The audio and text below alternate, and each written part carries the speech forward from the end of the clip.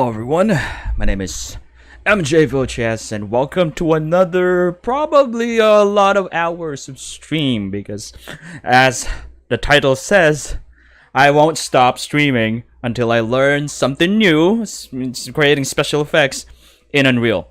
And that's what we're gonna do in this stream. We are going to learn to do special effects and we're gonna be using Unreal and Blender. So without further ado, I'm just gonna show you what I got here so far. So since last time, I made Ball Talk. Man, he's still here. Don't worry. But I also created a main menu. I was gonna try and stream this one as well, but I already started creating it, and I just kind of, had fun doing it. And so I am just gonna show you guys what I've done so far. So yeah. Here it is. I'm just gonna run it real quick. We have ourselves a nice main menu now. So this is our main menu. As you can see, if I hover over the start button, it glows. If I press that button, it has an animation. But later, I'm gonna show you guys the options first. This took quite a while to set up, but I finally managed to do it. There's still a bunch of stuff that needs to be fixed for it to properly work, and I'm pretty sure I can only really see the actual result of this if I package the game and actually export it as a game. But yeah, I can set up the resolution here. It won't update properly in this kind of like edit or menu or something. But the best thing about doing it here is that it updates the resolution scale. It doesn't update the resolution scale if I run it using the new editor window. But if I run it with new editor window, the resolution works. The window changes its size. Well, actually, I'm gonna show that to you later. But for now, I'm just going to show you that yes, I have a volume settings set up. They're all working. All music volume. I can make it quieter. We probably can't hear it, but there's an ambiance as well, which I can also do that. But yeah, I have a nice working options for this. Just gonna apply that. Maybe set it to windowed for now, 720p, just so I can, it's not that heavy because PC is strong, but not that strong. So yeah, if I press start, as you can see, button works, and we're taken to our level. And I made. That's the thing that we did on the previous stream. And it is working nicely.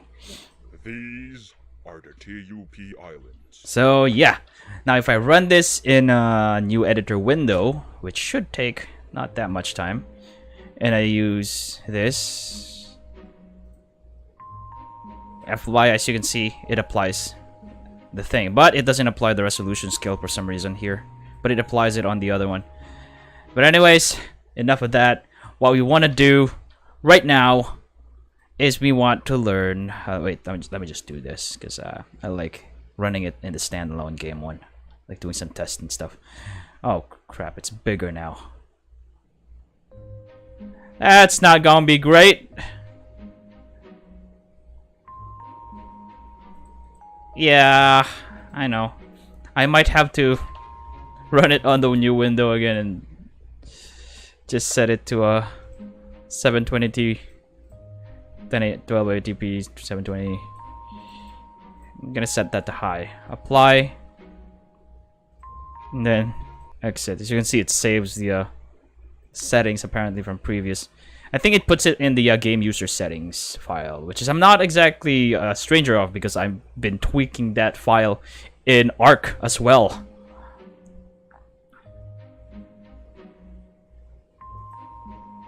So yeah, not sure what those black lines are. That's something that I'm gonna have to figure out at some point. But for now, yeah, just that, and I exit that. And I'm gonna try and learn special effects. We're creating special effects here. Oh boy, I'm lagging like crazy. What's happening here? Okay, guess we're good. We're good. So yeah, stream should be running fine, I hope. Desktop audio, mic's working, everything's great. Let's do this thing. The first thing I need to do actually is to watch a tutorial. I'm gonna rewatch a tutorial that I watched a while ago. I should not be using this account because it should be this one, and I'm watching this one just to give me an idea. And we're not gonna be watching a Valorant ad. I'm sorry. I mean, I'll watch. I won't watch it. I'm skipping ads. Stylized Station. I'm gonna subscribe to you though. So yeah, we are watching this. To help make sure these videos stay free, hop on over to Patreon.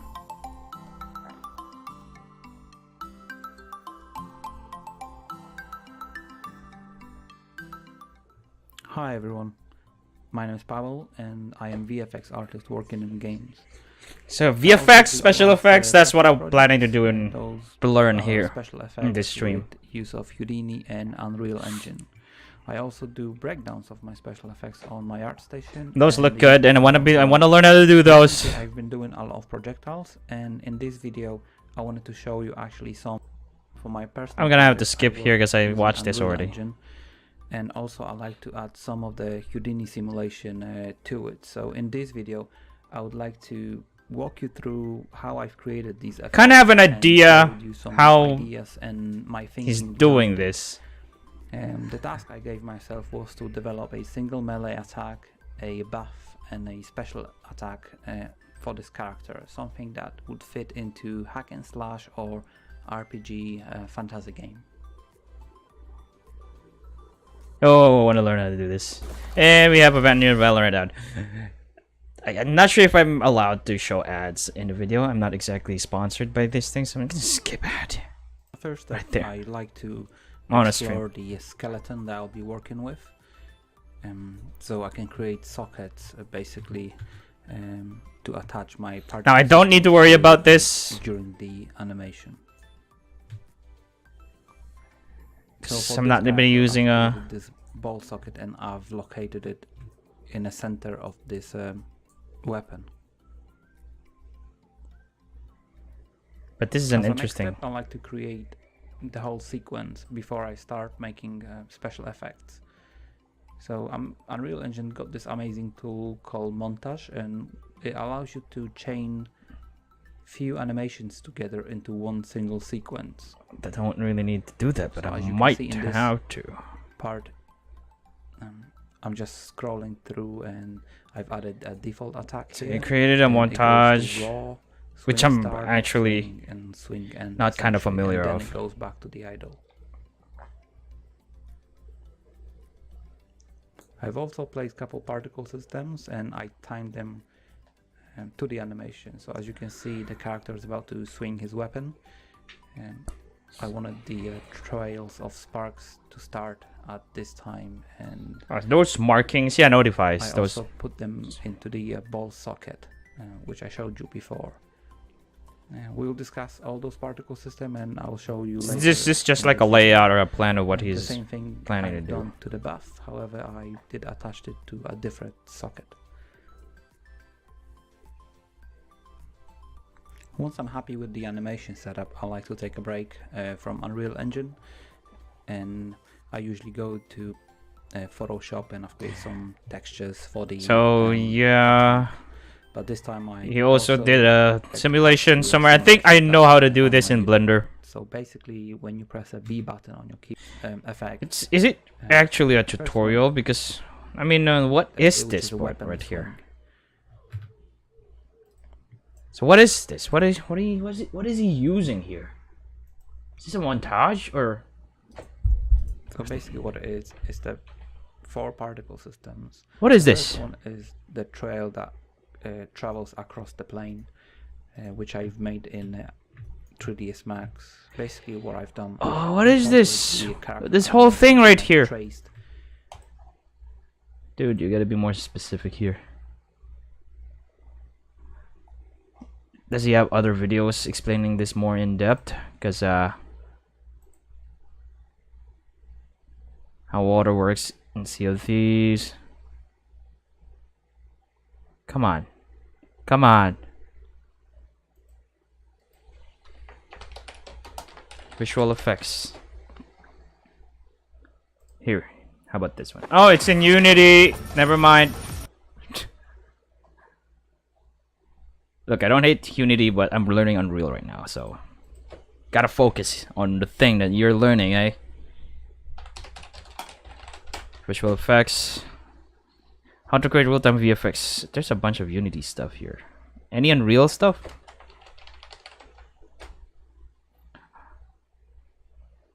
Yeah, this is Unreal Engine. Okay, maybe this one.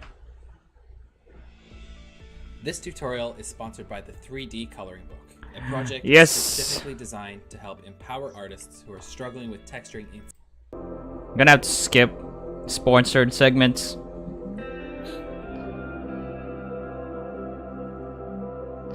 Oh, that would be really awesome to be able to do that. Which someday I plan to do, but I don't really need it. I just need to learn how, the things that I need to use to create these things. I'm Paragon, and I'm a student in GulliermoGage High School in Paris. I'm here today to explain how I've done this ice attack effect. In first, we're going to see how the asset was done and painted. Then we're going to see how I made the Niagara system and the shader I used. Niagara system. To start, a friend of mine, Tyra Cureno, sculpted on ZBrush this asset. Baked on my asset and paint this on Substance Painter with the help of an N-Paint filter I created. I'm going to show you how you can use this filter.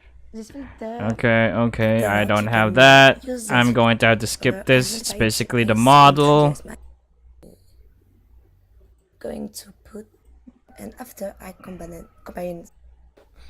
So what do you do in Unreal? Because this is Substance Painter, and I don't use that. 3ds Max to get this kind of a shape. Okay, they're saying to model that in some 3D modeling software. To start, we're going to see the ice. When I work, I made all my Niagara Let me just set that to 1080p 60 FPS. Let's see if my emitter, and after I combine them to get the final effects that I use. oh, but these are all pre-made. How do you set it up from scratch? Just like that, just here. Here we have It's a Niagara system. the Niagara emitter combined. That's what I'm asking. What was this? I was looking at this on the other tutorial. Like you see. Ooh, interesting. First, I mean, there's a bunch of settings there, but I'm kind of excited what each does, what they do. the ice. I want to learn how to do that. Okay, Niagara system. A Niagara system. And now that we have an idea what the tool is being used, I'm probably going to keep watching that. But for now, what we're going to do is I'm going to show you the plan here. The plan here is for me to recreate something that I did in an animation from the past. When you press the button, what's supposed to happen is that, let me just go the last production diary. I'm pretty sure it's in the last production diary.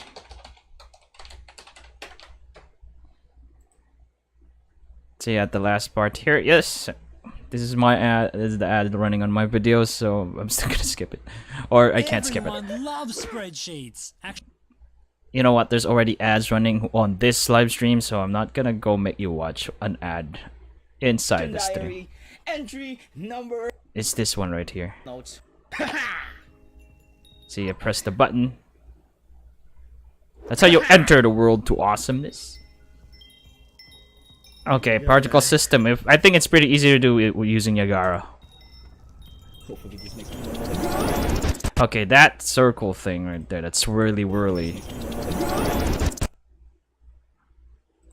I mean, I did it in Blender, but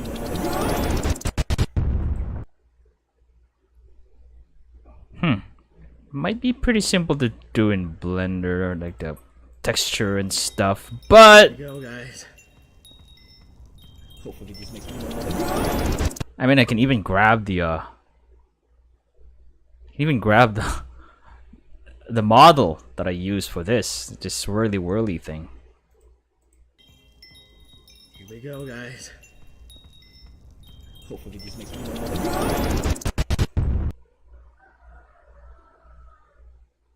So it's not gonna be exactly like that. We're going to get the.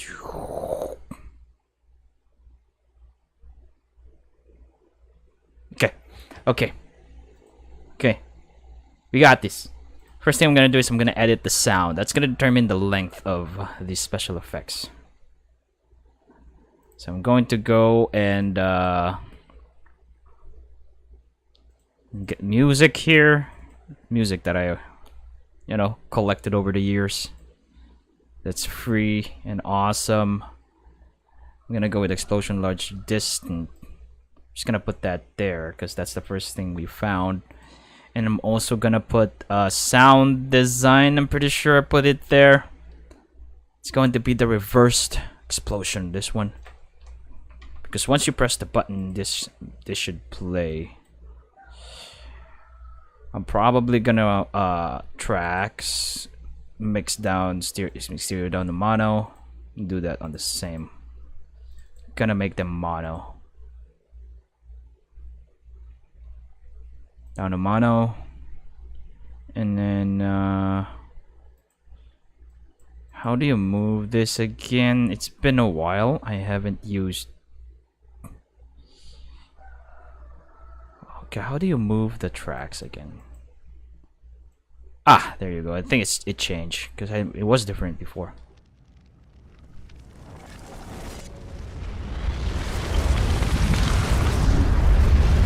Okay, that's too long though.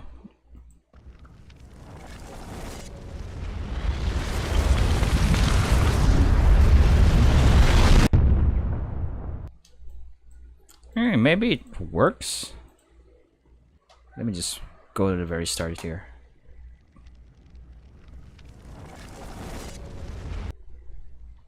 Oh, looks like I set up an out point. Clear looping region. Accidentally made one.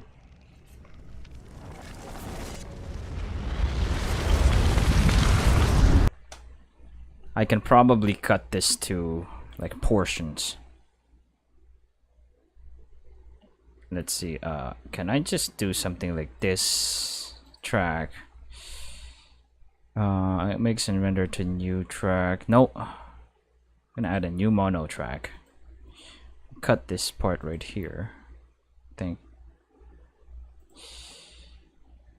Can I? No, I don't want that. I just wanna slice this right here. I don't really use Audacity to arrange sound like this. And Audacity's being ridiculous right now. How do you cut this? How to split clip? There you go. I'm just gonna move it down here. I will have to add like some fading and fading out. It's probably easier to do this in like Kdenlive.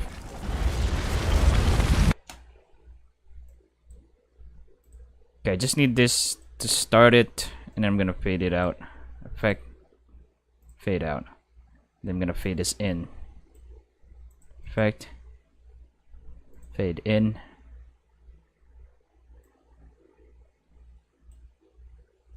Why do I keep making a looping region here? That's not what we want. Or maybe I can use this, like when we press the button. The button is pressed.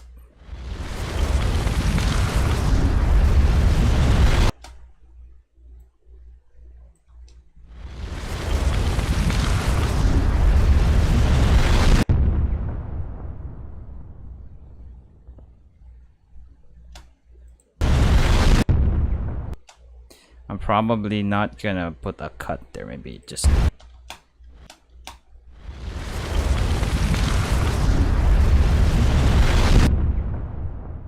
Yeah, like that. Because as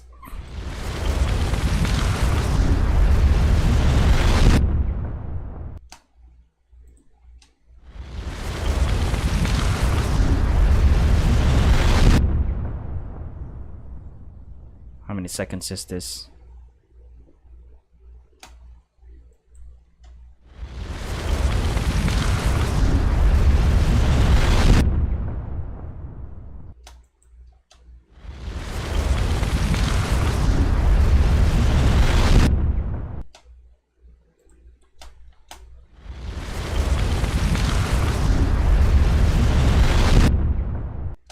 So this is just something that you'll see probably once.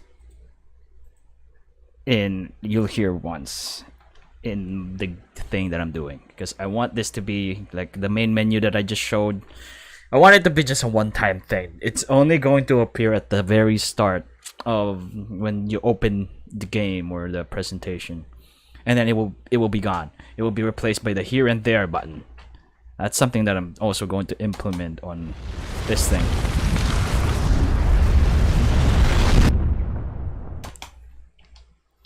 So, click button, starts. Tell you what, let's run this again, because I'm probably gonna go open the start button here, because that's where I set up the blueprints for when it starts opening the level. And I want it to delay, actually. It should delay for about 10 seconds maybe before opening the level. Let's see how that looks. Let's save that. Run this. See how it looks.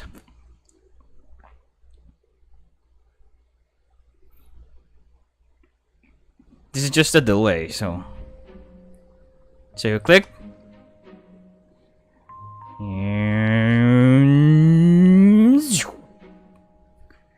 How many seconds was that? That was, I guess, 10 seconds too long. Probably about 7 seconds. Okay. 2, 5. That's too short for my liking. Let's go like at 7 seconds. You're transported.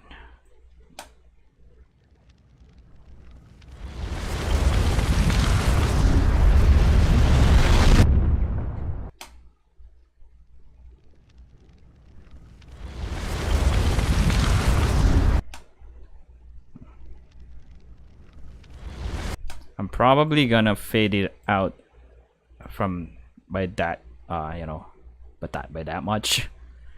Fade out, fade out, fade out. There you go. No, fade in, fade in, fade in, fade in. Not fade out, fade in.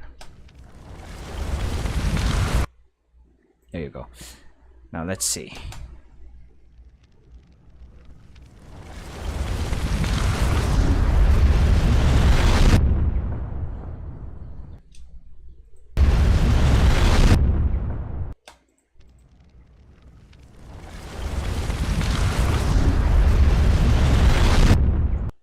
So, kind of want some chimes here as well. Let's see if we can find chimes. Chime. Do I have chimes here? Should have some chimes here.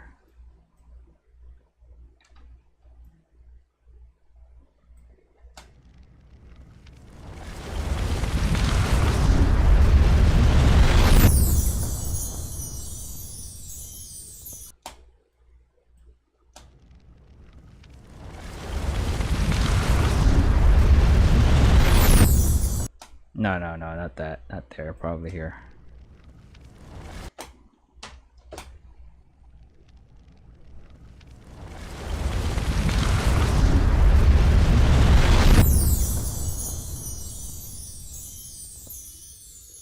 And I'm probably gonna cut this. Wait, how do you...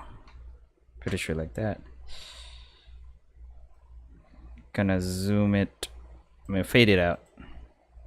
Like that. I'm probably gonna control I right here. Delete that one. Fade it out again. So I'm just using Audacity for the sound here to edit the sound.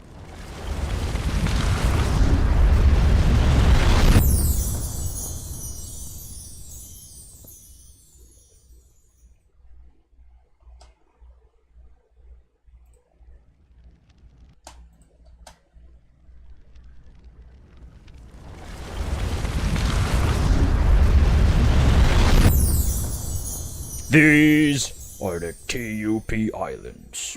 So yeah, that's what's gonna happen after you press the button. So I think this is great.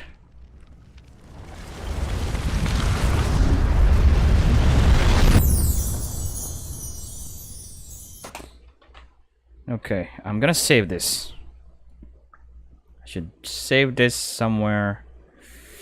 I guess this works. TUPI, the Underland project. The TUP Islands is the start pressed world to awesomeness. Start pressed or start pressed, I guess. Just gonna save it like that, and I'm gonna export this as a WAV, and I'm gonna put it in the sound effects. I should probably create a new folder. New folder, sound effects, and I'm just gonna save it like that. Transfer mix down, export as one stereo file. Okay. Okay. Now this should update. Yeah, resource processing source file changes, and we should see sound effect right here. And if I open this, I'm gonna add this to the sound effects class so that it will be included in the volume. So I'm just gonna go close this, and I'm going to go start button. When I press the button, it will play that sound. Will delay when it will play the sound and also delay the thing. So I'm gonna go, maybe play sound 2D would be enough for this. Just gonna go select the start pressed button. I mean start pressed sound. I'm gonna make this last for 7 seconds. Now the question is, once the level changes, will the sound be retained? We shall find out soon enough. Let's see. This may or may not be easier than figuring out to make the ball talk.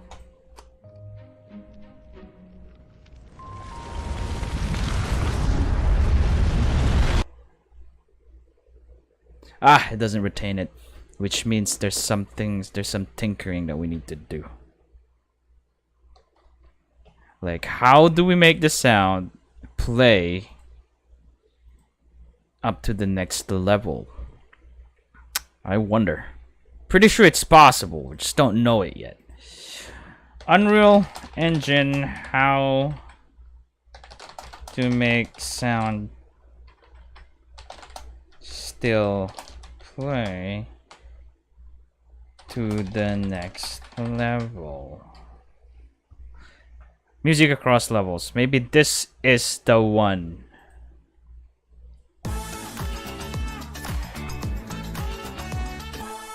I'm watching an ad.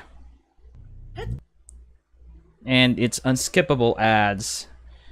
Thanks for the unskippable ads, Matt Asplund. Anyways, I've been learning a bunch of stuff with his videos anyway, so he deserves it, I guess. As soon as the player looks at the game, and then when they press play, they load up a new level, and the music stays there.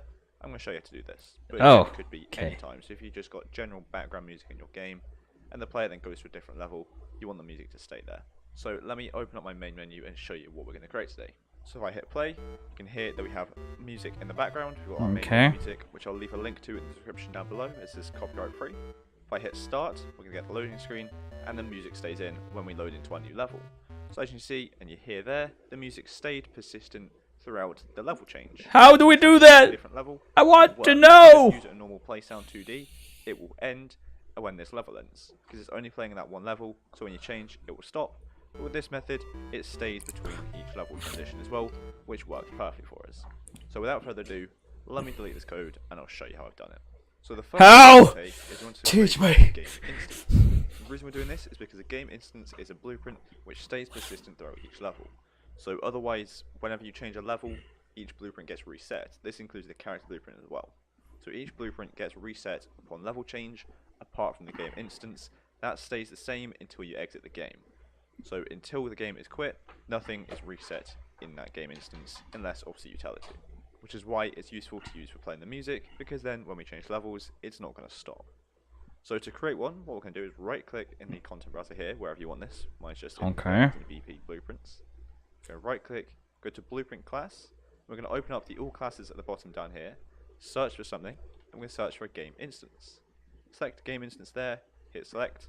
I'm going to name this one my game instance.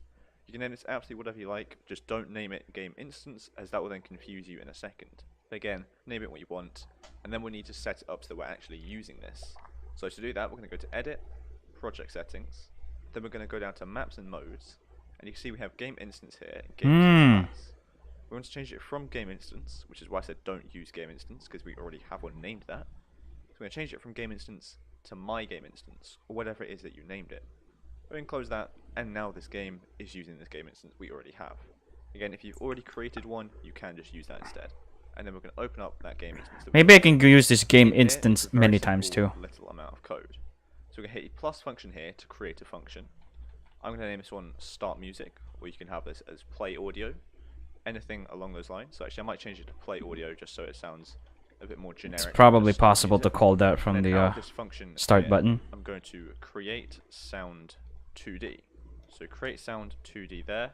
We're going to open up the drop down menu to get all of these options that we have here. What we're going to do is we're going to drag the sound onto the play audio so we can get it on there into the input of the function. I'm going to rename that to be audio. Then we're going to do the same with the volume multiplier. Drag that onto the function. I'm just going to rename this to be volume. And you can do that with any of these. So what we're doing here is we're just simply allowing it so whenever we call this function, you can input change it to be a different audio, different volume, anything along those lines. And again, you can do that for the pitch, start time, all of these if you wanted. What we also want to do is make sure that we drag in persist across level transition as well. And I'm just going to name this one persist question mark, as that makes sense to me. And we want to make sure that is true. So you don't have to drag in if you don't want, you can just tick it. However, I'm going to drag it in as it makes more sense for me. But make sure you have that one in there, because that is what's going to allow us to keep it across level transitions. Wait, can't you just makes sense. It's persist across do that? So with this ticked, with this true, it means that it won't get destroyed and stop when we change levels. So what we're going to do after this is right click on the return value, promote it to a variable, name this audio or sound or music, anything you like. And then we're going to come out of that play to get a play node. So just play function there, like so. We can compile and save that, and that's that function done. It's very simple to set up. What we've done is essentially we just created a function which is going to create the sound and play it, and we've set it up so that whenever we call this function, we can change these 3 different values here to get it different each time, and to make sure we are ticking persist across level transition as well. So we can compile, save, and close that, as that's all we need to do. Now we want to go into the blueprint where we want to start this music. So again, for me, I just want to do this whenever I start playing the game. So for me, I'm going to go to my main menu level, so it's going to be content, levels, main menu level. And I'm going to do this off of event begin play. So I'm going to go to blueprint, open level blueprints. Okay, he's just going to probably call the function. And you can see I already have event begin play here. I'm just creating the main menu widget, which I do have a video on creating as well. So out of this, off of event begin play, I'm going to cast to the game instance I made, which I named mine my game instance. The object of this is going to be get game instance, and then as my game instance, I'm going to call function play audio, or whatever you named it. And you can see here we now have these 3 different things which we want to mess about with. So the audio, I want to just do my 8-bit music loop, which again I'll leave a link to in the description. The volume I'm going to have as 0.5 so it isn't too loud for you. Oh yeah, that's why it can be used. If you set it up that way, you can use it as many times as you want. That game instance. Okay, let's start making it. Let's start doing that. I will make a game instance. I'm gonna put it probably it's gonna be somewhere that I want to be organized this early on so that I can easily find stuff. Sound, game instance. I guess I'll put it in third person, but then again, I don't really have stuff in third person except that one. I want to put it somewhere else, somewhere where I can easily access it. So I'm gonna give it a folder of its own. Game instances. Hopefully that doesn't. Game. Oh, no. It's supposed to be blueprint class. Game. Wait, search that. Game. Let's see if my memory is great. Yeah, just select that one. TUPI game instance. Guess that's how I'm gonna name it. I'm gonna open that up, and I'm gonna create a function.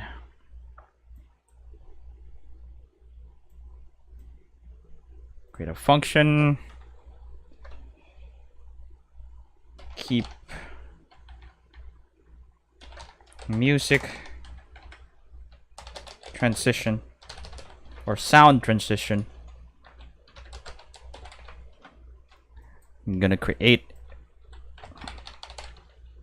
sound 2D. I'm gonna drag the asset right there. I don't know if I want to change the volume for that actually. Maybe I'm just gonna leave it there. And just those two. And I'm gonna go. Why do we need to promote this to a variable, by the way? Don't really understand that, but oh well. Call it audio. And then play. And target will be that one. So we created that. I'm gonna compile that, save, close, and then what we're gonna do is we're just gonna call this right here. Cast to TUPI game instance. Oh yeah, we forgot to change the game instance. Project settings, maps and modes, game instance, TUPI game instance. And then cast object will be game TUPI game instance. Was it get game instance? Yeah. And then I'm gonna make this bigger. This is only in the start button, so it should be fine. And we're gonna go get the function. What was that? Sound transition.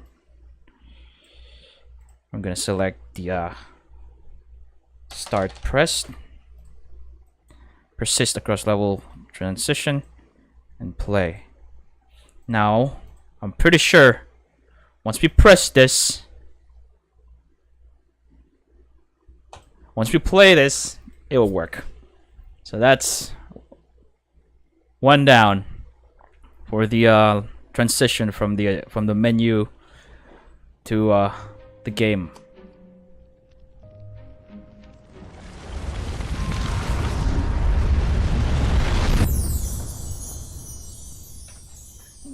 There's a lag right there, but I'm pretty sure it should be fine. Maybe I'm gonna make it shorter. The delay.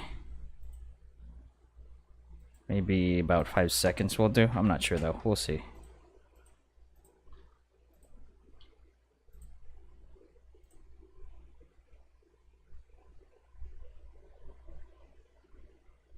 I also want to turn off the music actually, or fade it out. But then again, I don't want to add music on the main menu. I only added the music here so I can test things out.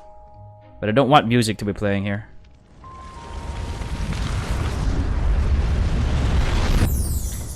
Now it's too late. I guess 6 seconds. Save. Let's see. Although it might just be delayed because of the lag. That may not be consistent depending on the machine that's used to run this game.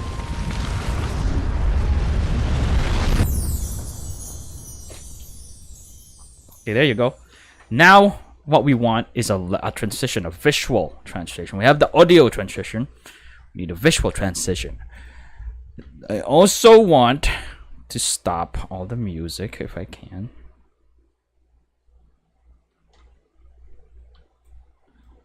Let's see.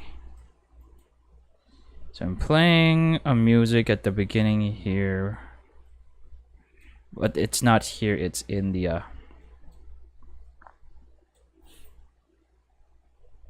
I wonder.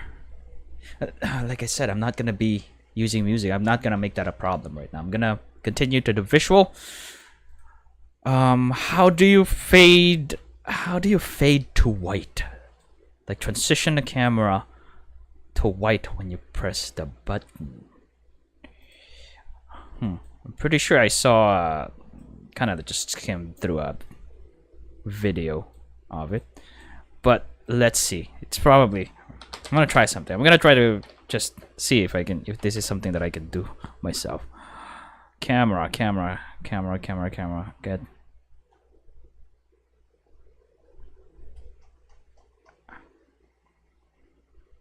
What's in camera intrinsics? What's an intrinsic? Yeah, this is not gonna work with us just trying to start matinee camera shake. Matinee. I'm gonna learn how to do that as well. How to world camera shake. No. Screen to world. That's it's kind of giving you an idea. Project world to screen. No.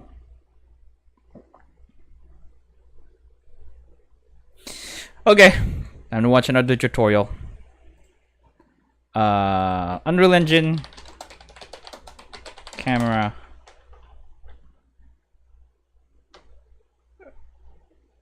white transition. I'm not sure if I'm searching the right words here. No, not this. Additive dissolve. Additive dissolve. Pretty sure it's additive dissolve, the one that's. Yeah, no, it's not gonna work. Character appearance and dissolve. Oh, I want to learn that, but not right now. White transition. I want the whole screen to turn white. Level white. Unreal Engine level. I'm gonna go with level transition for now because I'm pretty sure I've watched someone create a tutorial about it. Is this the one, or was it this one? Camera fade. This one. This one has the camera fade. Maybe that will give us an idea of what to do here. One.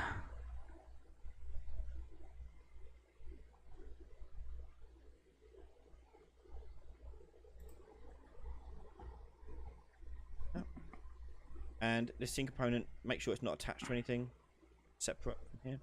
This scene component we'll leave and call it as a destination. And what we're going to do is go to the event graph, and I'm just going to disconnect the open level for now and move that to the side. And after the cast of third person, I'm going to get the player controller and unpossess its current target, which is the player character. So I'm going to take control away from the player controller. Ooh, interesting. We then want to take the, as third person character, tell it to spawn the default controller and get possessed by it. That's what this does. This will spawn the AI controller and possess it straight away. How do you do the camera fade? Wait, did we skip the camera fade part? The camera view. On the viewport here, we're going to add a camera to this transition. Camera, and you can leave it wherever you want. Doesn't really matter because each transition is going to have our own custom camera position. But let's say default one here, just turned around looking at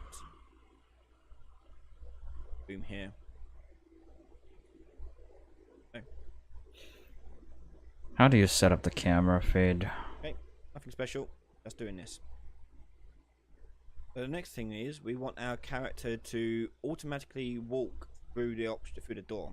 So you're not pushing the key; they're going through it. They're going through on their own. So what we're going to do here is we're going to add a scene component to this. Yeah, we don't need that, I think. Use that AI. location. Target, blend. Plug that into the target. And the new view target is going to be itself. Blend time. Change the blend time here to 1 second. And after that, we're going to do a camera fade. Wait a minute. Okay, camera fade. Camera fade. So, same way we did before. You get player camera manager. Okay. And we're going to start camera fade. This time it's going to go from 0 to 1 in alpha. Okay, I think that's what we need. Let's try this. I'm gonna get the player controller.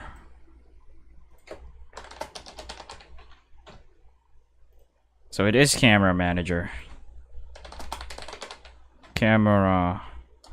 Wait. Wait. Do we need the player controller? Get player camera manager. There we go. I'm pretty sure you still use the player controller. Which the same thing that we're gonna do. Or not. Wait.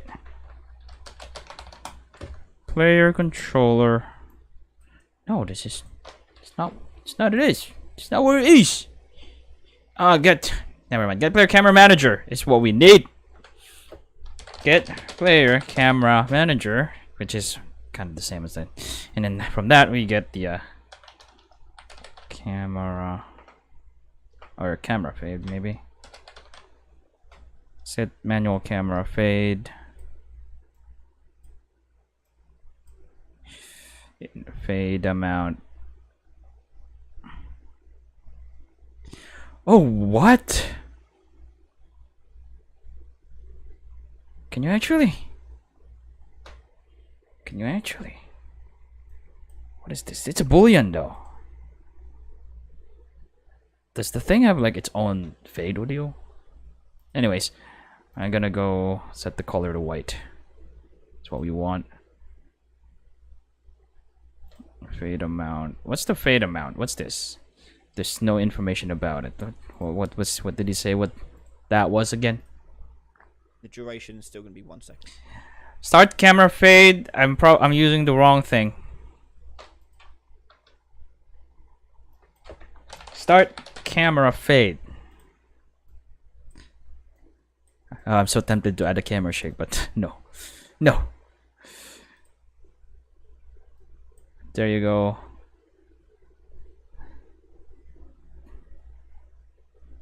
From alpha, which to begin the fade, 0. Alpha should be 1, and then 0 to alpha. Alpha at which to finish the fade. And this is the linear. What's this? This is the.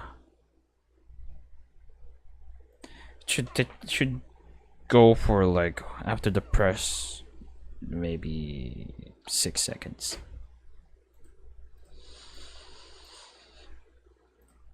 Let's see then.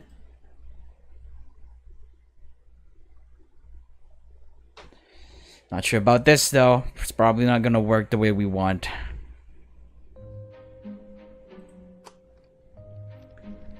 Oh!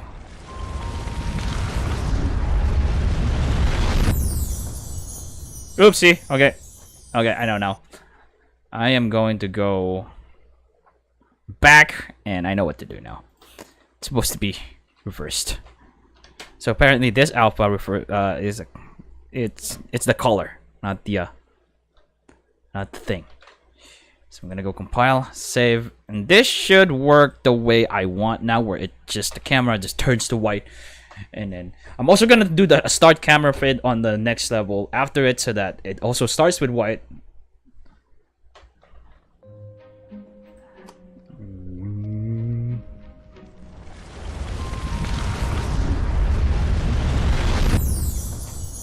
Okay, it's kind of late right there.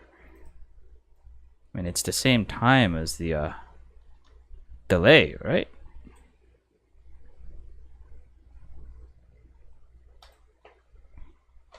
went ahead first. Tracing.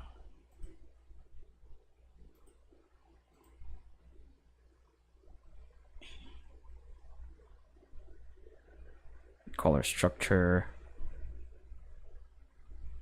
Hold when finished. So that when it's done, it just keeps being white. I think that's what hold when finished means. So I'm just gonna go test this out. We should have a fading white, and then it just stays white until the level begins again. Ah, there's a lag. I'm gonna try something. I'm gonna set everything to low.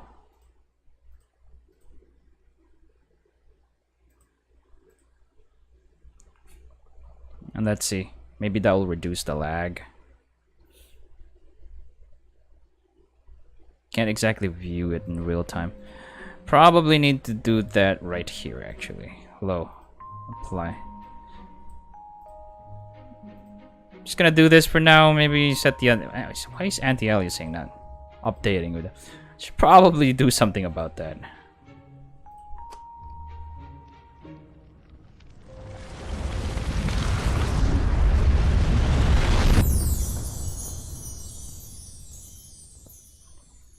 Wait a minute. I mean, it works, but the holds on a spot where it's not exactly white yet.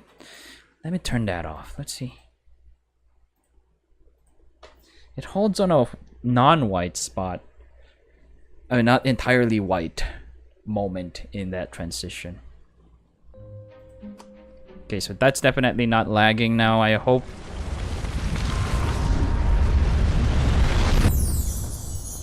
I guess it just lags. Because of the lag, it like lags on the spot where the white is not quite there yet. So I'm gonna try to put that at 6. Save it. Save everything. And run this thing again. Try it out.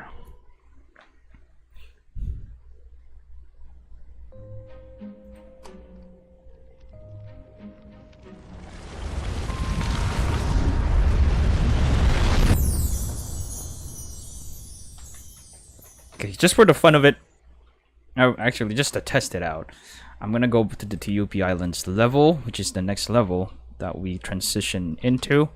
I'm gonna go to the level blueprint,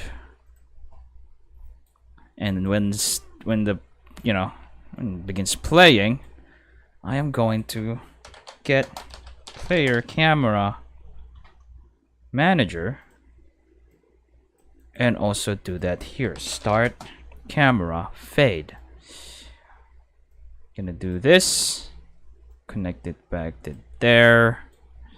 I'm gonna set the alpha from 0, actually from 1 to 0. Maybe fade it for like 3 seconds. Compile and save. And if we run that, oh dang it, if you run it, it would fade to white, I'm pretty sure.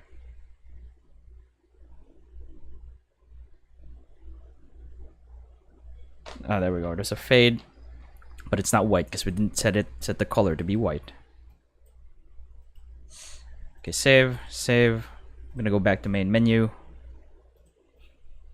And we're gonna run that thing here. And let's see. Hey, Scared Flier, optimizations. Who needs that? We don't need that.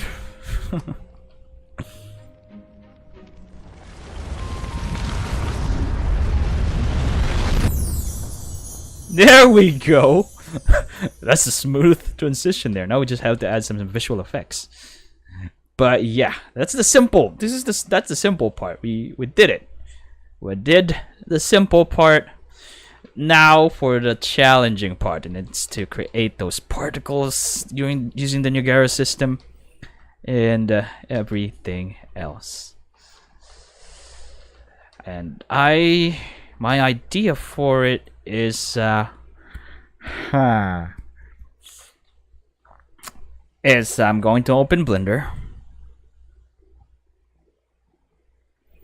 I'm gonna go open up the start button. Should be in the recent files. Been away from Blender for a while. I have no idea. Okay, there it is. Start button dot blend. There we go. And this is gonna be confusing because Blender has a different way of navigating. My mind has to adjust for a bit. Don't worry, we'll get there. We'll get there. I added the skeleton here because yeah, that's how I did the animation for the button push. What I'm gonna do is I'm gonna go to layout. Okay, this should be. I'm gonna go cursor selected. I want the origin of this thing that I'm about to do to be right on that thing. Set this to 8. You don't see it, but there's a circle in there, as you can see. I'm gonna extrude that outwards like this, and then do that. And that's pretty much it. I'm just gonna go shade smooth that. I'm gonna subdivide it probably twice. I'm gonna name this start button FX. Probably name it the way Unreal names their static meshes. This one's not going to be a static mesh. It's going to be an effects mesh. We have something like that. Now, this is going to be something that I'm not exactly sure if it's going to work, but I'm just going to try anyway. So we have this right here. I'm going to have to Alt-G this so it's on the world origin. That's important when exporting stuff. And then I'm gonna go File, Export, FBX. Just gonna put it right here. Start button. It should be Mesh, Selected Objects, Geometry, Face, Armature. I'm just gonna check all the armature. We don't need an armature for it, but then again, maybe we do. Probably don't though, because we're gonna try to use the Niagara system. I kind of have an idea how it works, but also don't. So we'll see. We'll see. Start button VFX. It's going to be the name of the FBX file.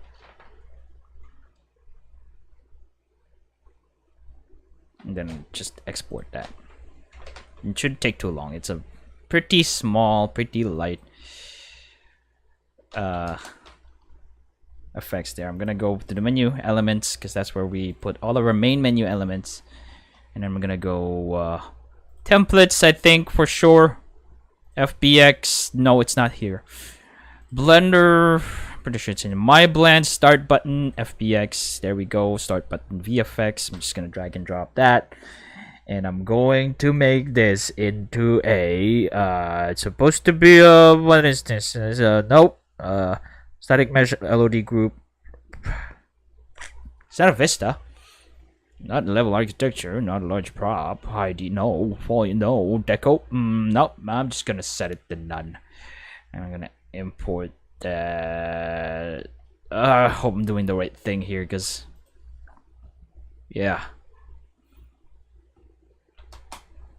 We have this. Now let's see, Niagara system. New system from selected emitters. Tell you what, let's watch the tutorial before we press any buttons. Before we regret things. Unreal Engine Niagara tutorial. Unreal Engine Niagara tutorials. Ooh, there's an entire playlist. I cannot mute this ad, I'm so sorry.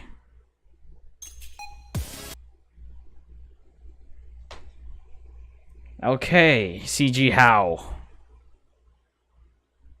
I'm gonna skip your ads for now, because I just want to skip towards. No, we don't need that. We need something close to what we were trying to do. Fire character effect. Now waterfall, no. Niagara disintegration tutorial. No. Hello everyone. So I am Asif Ali, and today I will create a cloud simulation effect. Hello everyone, I am Asif Ali and you are watching CG How video, and today I will teach you how to create this swipe effect. So let's begin. Let's do this. Learning. You know you love what you're doing. You're excited to learn stuff, eh? So I have this effect and I have already created a short breakdown of this effect. Okay. You can search my CG How YouTube channel, but lots of my I'm gonna have to skip. Effect that is, just duplicate this and Never mind. just I'm not select skipping. this character here and I'll open this one. I have connected these 4 effects here. Is this a matinee Drag, swipe, or just animation? swipe here. These are connected with this. So I'll browse this character and I'll just duplicate this, and maybe I'll just type Niagara at the end of this and I'll drag it and drop it here. Okay, that guy doesn't have the effects yet, right? Oh no. I have 2 effects because I just duplicated the same composite. So I will open the first, this one, and I will just delete these particle systems from here and I'll save it again. And if I'll just play, Okay, so nothing. I have this empty character without effects here, so I will connect the Niagara effects in this one. So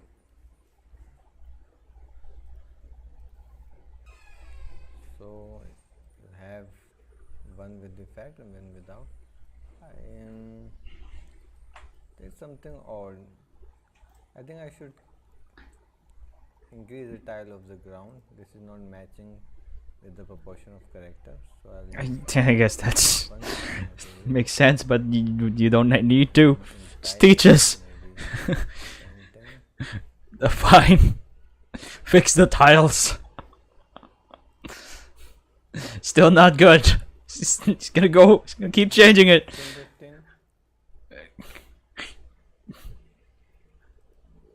Okay, that's cool now. So it's matching with the character. It's understandable. It's like an OCD thing. Increase more, but it's okay. So if I'll open this one and open this first, or maybe this one, How do you do these? this is effect that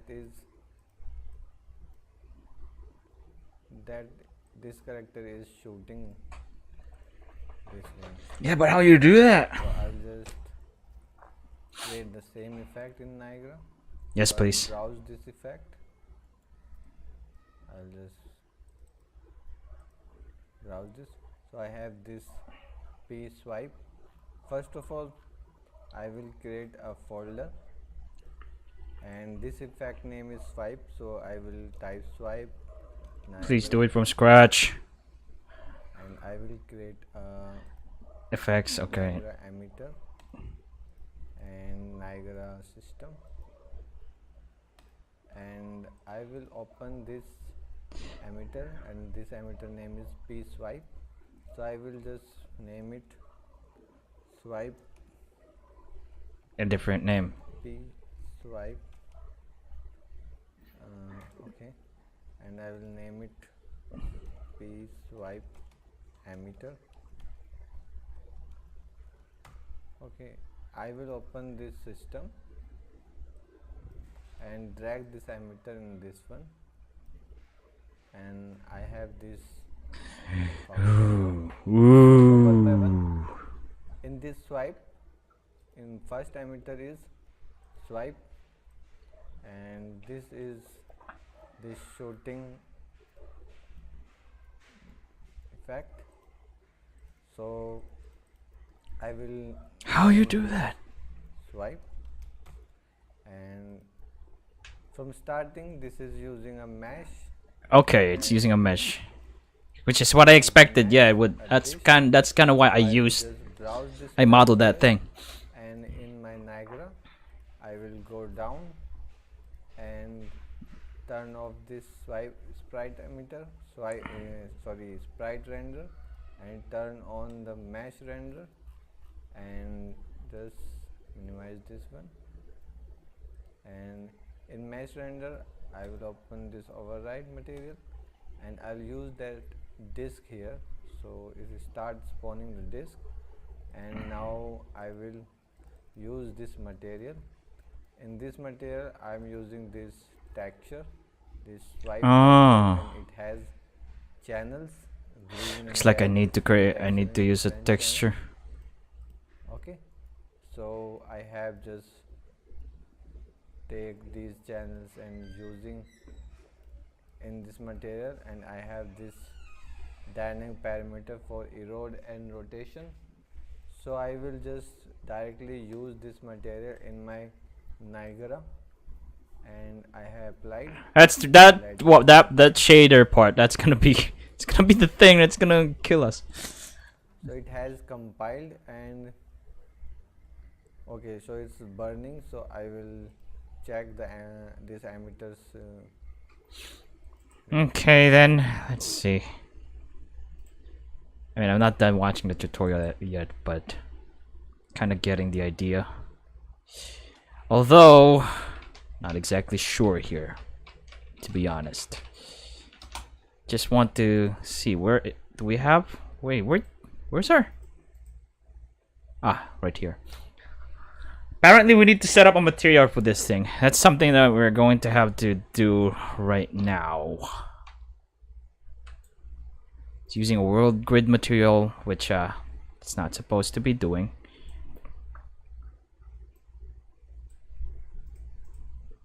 I'm gonna create a new material. No, I'm actually going to delete this. I am going to do this. I'm going to try and find that project file. Wait, I'm gonna tell you what. Let's hide this for now, just to make things a bit simpler. What I'm gonna do is I'm gonna go dig through our old archives and see if we can find the stuff, the good stuff. Oh boy, this is gonna be difficult, eh? I will need to I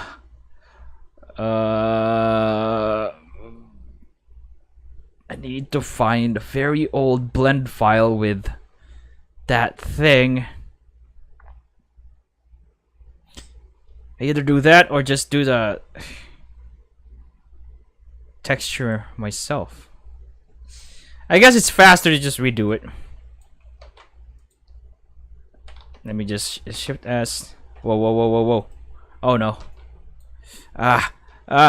No. We're in Blender, we're not in Unreal anymore. I'm pressing the wrong buttons. So shift S, selection the cursor, keep offset. There we go. And yeah, now we are going to go and do some texturing. Or I'm gonna go 7 here. Probably need to add more rings. Probably about 4 in there. I'm gonna go UV editing actually. Go to 7. If I just unwrap this, yeah, it will give us that. And then I'm gonna go to texture paint. I should actually add a material for this. Start effects, I guess, is what I'm gonna name this thing. I'm gonna go set this as an emission. And then I'm gonna create a new texture, start effects, make it probably 224. And yeah, I think that's all that I need to do here. Okay, so we have this. Save that. Let me get my tablet. So we're creating a texture. A texture of awesomeness. Which is probably not gonna be that awesome, but we'll see. Probably gonna I'm gonna probably export this and actually create the texture on Karita. Cause it's gonna be something. So what I'm gonna do, make sure we have like texture on here. Probably need to go to shading here. Because pretty sure we didn't attach our texture yet. So Shift A, image. Not magic. Though we're about to do some magic here. I'm just gonna grab Start Effects. That should show our texture now. So I'm just gonna do that. Save. Should probably Control Alt S, not Shift Alt S, Control Alt S to save the. Was it Shift Alt S to save the? Yeah, to save the PNG file. And then I'm gonna go to, I guess, Start button. Start Effects PNG. I'm just gonna save it right here. I should put it in the textures folder, but we're being really messy right now.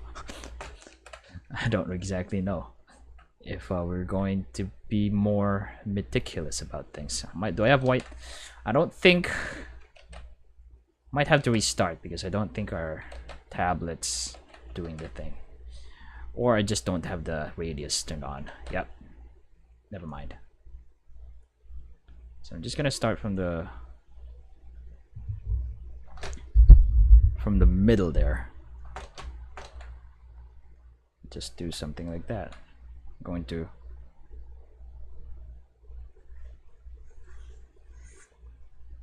like this, maybe?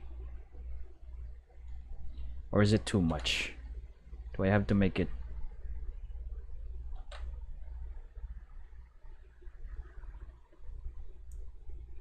I'm gonna set the strength to not.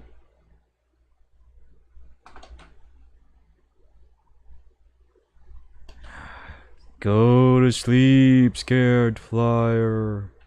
Go to sleep. If you're watching, you're gonna be hypnotized by this, Scared Flier. Go to sleep, Scared Flier. It's time for sleep. It's time to go to sleep. The whirlpool is here. Whirlpool. So I'm just gonna do this. This is just a guide, actually. I'm gonna go Alt S that, and then we're gonna open up Karita. Do I have Karita installed, by the way? Oh no, I don't. Do I? No, I do. Why is that not pinned to start? It is pinned to start. I'm just blind and didn't see it. So I'm opening up Karita because there's a brush there that's gonna help us make this even better. So I'm just gonna go Start button. Gonna get our Start Effects PNG right here. I'm gonna go create a new layer and set the opacity of this down. I'm probably going to go and add another paint layer actually. And then I'm gonna get the fill that up. Put this below a background, so we just have a background there. And now we can start painting. So let's see. Just kind of going to copy the thing that's happening here. I do have, yep, the right stuff going on. Do I need, no, that's not what I need. I need this. That's what I need. Ah, but I forgot that it doesn't have like a, doesn't update the size, you know.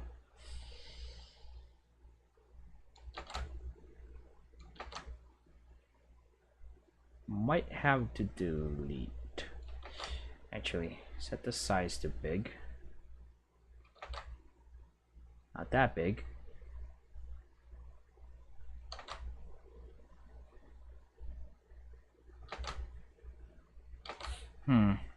Or a different one. Not these guys. This one looks great though. I'm just gonna use this. Also, we'll turn on, or do you turn it on again? Tool options, brush smoothing. I'm gonna go with the basic.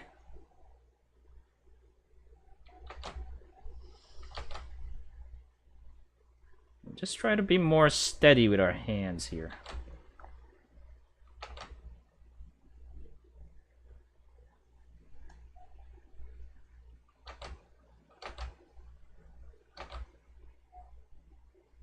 So a customized effect.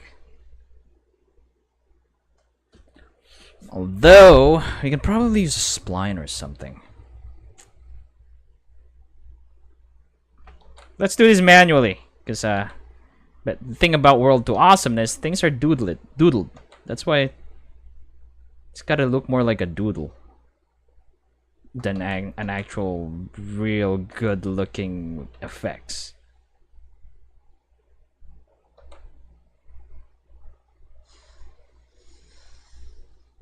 I hope that when this is rotated, it's gonna look great.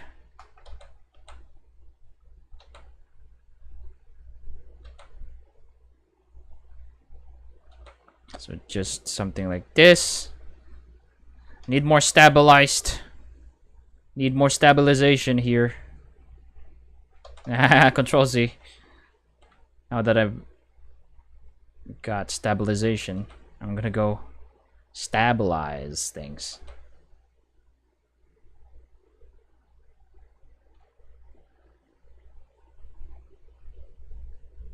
Even more.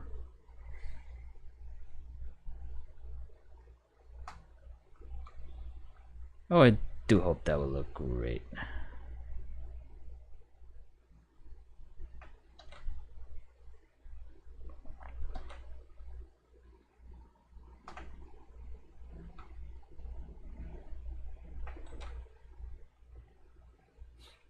So that guy that made the tutorial didn't exactly show us how he made the textures, whether he made it or he didn't. So I'm just gonna go ahead and make my own, because that's definitely a hurdle that we'll have to go through to make things smoother here. Might actually add some particles on a ball, actually. Gotta go back to basic. I'm gonna set this to erase mode, and I'm just gonna erase portions of it. I got the edge, making it sharper. Now hopefully we do it right.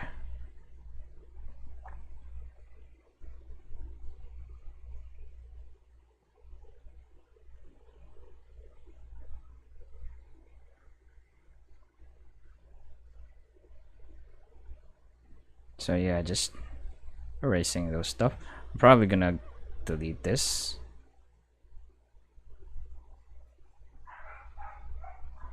So I'm just gonna go ahead and sharpening it up so they don't look too rounded.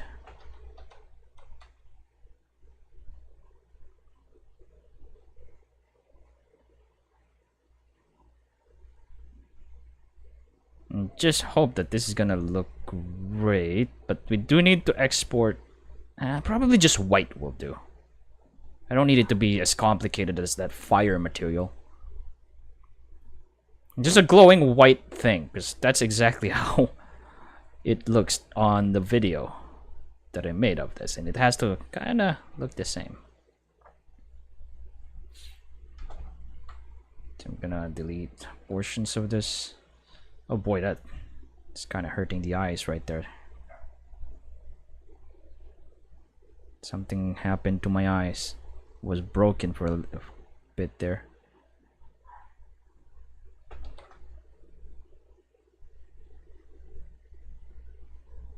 So just that. I'm probably being hypnotized by the swirls. And I'm pretty sure I managed to hypnotize Scared Flier to sleep. So, yeah. If we manage to make this transition, doesn't have to look spectacular or anything. It just has to look like how it looked on the video that I just showed earlier. So I'm just gonna go and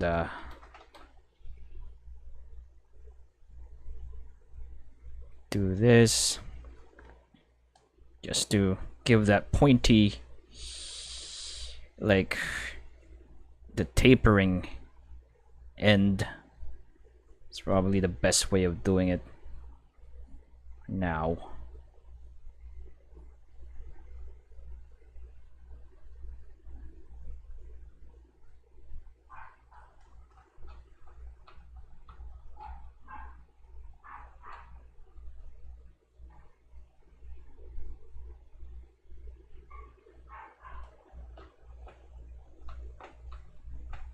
Okay, guess that looks great.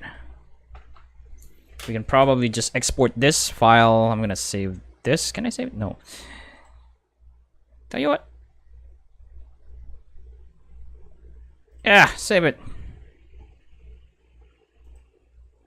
Does it immediately saves it as that? Yes, it does. I'm just gonna go Control Shift. Was it Control Shift S? Save as, yes. I'm gonna save this as a Krita file, Krita document, just so we can edit it later. So we have that. I'm gonna go to shading. It should show us our effects, and if it's rotating the z-axis, that's pretty much is it. Okay, there you go. What was that sound? I hear sounds. Oh hey, GulliermoGage, thanks for the donation, GulliermoGage. GulliermoGage just donated that to us from KoFi. That's like the first time I've heard that sound on a stream. Thank you so much, GulliermoGage. GulliermoGage just supported us through KoFi, and I gotta say thank you. Thank you, GulliermoGage. Thank you. Thank you, GulliermoGage.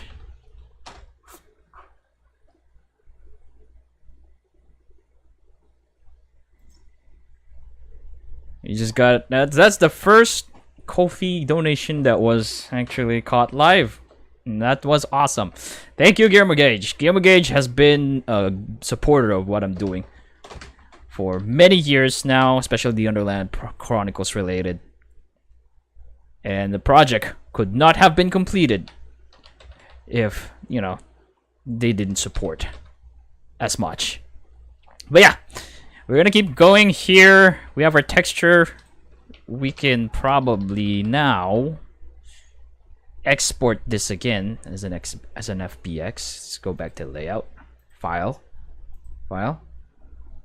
export, FBX, start button VFX. Everything should be nice and good. Yes, thank you. Export, save that. Let's go back to Unreal, drag and drop our new VFX mesh. So I'm gonna go start button VFX. Let's do that. None. Should create new materials. Shouldn't generate any collisions. Shouldn't have any collisions on it. But then again, there's a main menu, and we'll never encounter that thing in the game, so it's fine. maybe I will try and have that in the game. So maybe it's still great to. Never mind. Let's import and start button effects.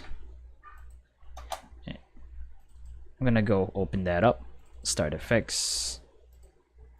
Didn't import the image here, so I'm going to have to go and import the image myself right here.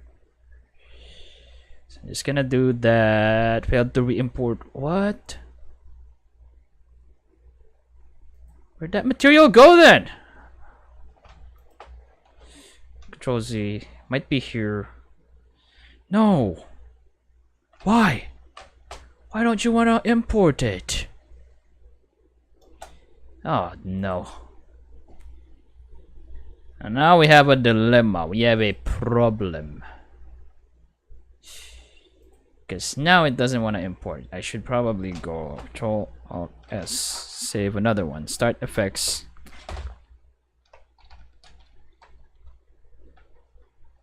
Swirl. Yes, yes, yes. I'm gonna save this image. And then... Oh, I thought I hypnotized you to sleep, Scared Flier.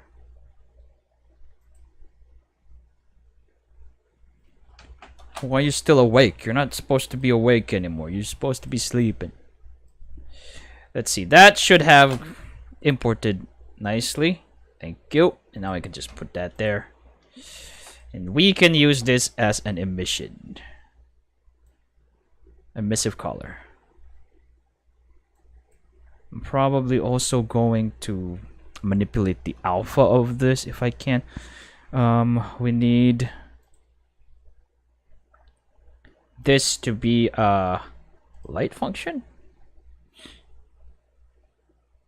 No, it's going to be no surface, translucent, and yeah, it's going to be. Gonna set this as the opacity. And there you go.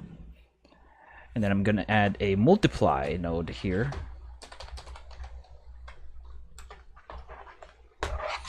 And I'm gonna just change my stuff here because I don't really have a nice table that everything's as accessible. I have to like replace the keyboard with the tablet. This needs to be a parameter.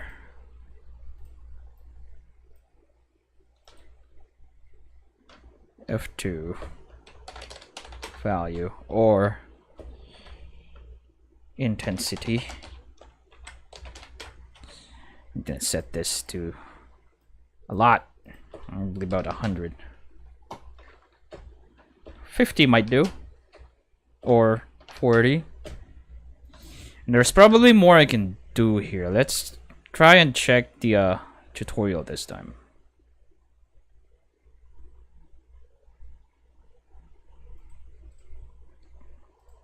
Tutorial. Details. I want to check the Okay. And turn on. And I have this what's this dynamic parameter? dynamic parameter for erode and rotation. Oh man, I need to learn how to shade in Unreal because I'm pretty sure I can't just search for that dynamic parameter here. Oh, I can! Apparently I can. And I guess I can rename each of these. Probably set this to infinity. No. Parameters, 4 elements. But can I actually just attach this here? And intensity. No, it's not it.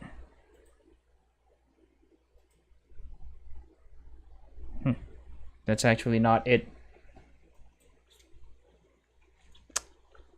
Yeah, not gonna work. Not gonna work. Not gonna work.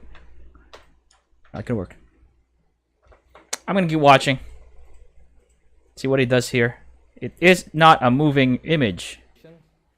So I will just directly use this material in my Niagara, and I have applied. Let it compile. Okay. Let's copy that Niagara system thing. Yes. Save it. As you can see, this is our swirly whirly. The swirly whirly thingy majingy.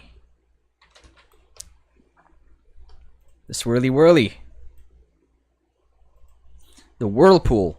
I'm gonna go now to our elements here. Probably create a new folder for the Niagara systems here. Or I'll just put it here. It's all gonna be in the main menu anyway. So I'm gonna go effects, Niagara emitter.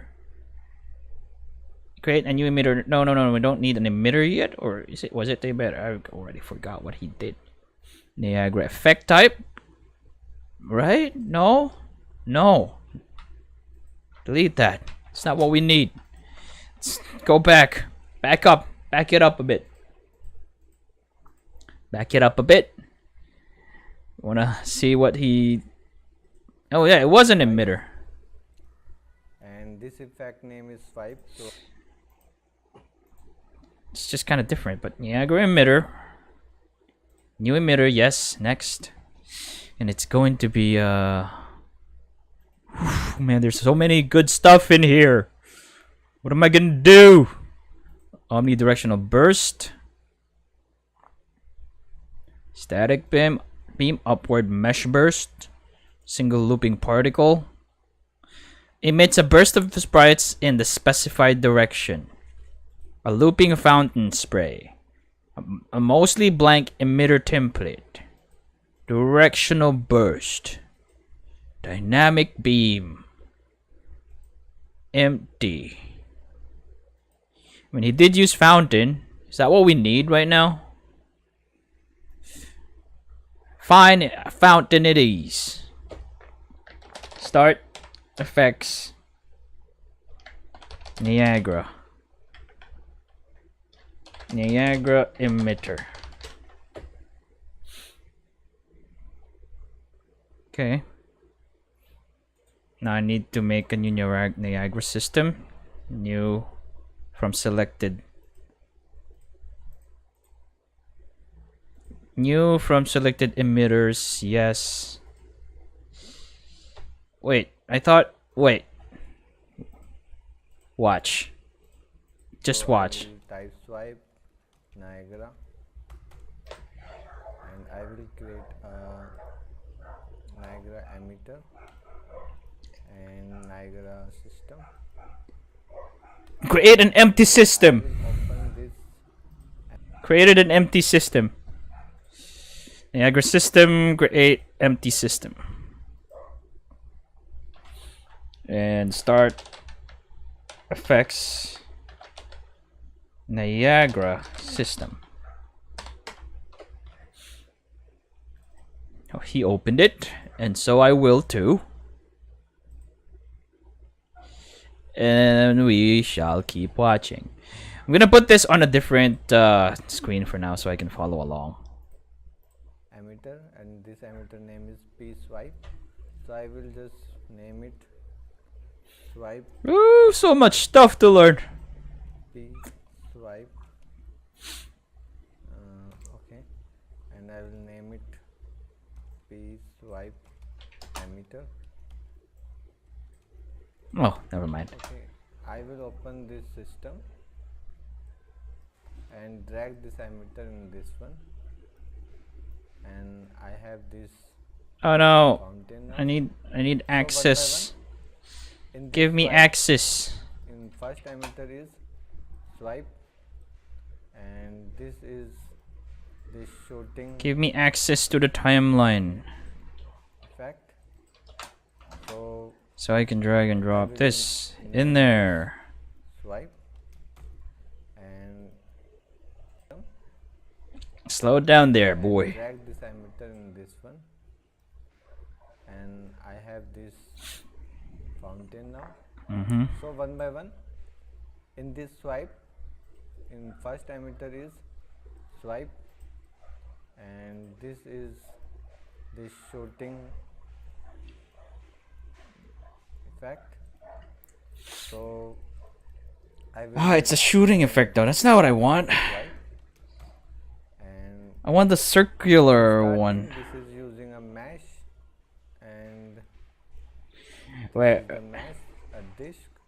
So I will just browse this mesh here, and in my Niagara I will go down and turn off this sprite emitter, sprite render, and turn on the mesh render, and just minimize this one.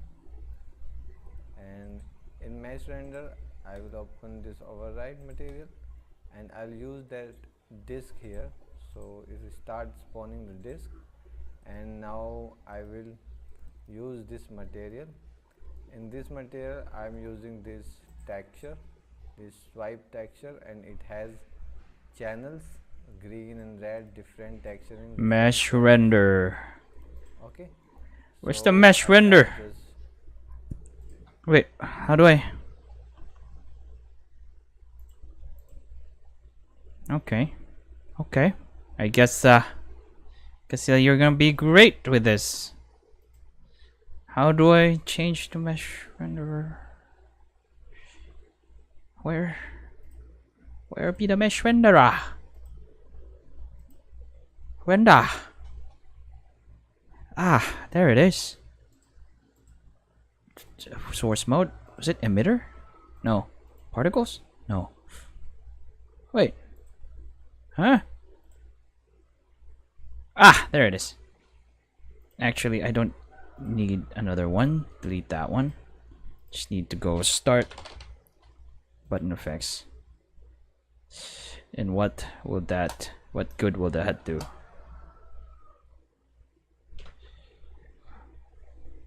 Oh, it's right there. Oh boy, it's going crazy.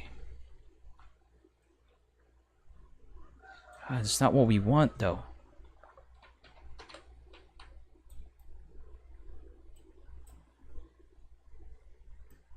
Yeah, it's just a particle.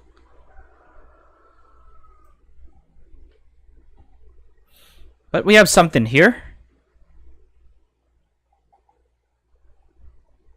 I guess we can start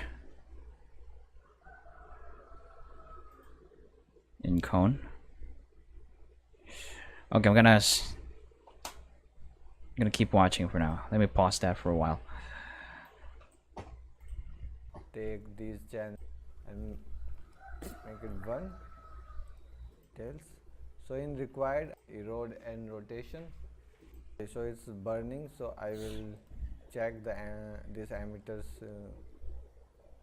details. Okay. So emitter spawn, probably add something here. Spawn rate.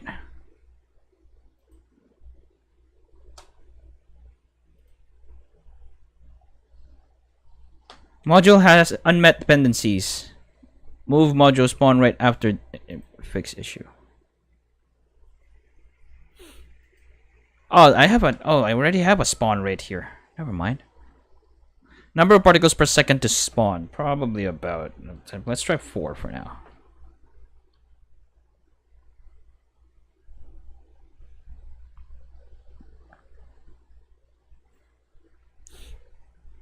Emitter state infinite right now. Loop duration 1. Life cycle self.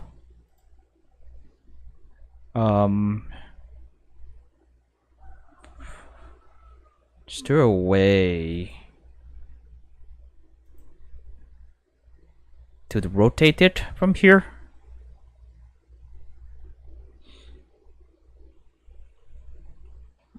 I'm gonna keep watching for now. So in required I have this one duration and one loop. So in swipe, in Come on, this better be a skippable ad.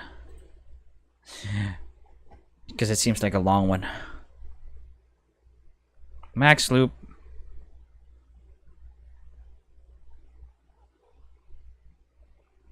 Oops. One. So I'll just go here. I'll turn off my rate and I'll take a spawn burst and make it 1. Spawn burst. Now where is that? wait, we'll figure it out. We'll figure it out. Figure it out. Spawn rate. Spawn burst. Spawning. Spawn per unit. Was it burst or bust? Pretty sure it was spawn burst. Spawn rate. Okay, where is it? I can't see it anymore. Oh, we didn't play it.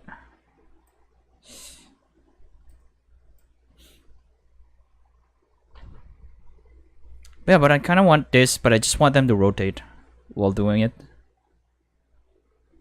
Is that something that's possible to do right here? Guess we'll find out if we keep watching the tutorial.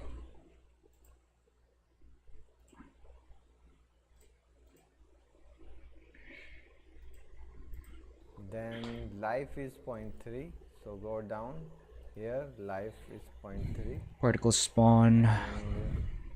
And initial size is 1, so here is, and at 1. Okay. Size, mesh size scale, and you will get this. So I'll convert it to curve. So you will get these 3 curves. So here, oh boy, this is exciting stuff. Kind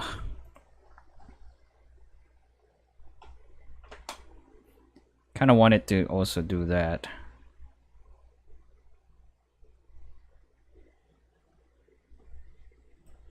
Gravity. Is there a way to particle state? Lifetime. Something I can. If a mirror.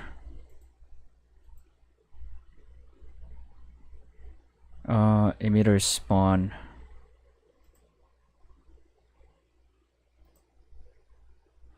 Don't we have this already?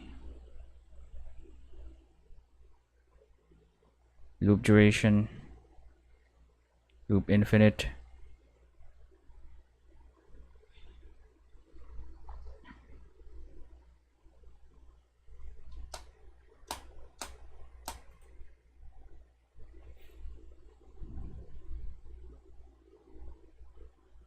I don't want it to be a fountain.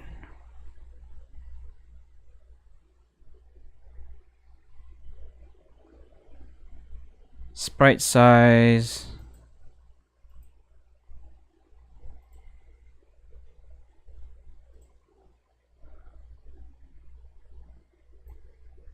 There's the rotation.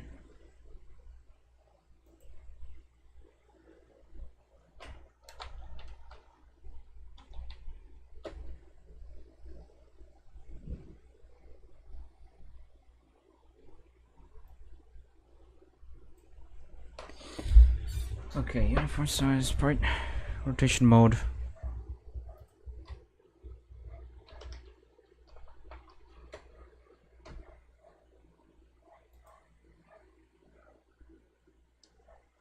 Float from curve. What's happening?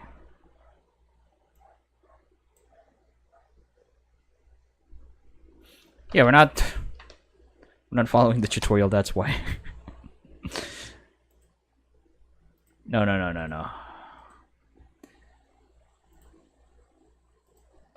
All he's doing is copying stuff. Add 1 is 2. Simple. How do you add these things? So I'll add a dynamic parameter. It's random. So I'll just erode and rotate duration in 1 loop.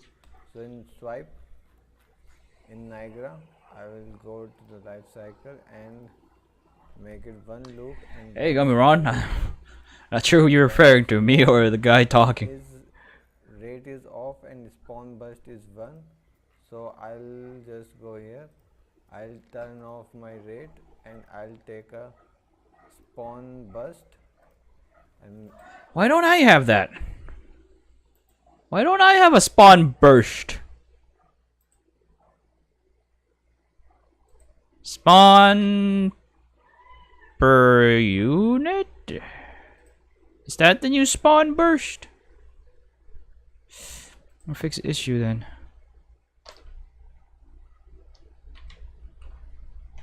Is that it? Yeah, that's not it. We have our spawn right here. Oh, I'm not playing the animation. I'm going to have to turn that off. Let's do this again. Spawn per unit. Fix the issue. Emitter update. It's not spawn per unit. Or it is, I just don't know how to set it right.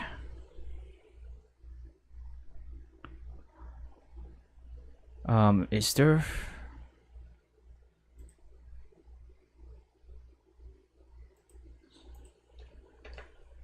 I'm eventually gonna understand this, but yeah, as I said, this will be the part where it gets tricky. make it 1. Especially since he's applying settings or spawn stuff that doesn't exist in my own version. A spawn rate, spawn per unit, and spawn burst instantaneous. I don't have that. Is that in emitter life cycle meter update? You turn off spawn rate and then there it is.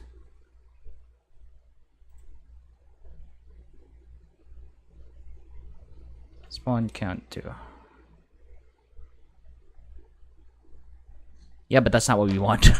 we want the always spawn rate. And also, is there a way to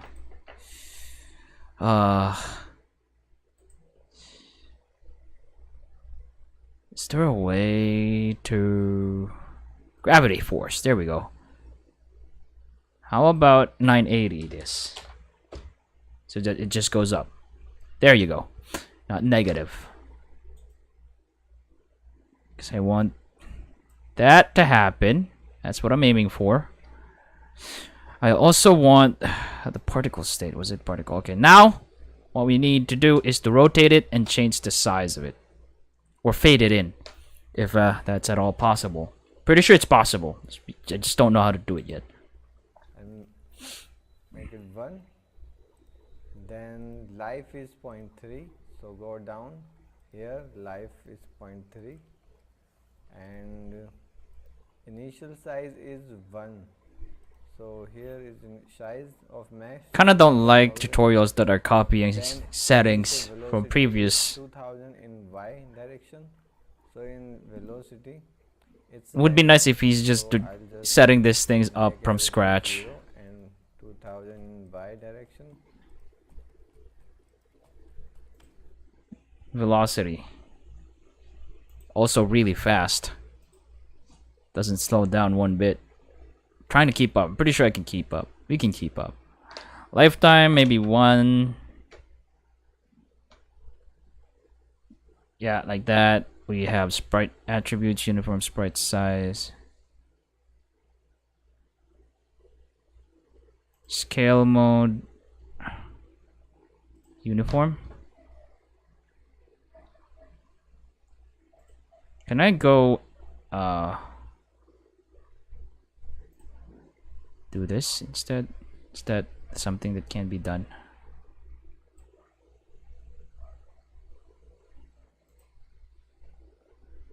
Okay, what have I done? How about this? No? Mesh uniform scale, scale curve.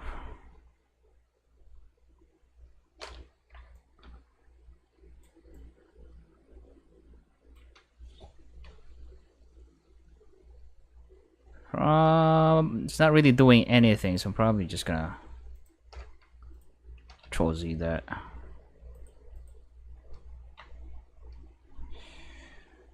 It's still applied, huh? Can I delete this? Can I remove this?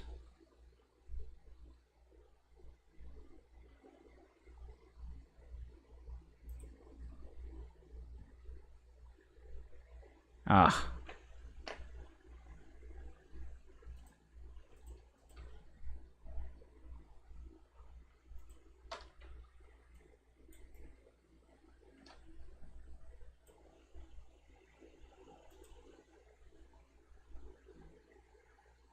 Uniform.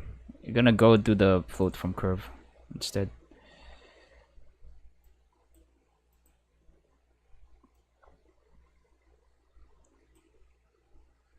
No, Control Z.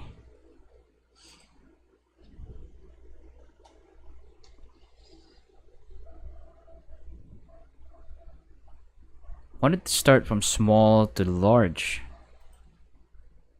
Is that what it's doing?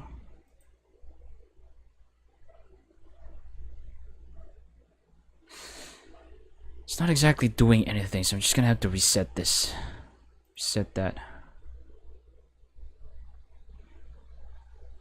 Sprite rotation angle. Gonna try 360 times 2.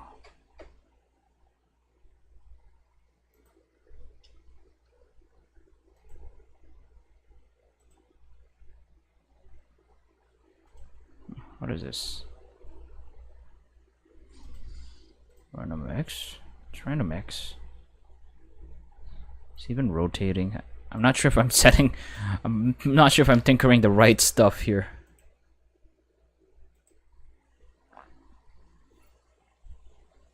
Sprite attributes. Uniform sprite size.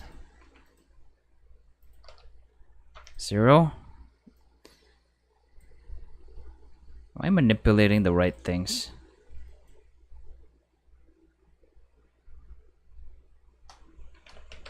Oh well. This is the point attributes, lifetime, direct set.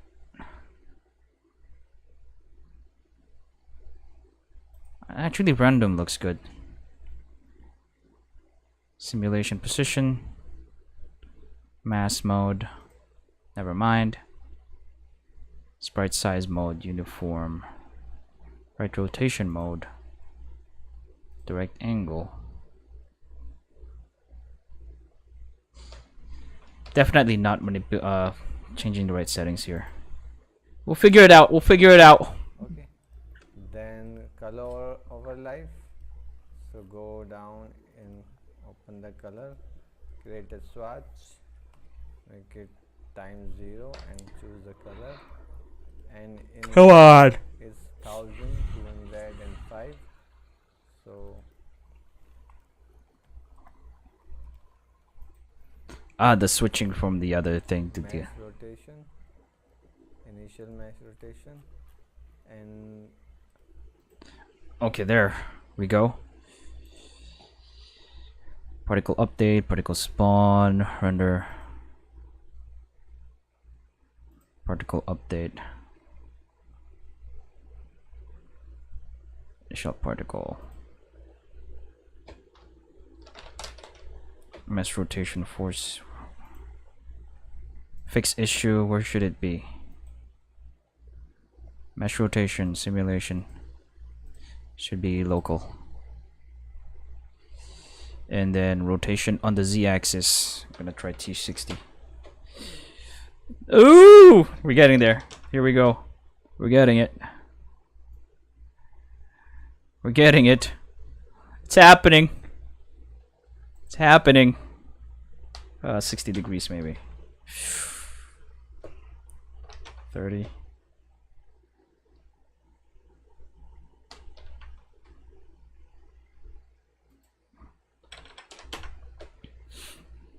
Oh boy. Oh, that's great. Okay, here we go. Here we go. Here we go. Finally getting somewhere. So I want the number to be reduced or the life to be not much. The thing is, this is like manipulating the particle systems in Blender. So I kind of have an idea what I'm doing. Spawn rate. I'm gonna try 1. 2.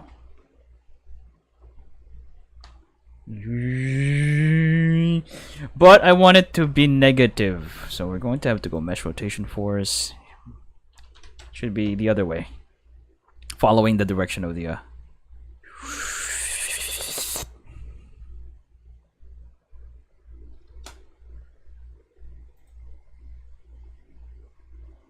number of particles per second to spawn.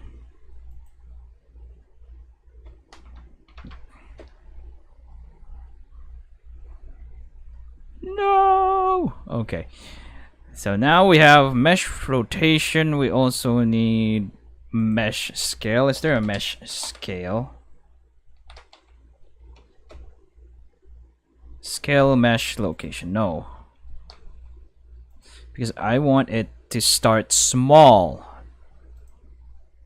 I want the scale to be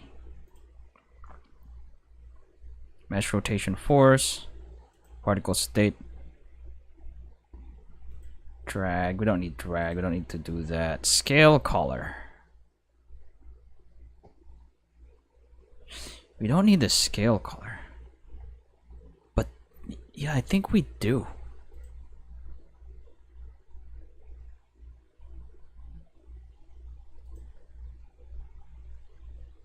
Does it start?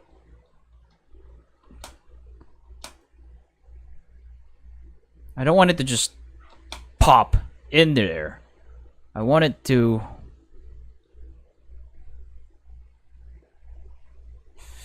start 0. But why doesn't it do that? Zoom.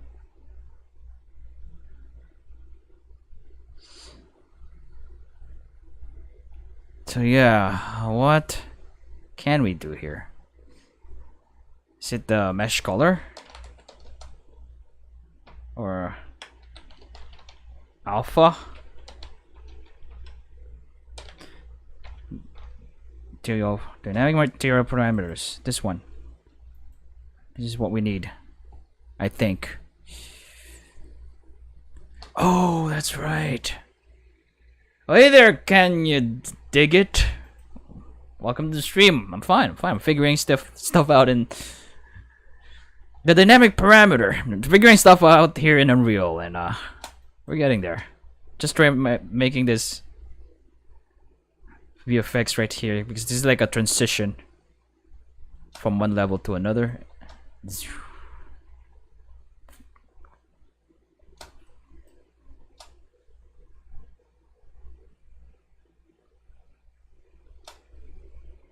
And it needs to fade out. So we do have a dynamic. Thanks. I'm just learning here. And yeah, I'm planning to make a game or something. Don't want to share too much about it because want to show more than tell. But yeah, I'm figuring this out. So far, what we have is, save all of that. It's just a menu. We have a menu. And we can fade to white. We can like have an additive dissolve kind of thing. Okay, let me just up the quality here just a bit. Apply that. Resolution scale. If I press start, I want that swirly thing to be right here, swirling. As it fades to white. And then on to the next level. That's the aim. These are the TUP Islands. And these are the TUP Islands. So yeah, let's keep working on this Why do I have a dynamic parameter for something that I already deleted the dynamic parameter of? Is it creating a new dynamic parameter? Just display that. So we have that. Emitter state. Want to be able to manipulate the size as well, but this one is the color. By default, accept the initial color as determined in the particle spawn script.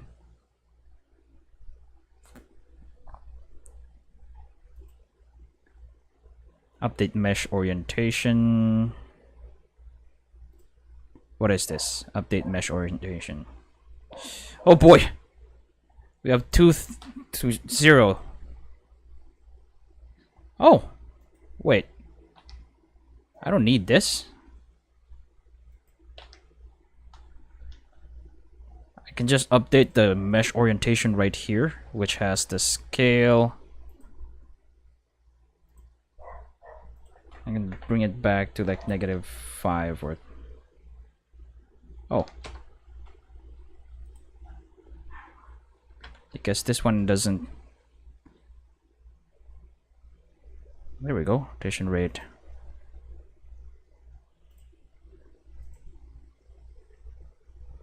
Is it just a rotation, or can I also do the scale?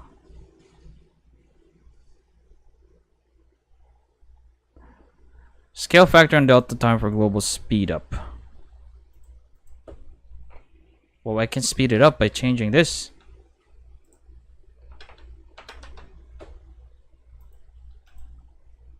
And I can also speed it up using this apparently, so I can just go with -1 here.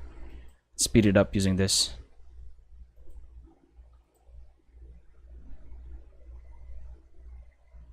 Whoa! I want a bit more randomness on the rotation though. What's the rolling orientation?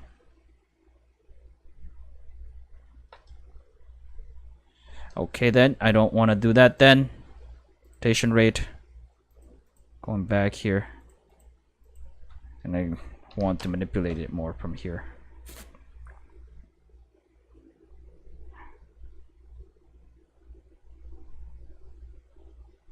Or maybe spawn rate. I'm gonna set this to 2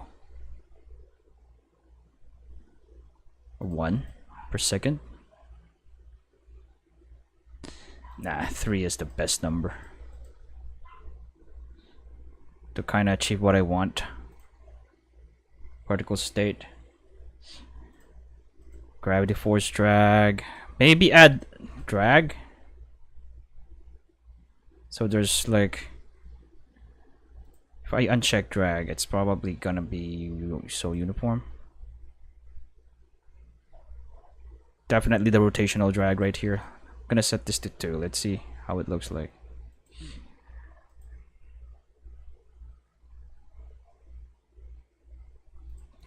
Just give it back to 1.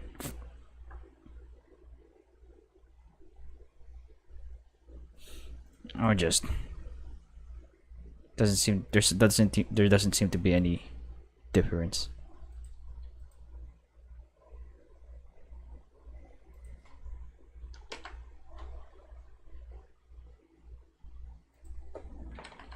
-0.5. Pretty sure they have the same effect. Yeah, I like this one.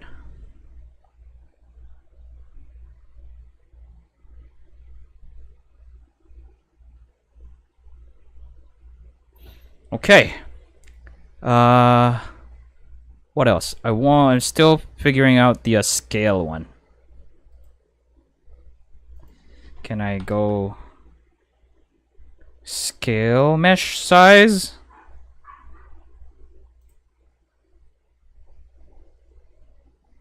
Scale factor.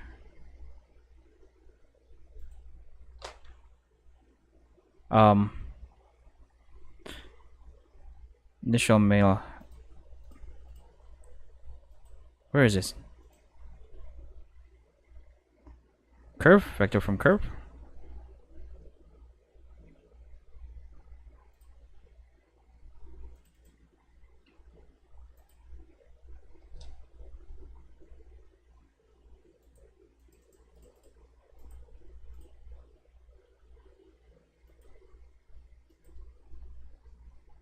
don't need to see this curve.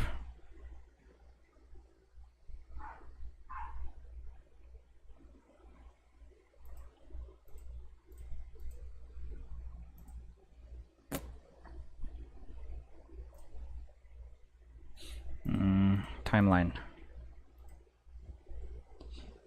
So we have a vector from curve now.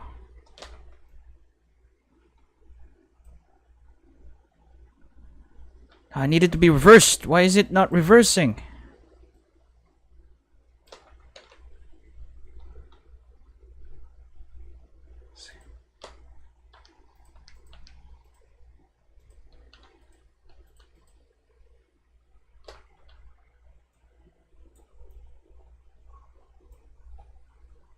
Oh, what?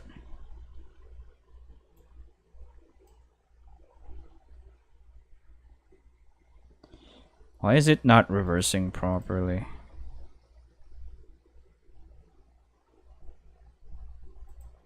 I mean, I have the templates are here, but I cannot switch.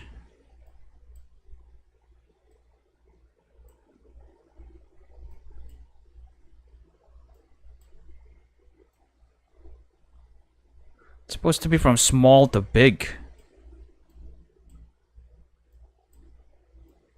Not too big though.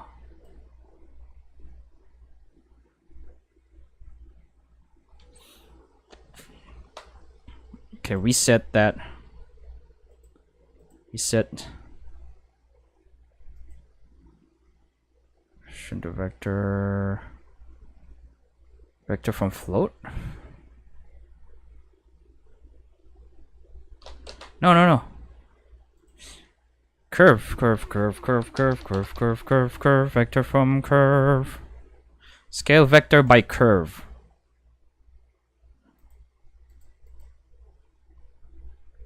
Okay, why don't you apply this to everything? Ah, you need to select it. Of course you need to select it.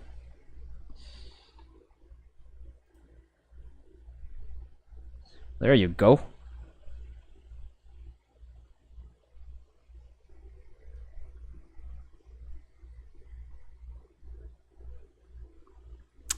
Don't think I want that. I'm just gonna delete this. Instead of that, I want like a fade. Alpha, opacity. What the material?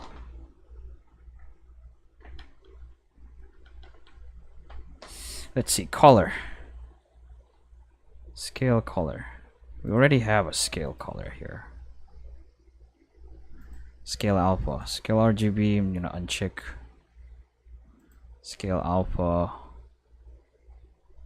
Also already set from 0 to 1.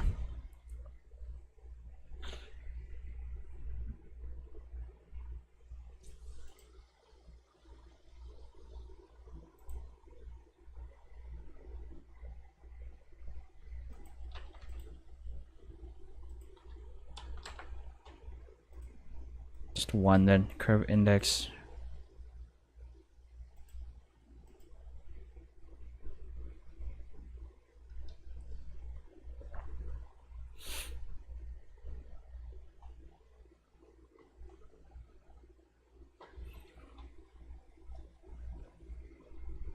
I guess we have our thing. I just wanted to have a great start.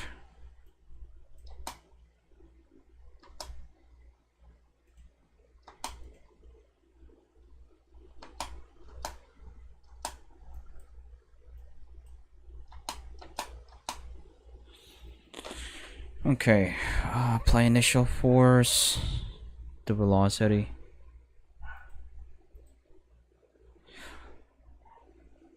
Initial force.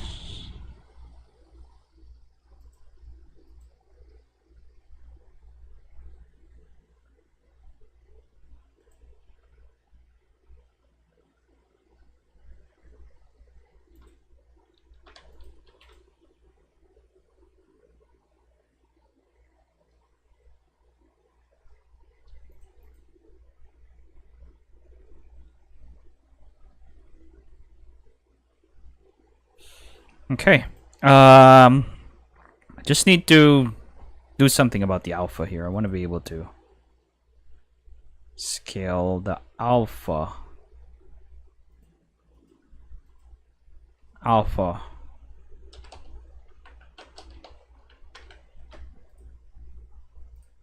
Supposed to be. I mean, scale color is already here. I already have a scale color.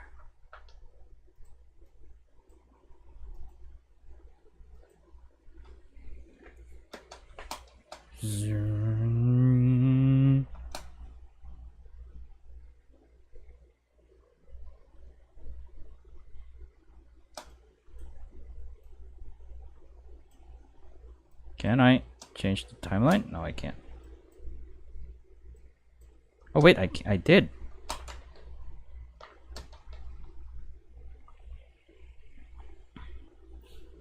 So just there.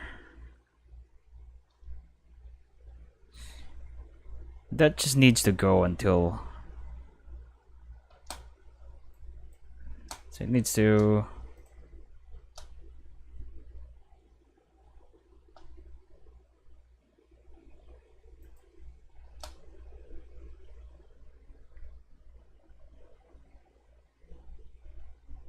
Just rotating that forever.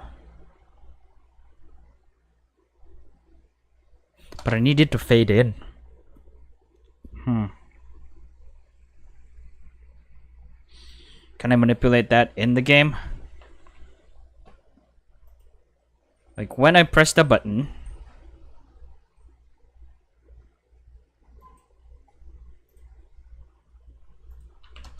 Can you just drag and drop that? Right here. And copy the position of this. So I'm starting to put my Niagara system on the scene here. I'm gonna try simulate.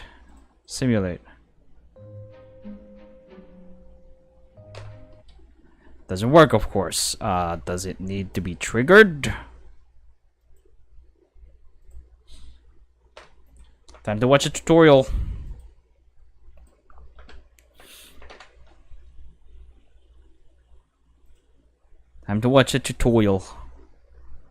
This is just teaching how to do the slash effect in Niagara. We don't exactly need to watch all of that for now. That's Unreal Engine. Activate Niagara.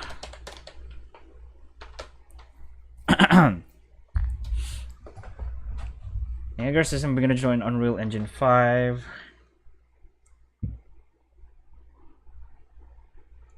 Maybe this one.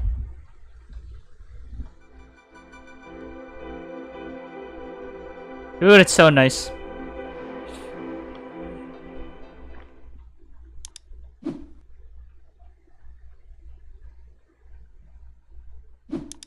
If you want to activate the active effect on another actor, use the same.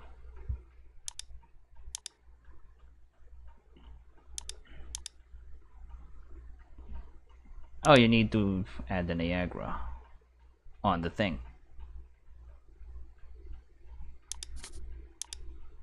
What if we don't want to do that?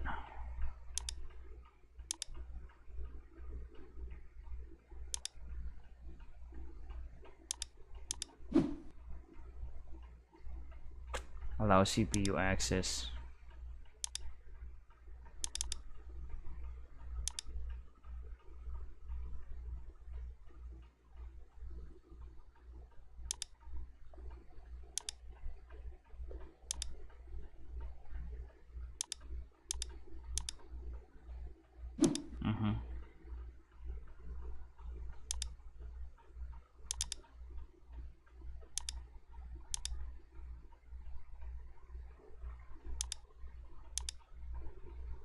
Home mesh to 0.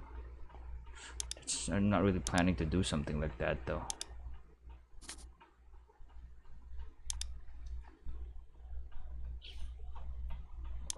Let's see then.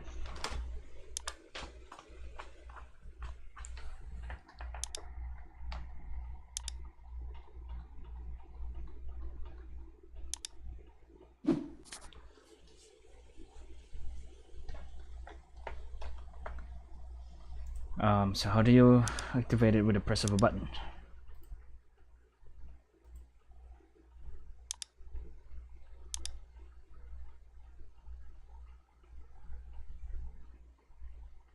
That's a really nice effect.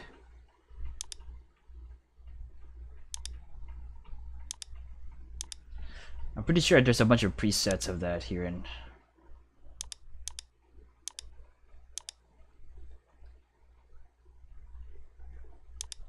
electricity.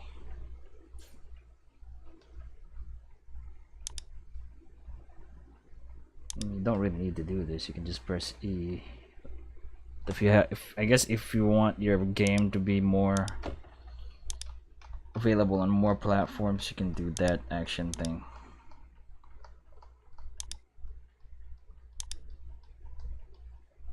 Set. Activate.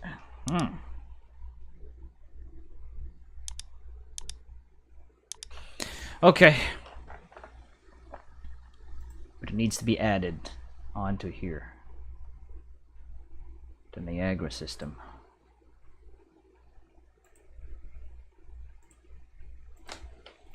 So how do I do it so that it starts emitting? I might need an actor that will emit it. Or do I just put this? Oh, probably bad. That's a material. Wait, can I?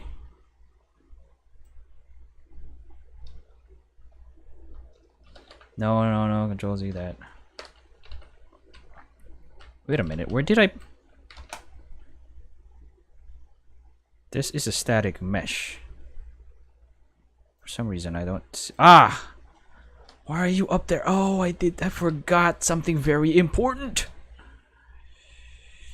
Dang it. But this gonna help us, because I can just do this. But then again, this is not what I want to do. I forgot to.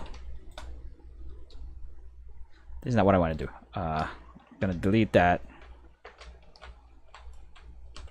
I am going to go and probably add a new actor.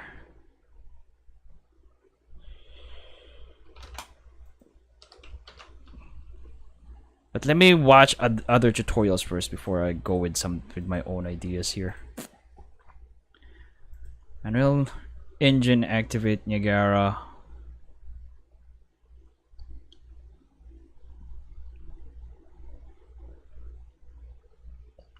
That's no full thing. I'm definitely gonna use that. But how did you put that in your scene? It is Waka Clock. Matt Asplund. He's Superman. As much as I want to watch the ad for the Super Pets, I don't want to do it on a video.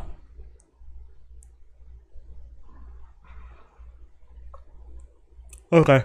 I'm mentioning a force tutorial. In today's video, what we're going to be doing is creating a snow system, which you can see here. So it's now going to be snowing in our game, and we're going to be doing this via the Niagara visual effects system, which is nice and efficient and looks absolutely great, as you can see here. And this is very easy to customize and change to get it perfect for you. So you can have some nice calm snow, or else it's built in and search for Niagara. It's in, which is a looping fountain spray. Opening that up like this. Okay, he's going to make that. We already did that. Now we need to go to the point where he's going to put that this example, but it's good. So you got calm and in the scene. You can change the material as well. So if you have that doesn't work, what we need to actually do is, let me delete these old ones I used before.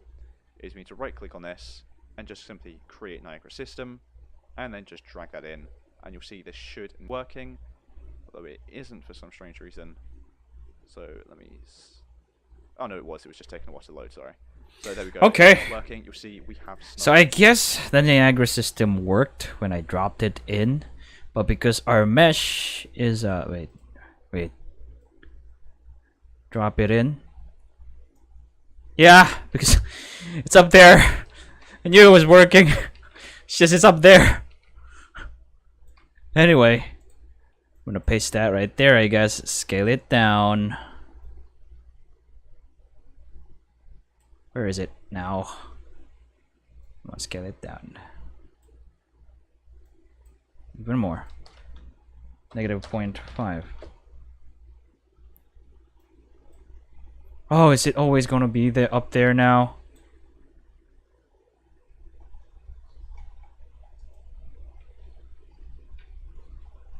I'm gonna have to do this again. Need to re-import my FBX file. Get rid of that Niagara for now. Gonna have to do this again because I did a stupid thing. I even said it in the video that you're supposed to Alt-G this and export it so that, you know, it doesn't put the thing on the top like it did. I'm gonna export FBX, start button, export that again, and I'm just gonna update. Just gonna drag and drop it so that it updates the mesh. So I'm gonna go control space. Hopefully it's it's as easy as I'm thinking it is. So yeah, it should be re-importing. And now it should be, yes. So now if I drag and drop the Niagara system, it's right there. Great. Paste that.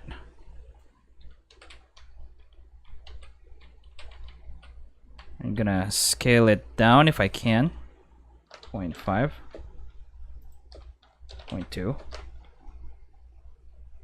I might have to actually, because I don't think I can scale down the Niagara system itself. So I might have to actually scale down the whole thing in the Niagara system.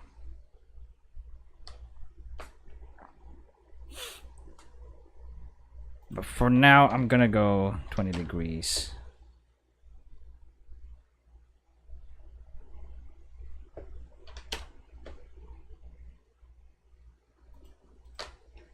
Yeah, I'm gonna delete this. Might also need to scale the mesh down here in Blender, so it's not too big. Shift S, cursor selected. I'm gonna set the pivot point to the 3D cursor. Make it small. And then I'm gonna export that again. And we're gonna go to the Unreal, drag and drop the FBX again. This should do the trick. Hopefully. Now I do this. Still pretty big, but smaller.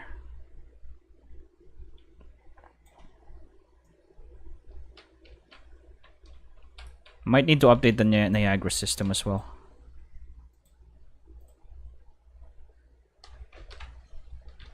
Okay, Niagara system. Open that up.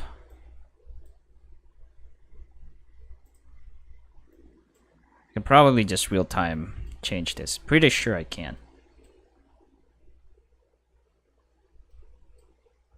Let's see. Scale.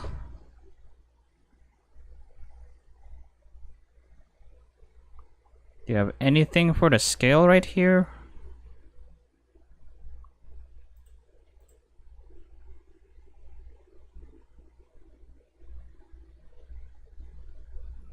What's happening?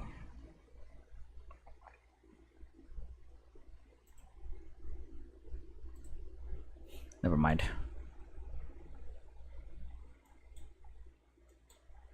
Scale, drag, update mesh orientation, rotation.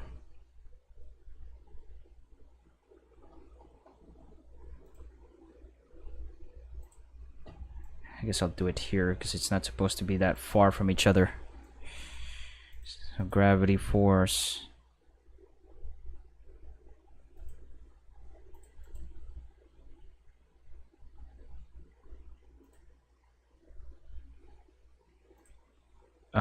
Spawn rate. Emitter state. Loop duration infinite. Yeah, it's supposed to be infinite. But I don't want it to be that far from each other.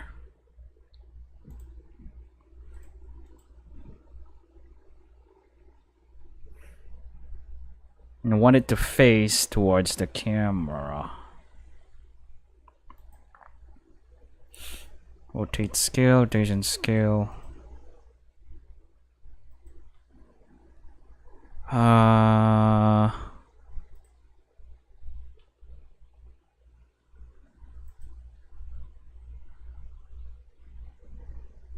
Yeah, that's not gonna be a thing. Let's delete that.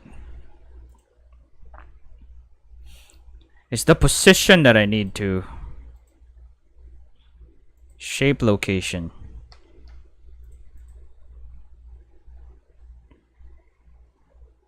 Sphere surface distribution. Looks like there's an invisible sphere right there.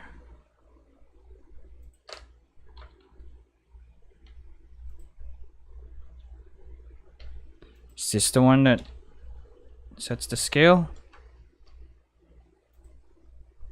Scale mode.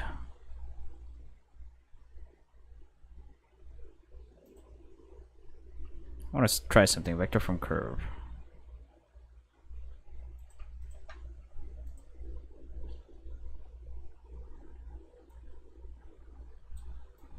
Yeah, but I want this to be facing the camera.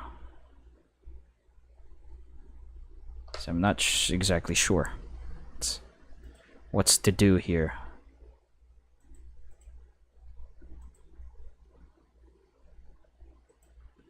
Transform. I'm gonna go with the world. Axis angle.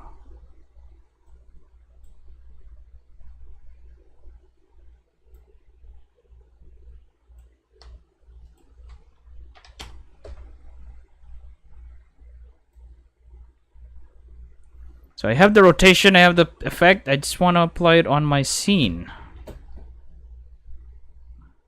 I need to spawn rate. Emitter state.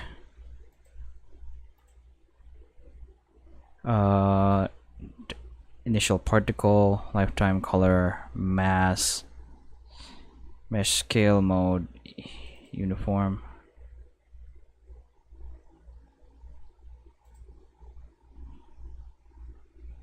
Flow from curve.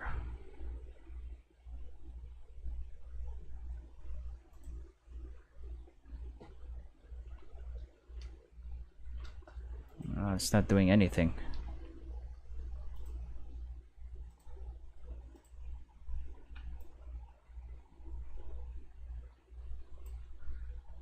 Yeah, but they're so far away from each other, as you can see.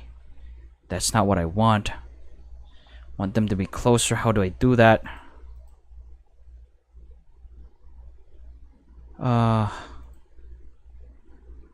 What is this? What's the ribbon?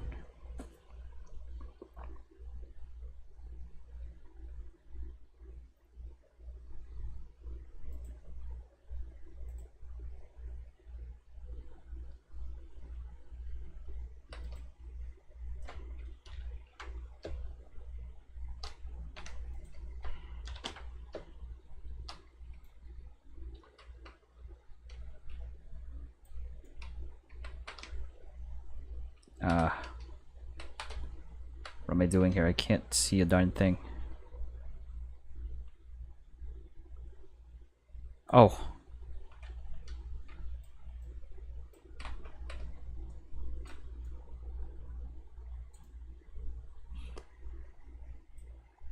Can I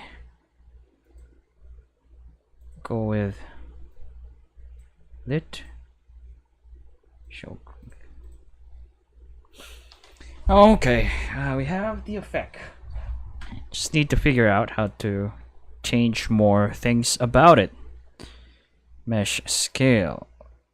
0.5, 0.5, 0.5. Position.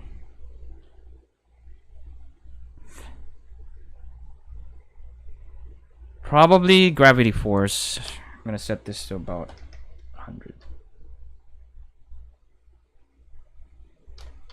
50. don't want it to be far away from each other. I don't want it to be this far apart from each other.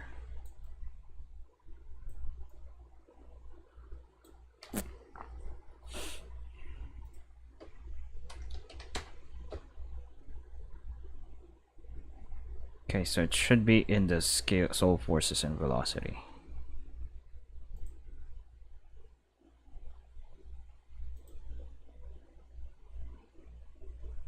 Never mind. Drag. I'm gonna set it to very high value because apparently it's doing the thing that we want it to do. Rotational drag.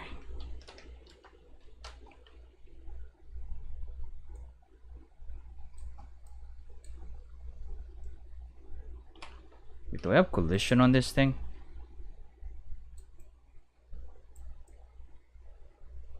Oh, it's so difficult to move this. Okay, there we go. Now for the renderer.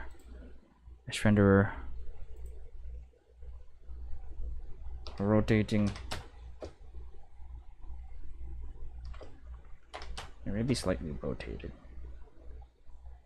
Just so there's like randomness to it. Is there a collision on this thing?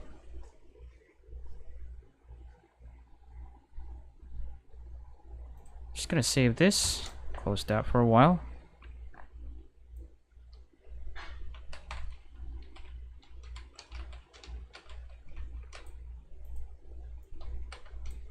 Can't exactly rotate it, so not exactly sure what to do. Can I parent it to an empty or something and rotate that? Needs to be facing the camera. But yeah, it's right there. I just need to find a way to activate it right in front of the camera where it matters. But it created a tornado. Standalone.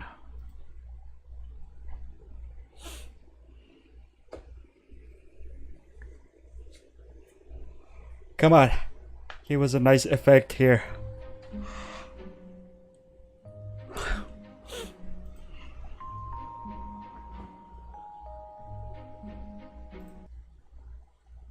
I think I know what to search for. Let me see. Unreal Engine.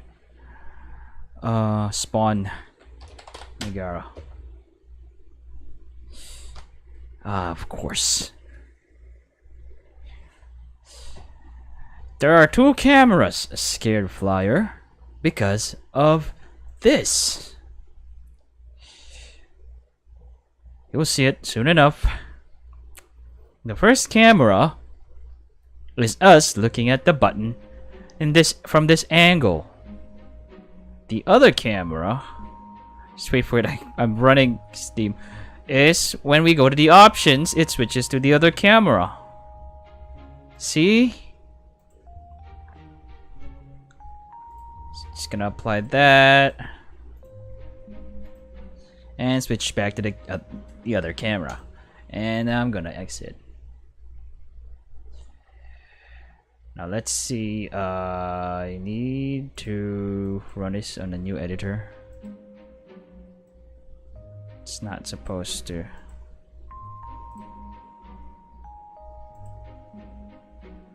Why are you running it like that? Why?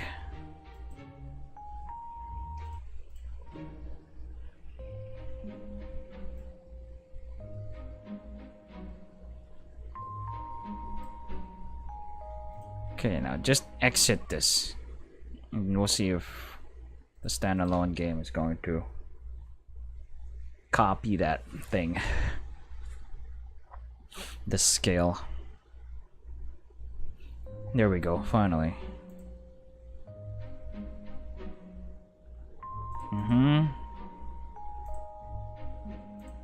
Apply that. So when I press the button, it's does the swirl thing.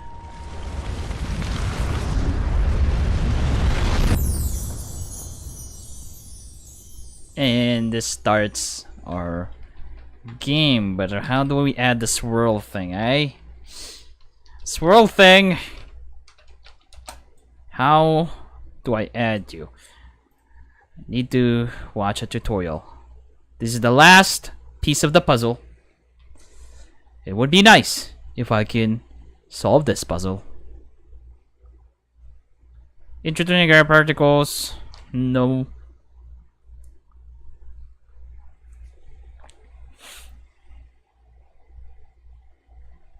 Unreal Engine. Activate Niagara. Excuse me.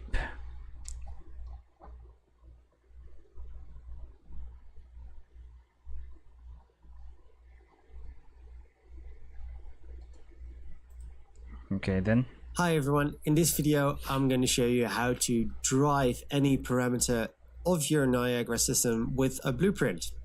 So here you can see I've already created this Niagara particle system, but you can create this Niagara particle system in one of my earlier YouTube tutorials. So control any parameter in curl noise. If we go to our new user, I'm just gonna create a whoops. There's blueprint active Niagara, and then cool. Let's click a default Niagara. Maybe I really do need an actor for this Niagara system to work properly. Let's see then. Niagara system. I don't know though. Just want to be able to like spot it in. Let's see. And you start the button.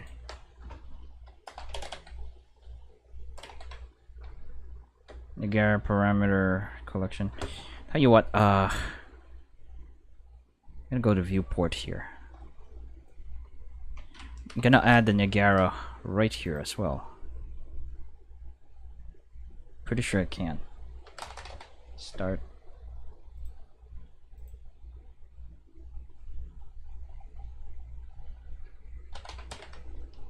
Niagara particle system component.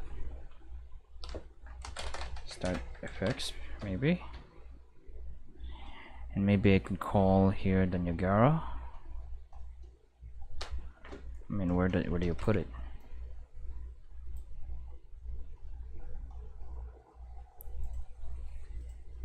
There you go. You're supposed to not be there. Supposed to be higher. Come on. Come on, please! Please! Please! Why aren't you copying? Can't you go up, please? Please? Can't you just go? And drop. Oh, what's this? I really want you to be following the thing. Should I put this on the tech mouse for it to know that's not how it works? It just wants to stay down there for some reason, and I just want to move it. Is there a way to move it to where I want it to go instead of just being stuck there?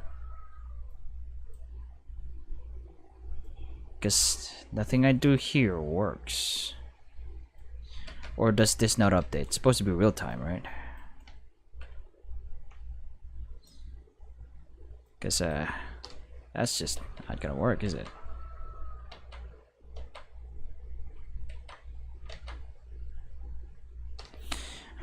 Let's see. It's probably something I can change in the Niagara system itself. Like the location. User exposed. Make new. Object. Object.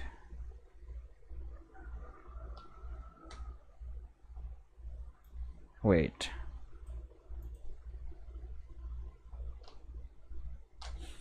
Delete that. What can... Position. Or transform. Maybe the whole thing. Position.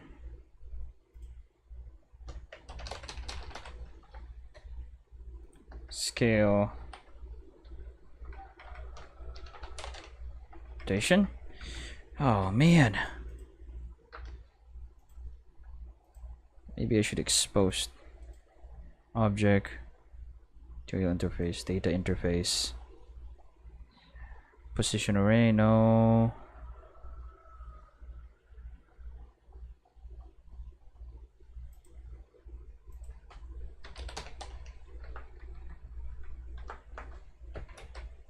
Maybe I've created it in a way that... Come on, what gives me...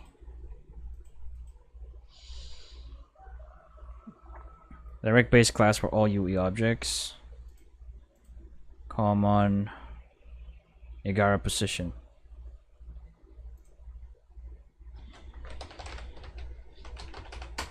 Okay then.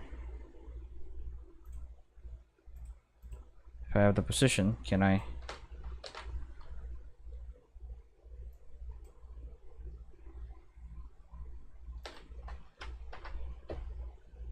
Can I change it now?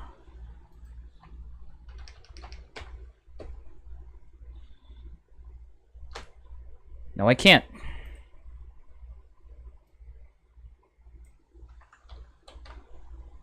Because even when setting it to 1000 here, it's actually 10,000. It's not even moving. Not even an inch. It's not moving an inch. That's not what it is.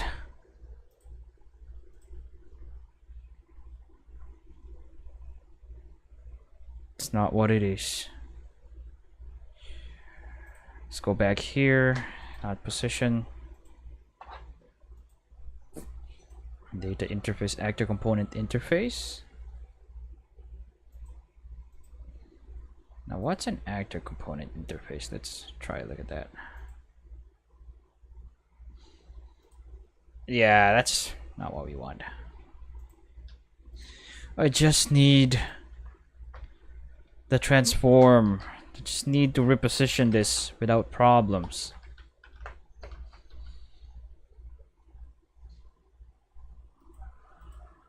How to move Niagara. How to move Niagara on your engine. Of course. How to move. Dang. Really? Oh, down you go.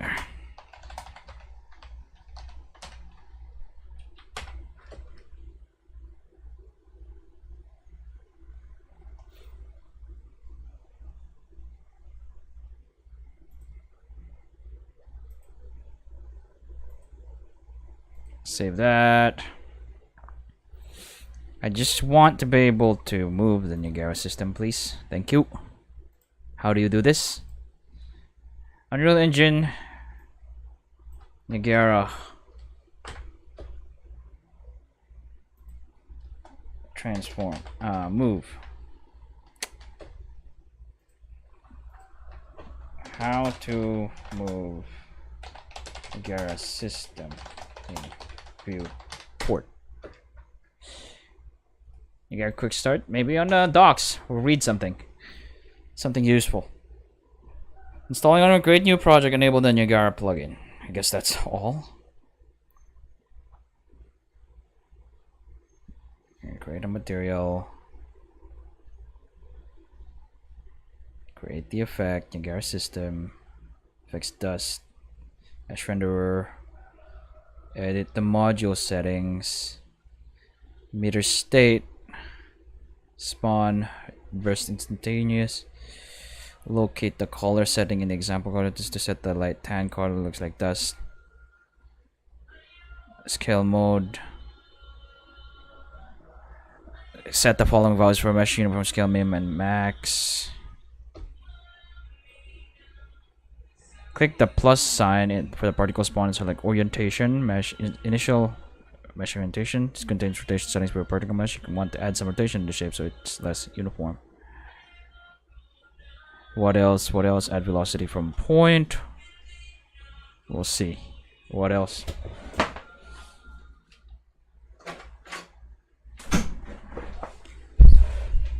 What can we do here?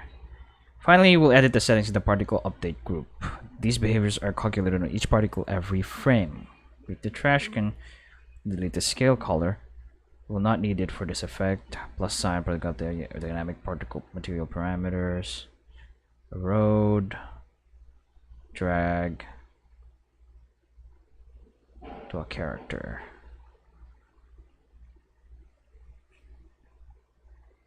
I guess the best way to do this.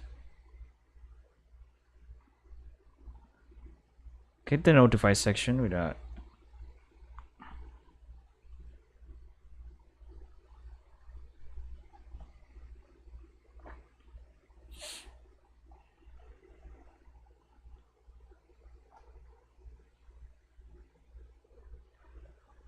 Ah, ribbon.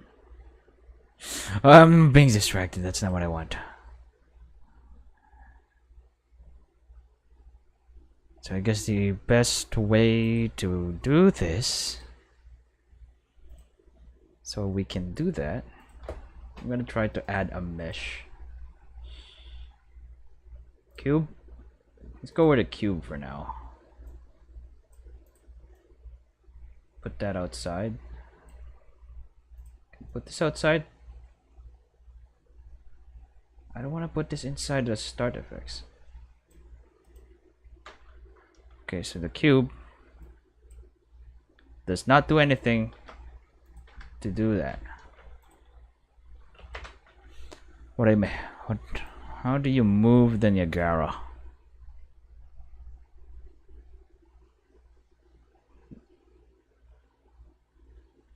You have a dash Niagara effect your character's run animation.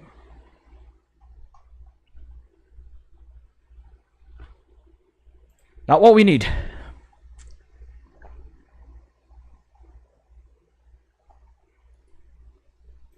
Let's watch the basics. Look professional with GoDaddy. Not the ad.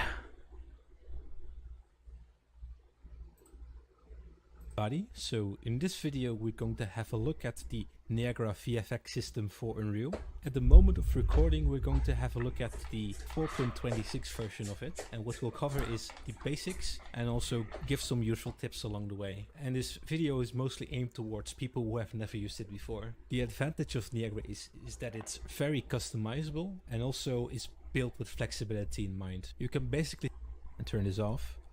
Okay, we created different templates to dial in, and since this is a continuous system, we'll just keep on going and we'll never really have like an end inside of the level once you place the system. Really quickly save this and then place the system inside of our level. We'll now automatically start playing. And since this is a continuous system, we'll just keep on going and we'll never really have like an end to it. So if you then select the viewports and then press space, it will start resimulating. And what you then can also see is that here you will find your user-defined parameters in the override parameters, and then you can then change it from here to the way you want. And let's place it in here, show up in here, and then define what your actual start color will be. And I think that's about it. Yeah, but how do you move it? It should be part of the basics. How do you move the thing?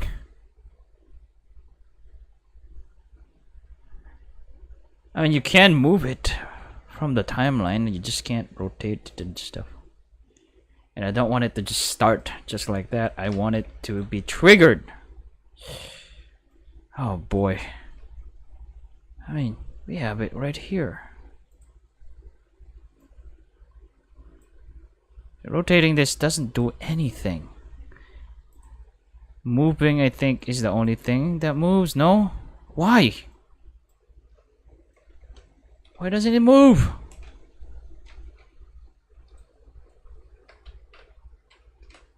Why can't I move it?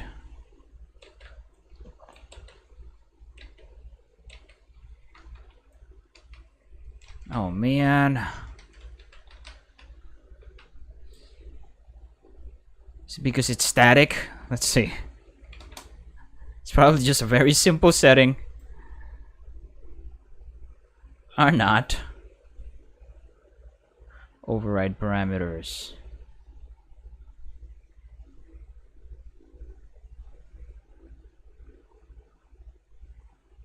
Enable GPU compute debug. Wait for compilation to activate. What do we do? How do I move it? How do I rotate it? How do I position it to where I want? Shouldn't that be a simple thing?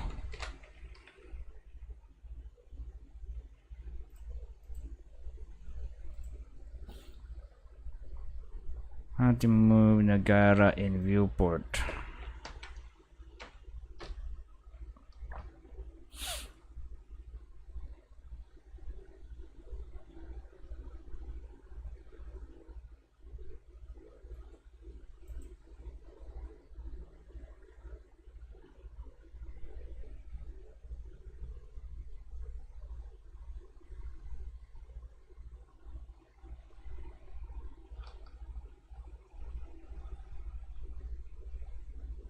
Yeah, it's gotta be something that's set in the Niagara system. Let's see.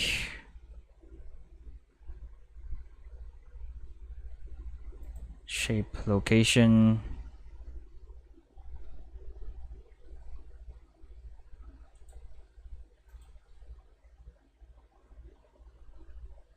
Rotation, coordinate space.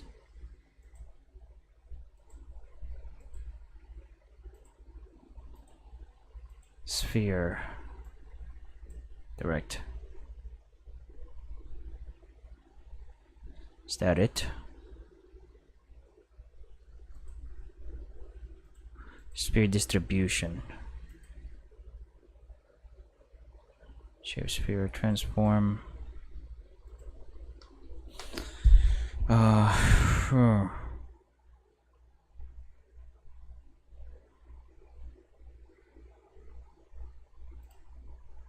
It's just a mesh renderer, but where can we local space?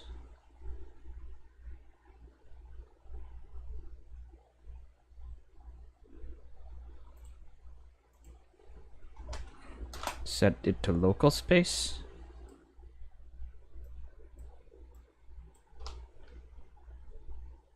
Setting it to local space did it?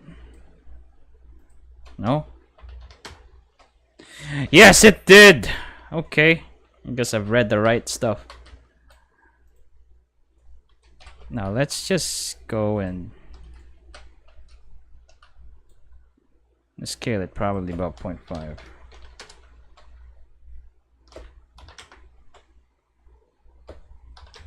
Does the scale work? No, it doesn't. I'm going to have to find a way. I guess that's what the user-defined stuff is. So now we're gonna go scale. Come on, make it user exposed. Particle state mesh renderer. Can I make this available on the user exposed? Mesh. Static mesh.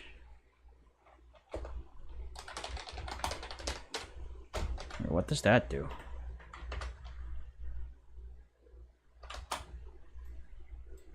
Put that there for a while.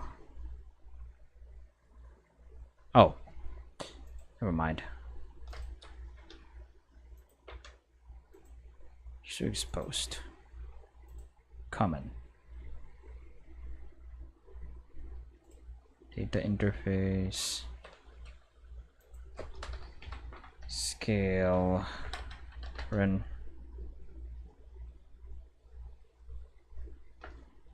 Render.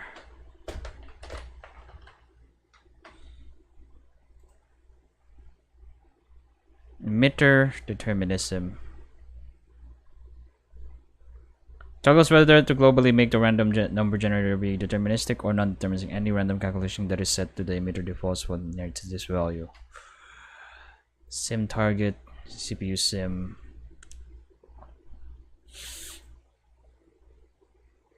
Combine event spawn, requires persistent, scalability overrides, asset options.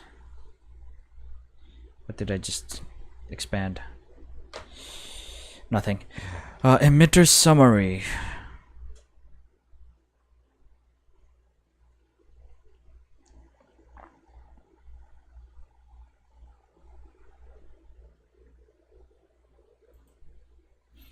Emitter summary. Okay. Library visibility. Emitter spawn. Shape location.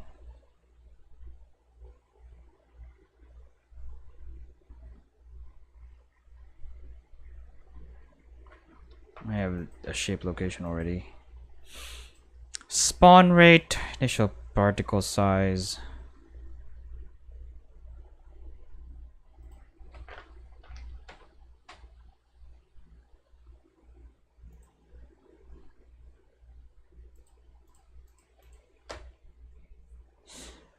Okay, got a knot.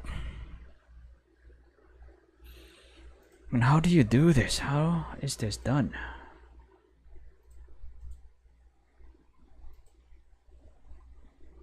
Pivot offset mesh. Local.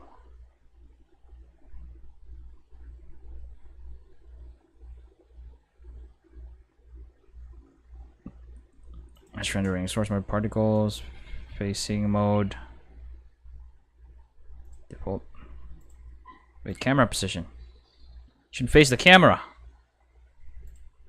Right? Save.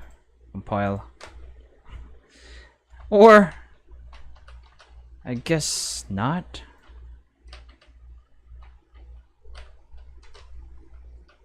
Oh, because it's always facing the camera now, as you can see. And if we go towards the view main menu. Never mind, that's not it.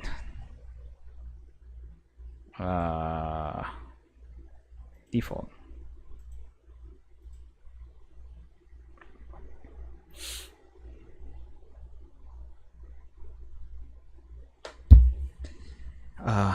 How do you do this? Position binding. Scale binding.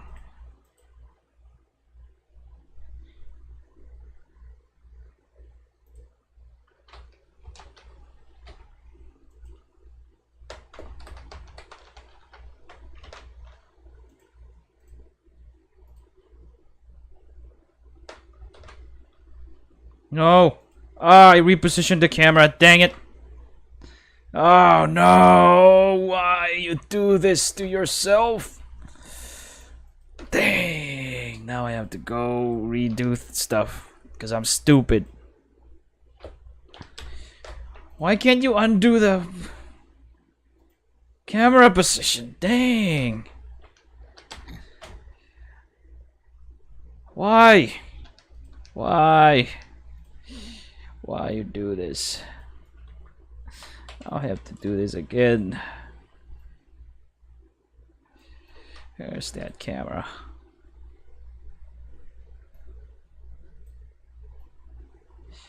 Where's the camera? I don't see the camera here.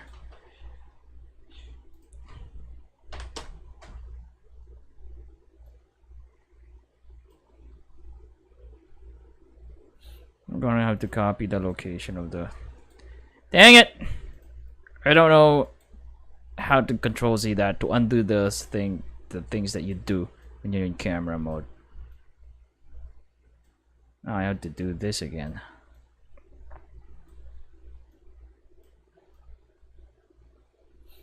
I just hope it's as good as it was before.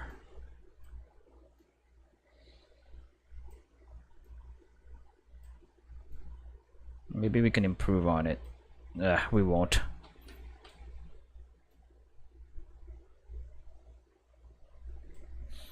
Dang, man. Now, can you please just rotate? Face the camera or something. Yes, you can. Yes, you will, actually.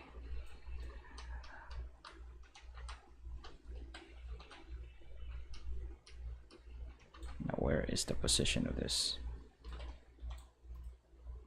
Let me just lock the camera here. Tell you what.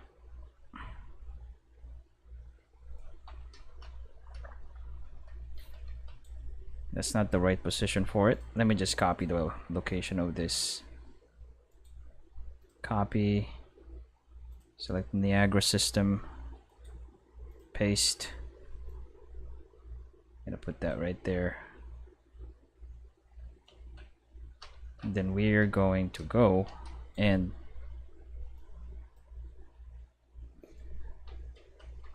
reduce the scale of this.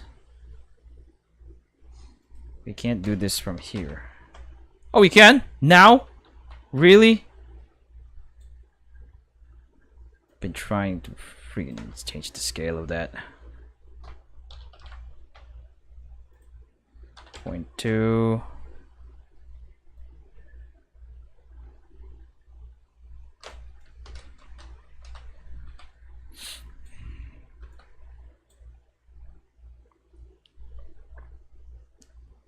Oh, there we go. 0.4. Too big. 0.3. Too big. 0.2. 30.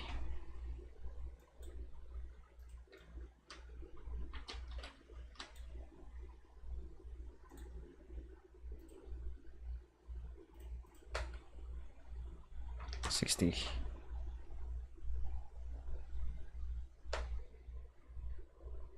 Getting there. Just need to position it properly.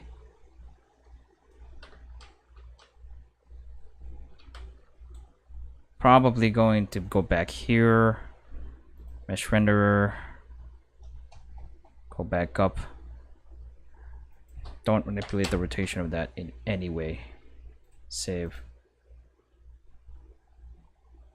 And the position maybe. Position, position, position.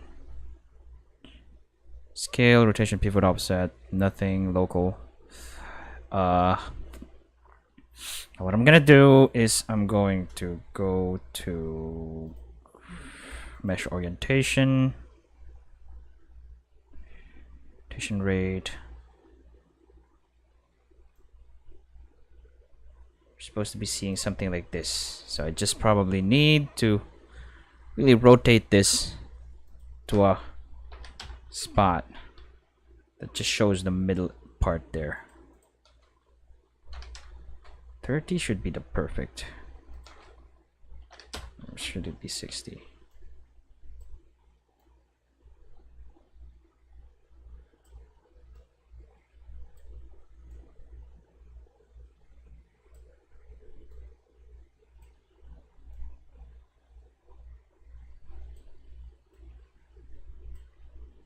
There's the middle right there.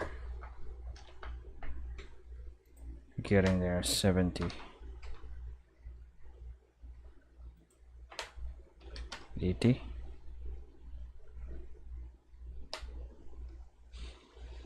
Just position it down.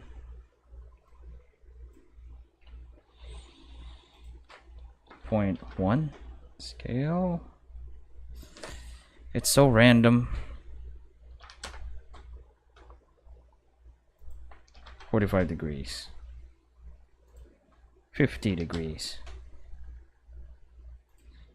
55. Getting there. 60. Just needed to face the camera. Is there a way to make it follow the camera?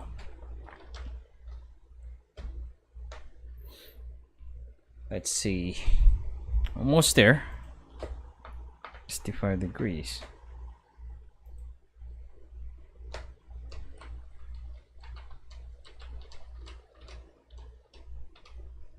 It changes position too much. I don't know.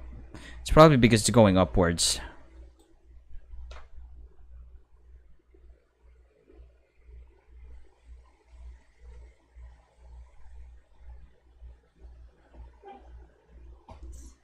Is there a way to change it so that the gravity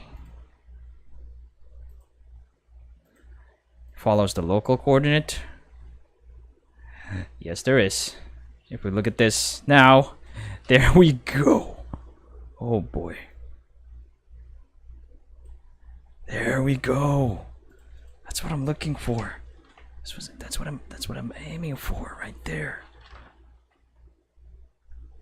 That's the thing right there. But there's something that needs to be done here. That's it right there. Oh boy. I mean, look at this. I just need to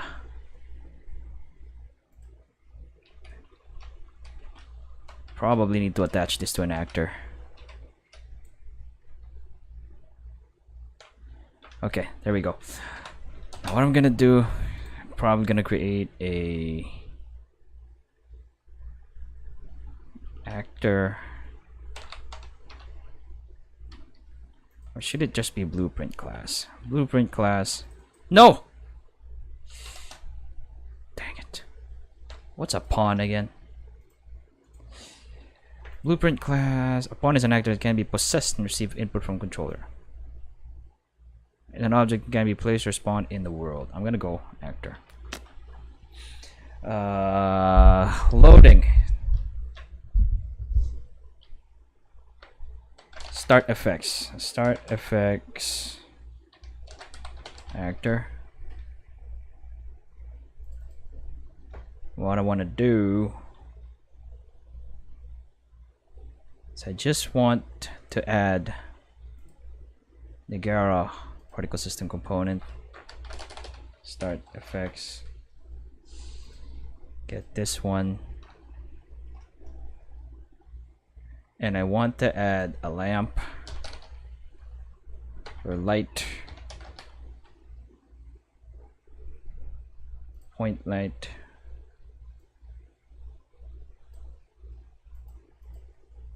Where is it? I need to move this up.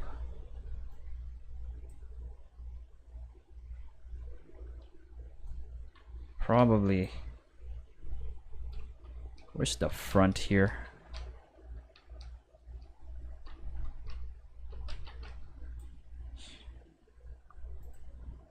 Density of this should be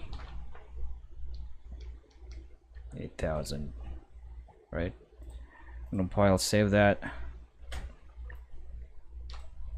and let's see if that's possible to just. Yeah, but I think it would be easy to just close this,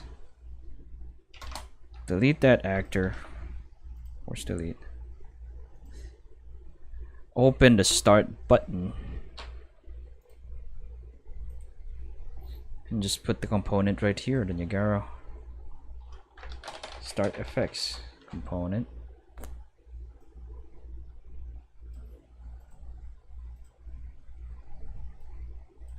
Just gonna put that right there.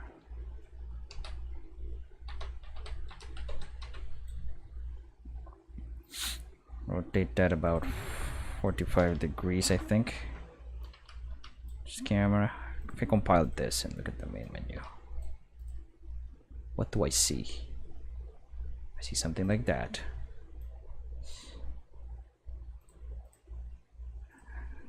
save this, close that. Main menu. And then I'm gonna manipulate the scale here, probably set it to 2. Just so I see what it looks like in the camera right there. 50.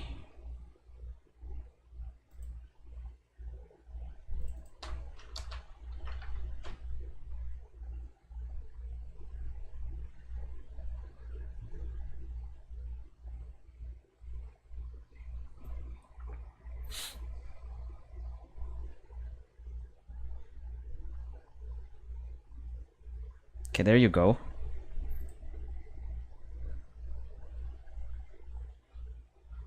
No, I need the start button.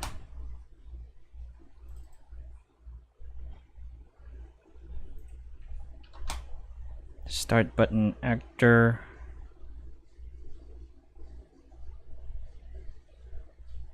Skeletal mesh. Where's the actual start button?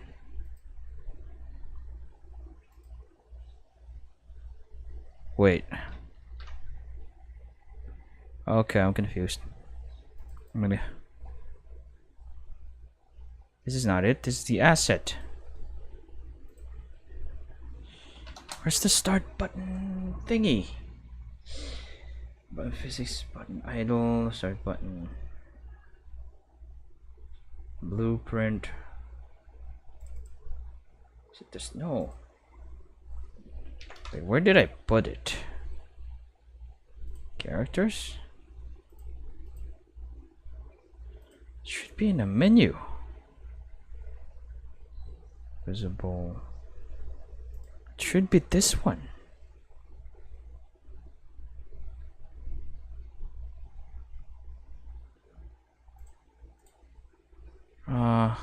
Edit start button.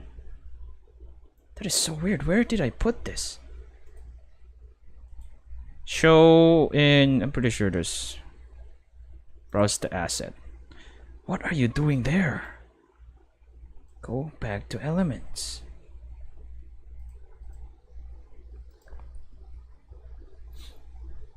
Anyway. Whoa, why is that so bright?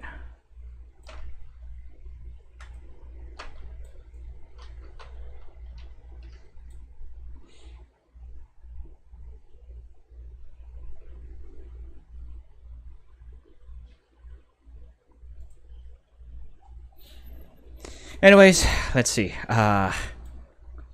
Start effects.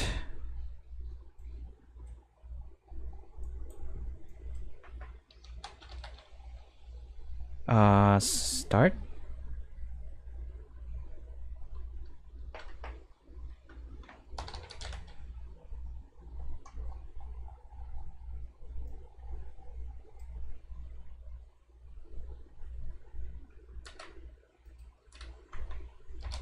Play.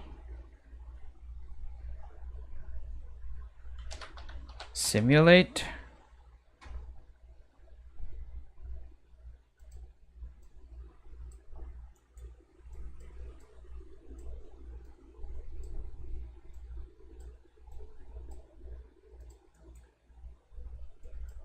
Will that be the thing that does it?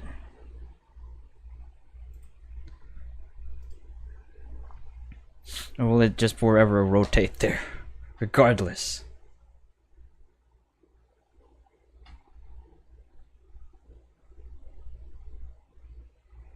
Probably. Oh, wait. Yeah, never mind.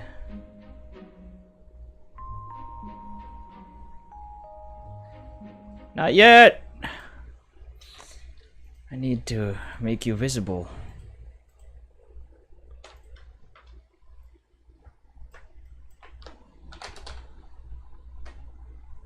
Toggle visibility. Set visibility. Visibility.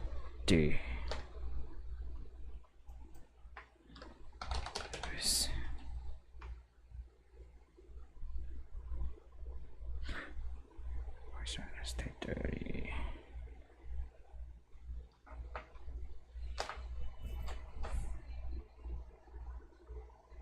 Set visibility.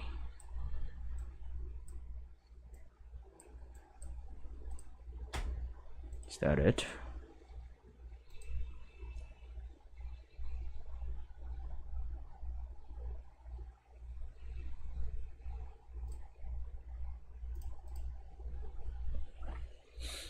Is that it?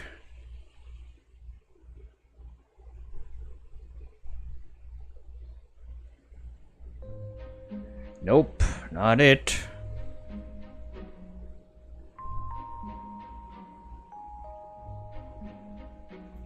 Because maybe the open level blueprint here. Start button. Unclicked. On begin cursor, no. Event. Begin play.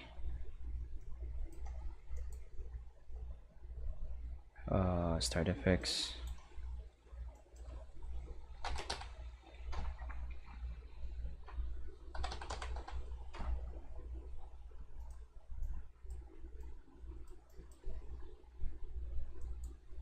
Set visibility, not. Is that how it works? I have no idea.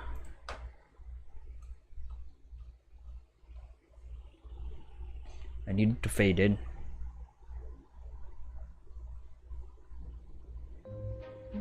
I mean, it works. And if I start this, it immediately pops into.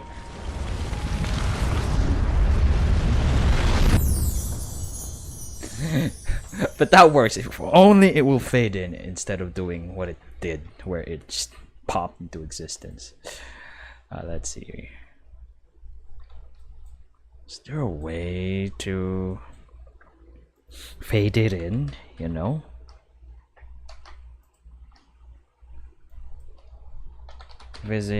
Toggle visibility.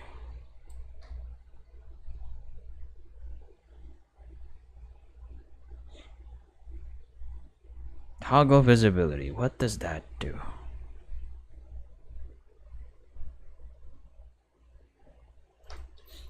Maybe.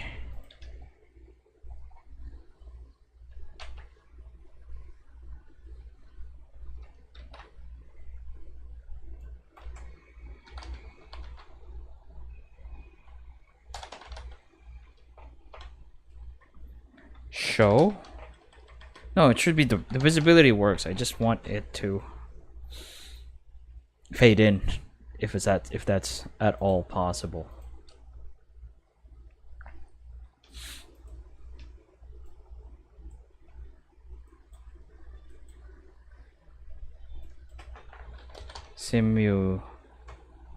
Run simulation by time.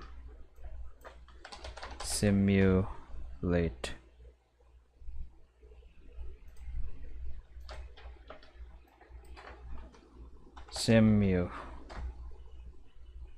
That's simulation.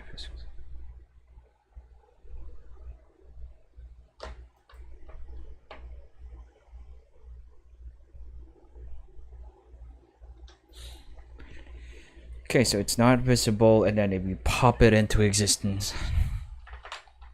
But maybe I can change it to that.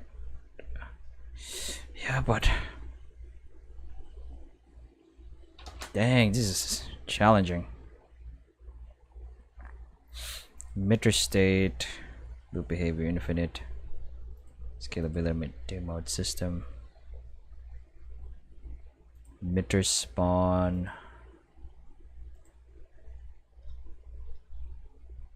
scale color.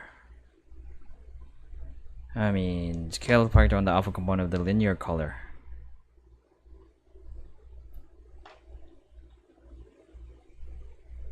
Let me go ahead and check the material here of our start effects. It should be this one. I'm going to go add a multiply mode for this one.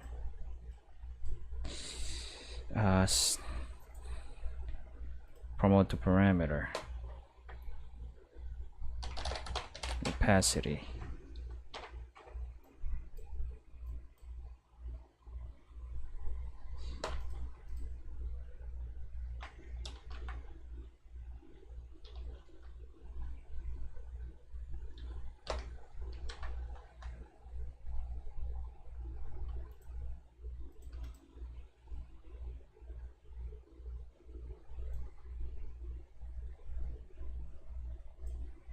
Doesn't exactly fade out.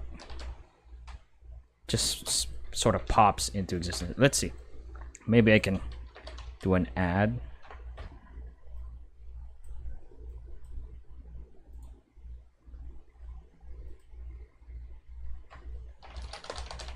Opacity. That's not it.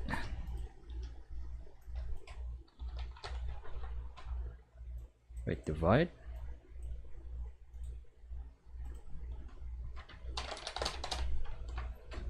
I think yes.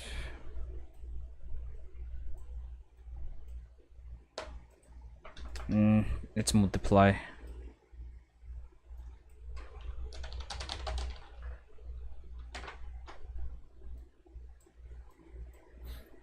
If I promote this to a parameter,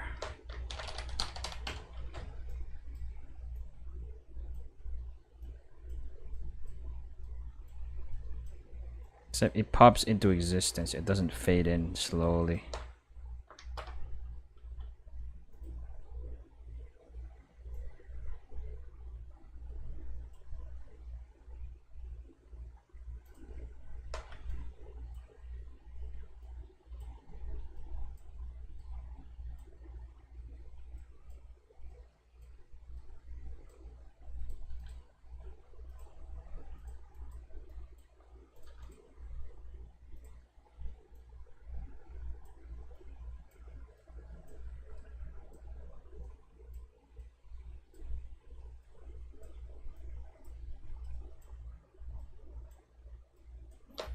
Yeah, that's not working.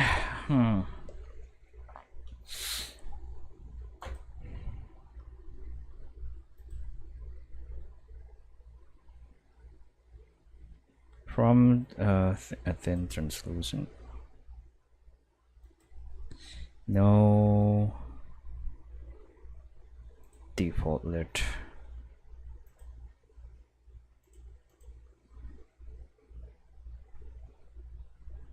Yeah, I guess we're gonna go with something like this. But there's really no way of manipulating the opacity the right way, or I just don't know how to do it properly.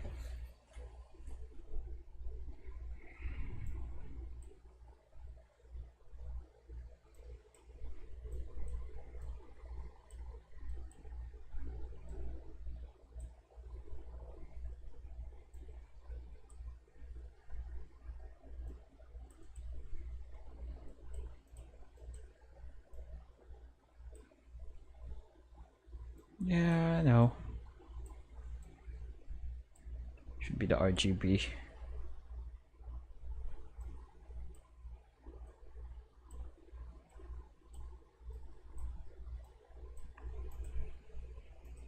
Not exactly helping, so I'm just gonna go get rid of that.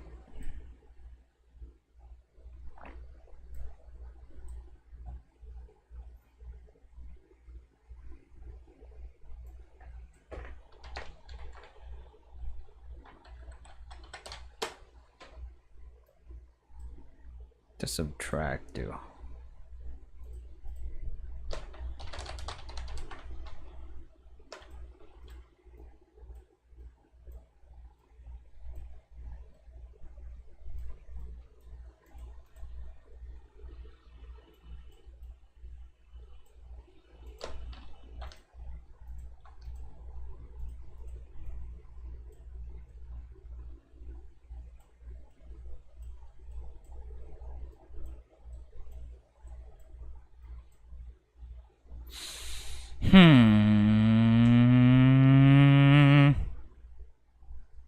Why?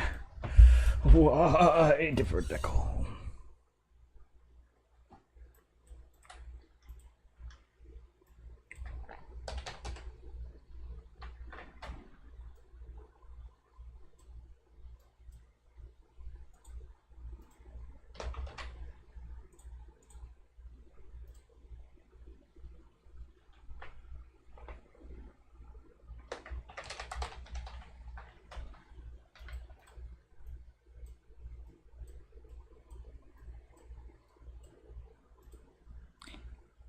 Yeah, that's not working.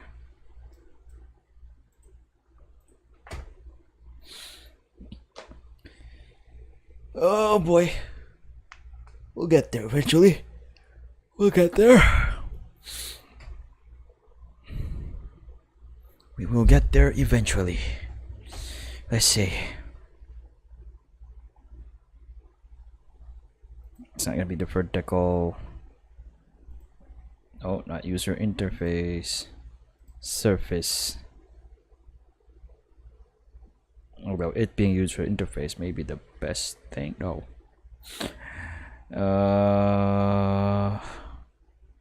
Two-sided. Whoa, interesting. Wait, if I save it like that, well, how will it look?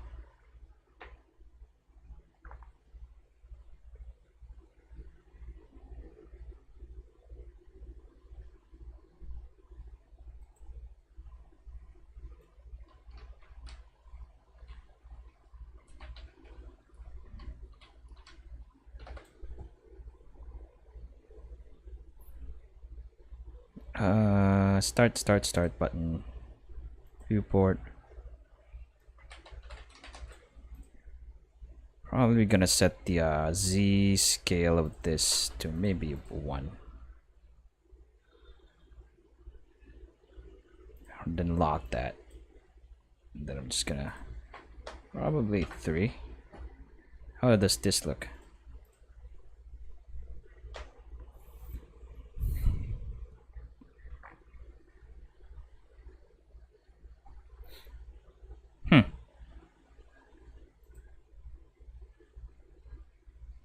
Start button.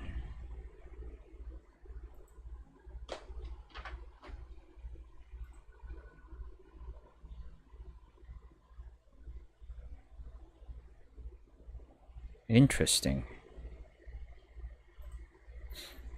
5.5. Compile save.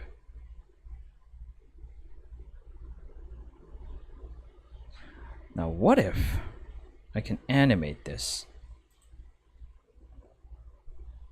The scale of it and stuff.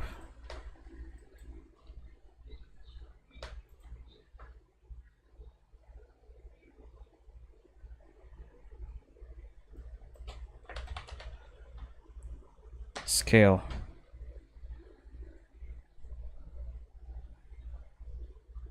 Set world scale 3D.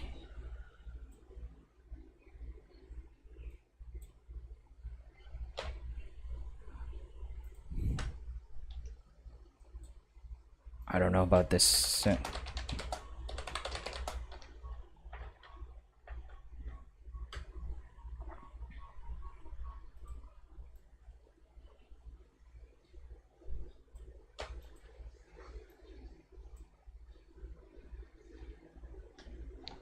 Wait a minute.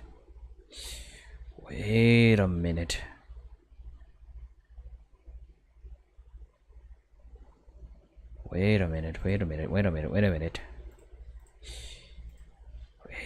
a minute. If I set that to 7, how would that look in a camera?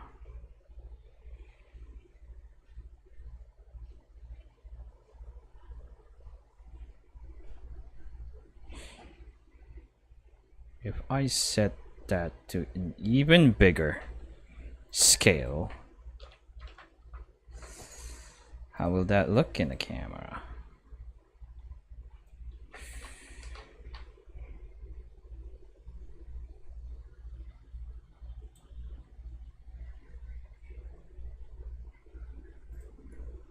More scale, maybe 20.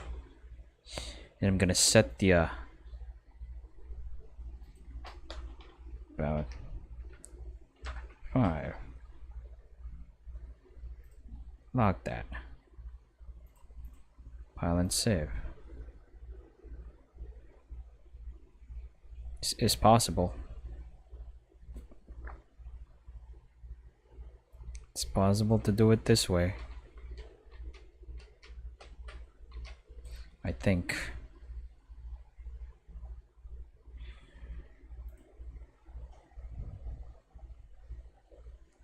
But do I want to do it that way? is the question.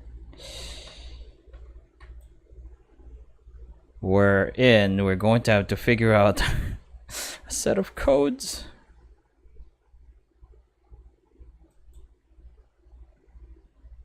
It's not visible at start. And then we're going to create a function.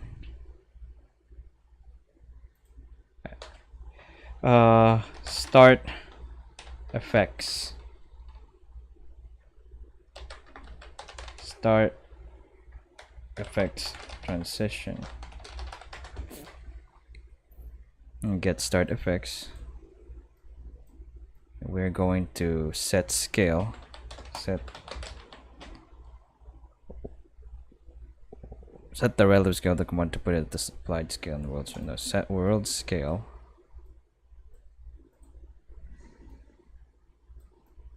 From a certain number.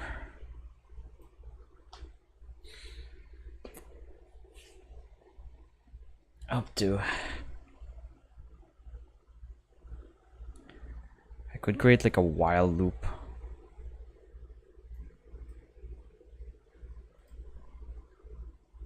Use scale.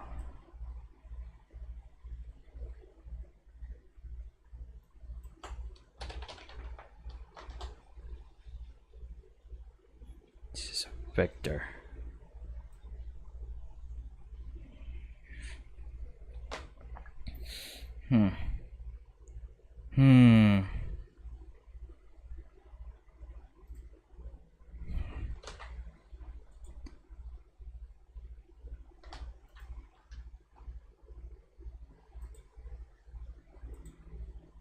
Split struck pin.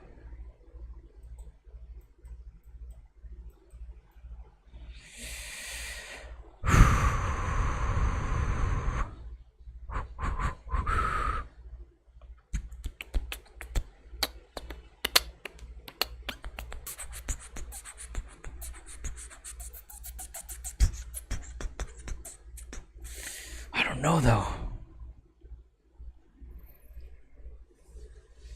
I don't know though.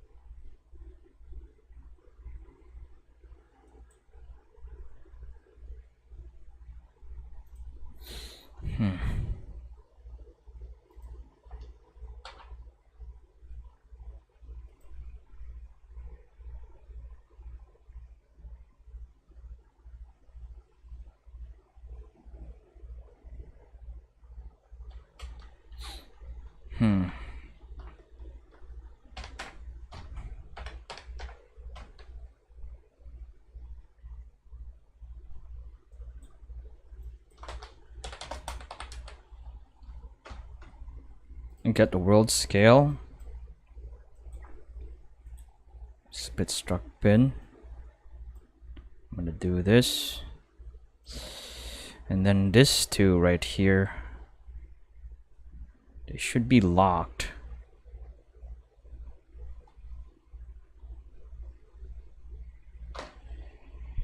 Together. Oh boy.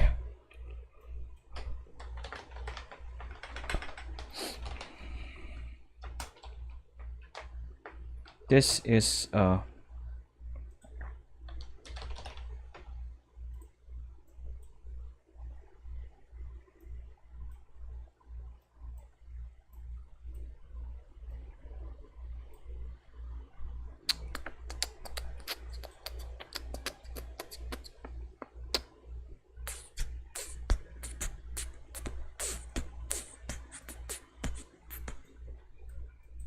loop, while body. Oh boy, oh boy, oh boy, oh boy, oh boy, oh boy, oh boy, oh boy, oh boy.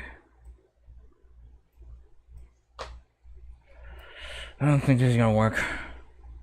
What am I doing? What am I doing? I want to animate the scale again.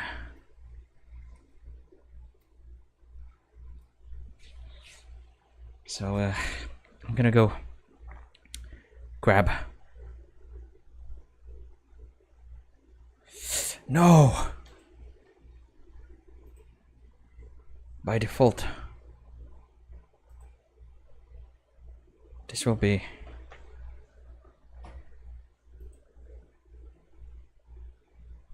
start button. 2020.2025.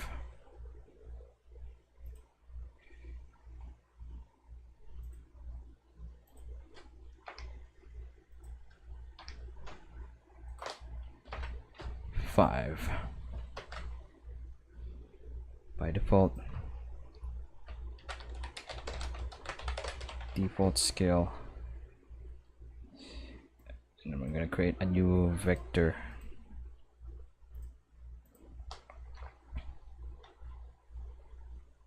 And scale. So while, tell you what, since we have a default scale, so while end scale, get end scale is great, is dang it, well, end scale is not equal to default scale, you keep running the while loop. What the while loop will be doing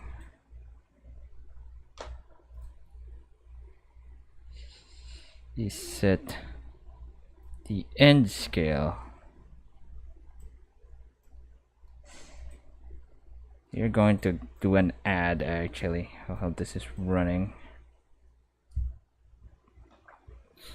I'm gonna go do an add.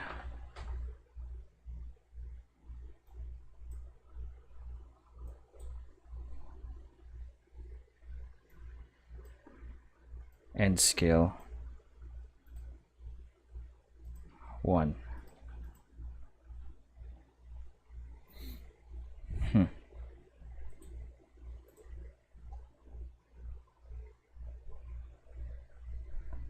Then set end scale.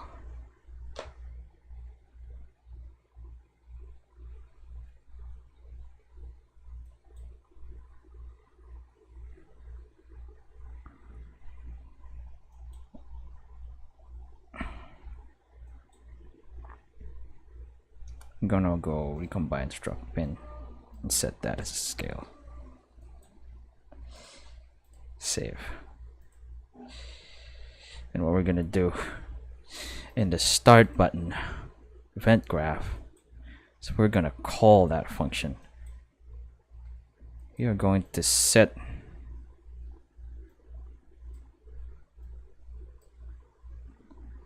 start effects, set visibility. It's going to be visible, and we're gonna start effects transition.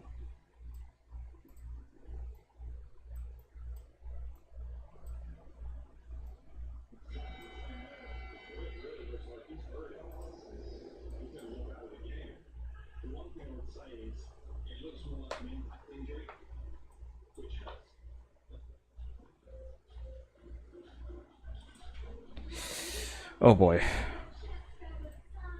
I don't think it's gonna work. This is gonna be a forever loop thing probably.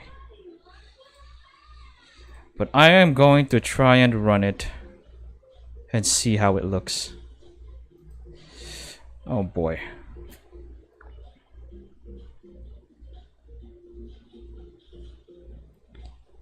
Oh boy.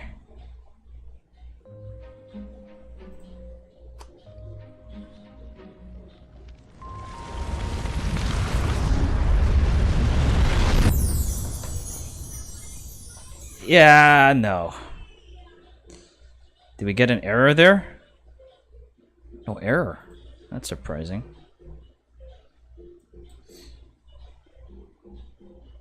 Start effects. Looks like it didn't do anything.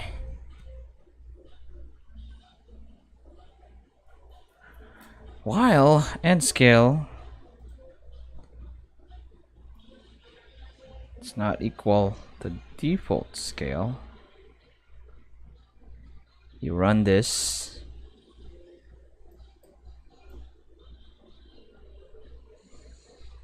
Just keep doing that.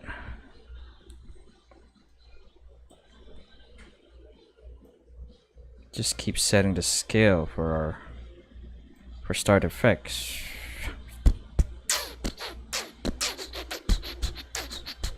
But it's not happening.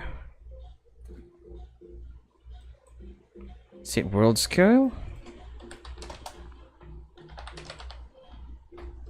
Set the non-uniform scale of the component relative to its parent. I'm gonna try relative scale instead of a.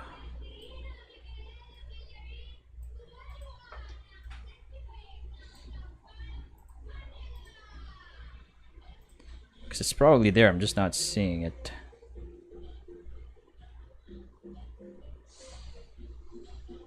I hope. Oh boy. Why? Well, I wanted to have a nice transition.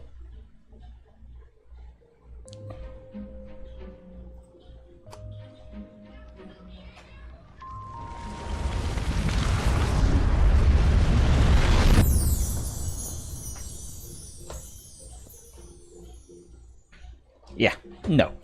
Not happening. Should it be a matinee then?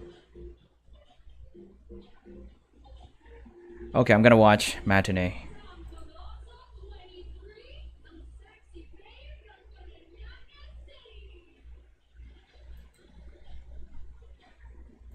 Okay, let's learn matinee. Unreal Engine.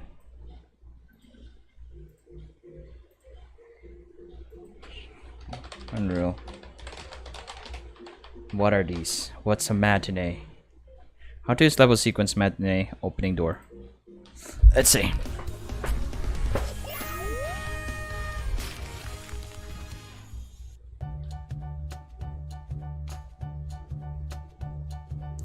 I'm watching ads for Matt Asplin. Today I'm going to be doing an updated tutorial on my door opening ones, as the engine is updated, meaning that there's no longer a matinee legacy here. It's now a level sequence, so I'm going to be showing you how to use that. Now this update came out quite a while ago, but I've noticed there isn't really any new tutorials on this, so I'm going to be showing you how to do that here. So again, this is just going to be a very simple open door animation, which is just the basic part of using this level sequence, which obviously you can adapt to use however you want. So let's let's see. So what we're going to do first, want to learn how to do this. Our door here that we want to open, go up to cinematics up here, and now instead of hitting matinee, what we're going to do is add level sequence. So add level sequence there, and then obviously choose where you want to save this. I'm just going to do it here. I'm going to call this door opening ls for level sequence like that. Hit save, and then make sure again that you read. It's very interesting. This door here, and then go into this matinee here. And now you can tell this is quite different from the matinee itself. So this might be what we need. Select the door and then go into the level sequence. So if you hear me call it matinee, it's just because Okay. I'm gonna delete the things that I did here just so I don't end up being too confused about what's happening. Yeah, delete that. Delete that. Delete that. Delete that.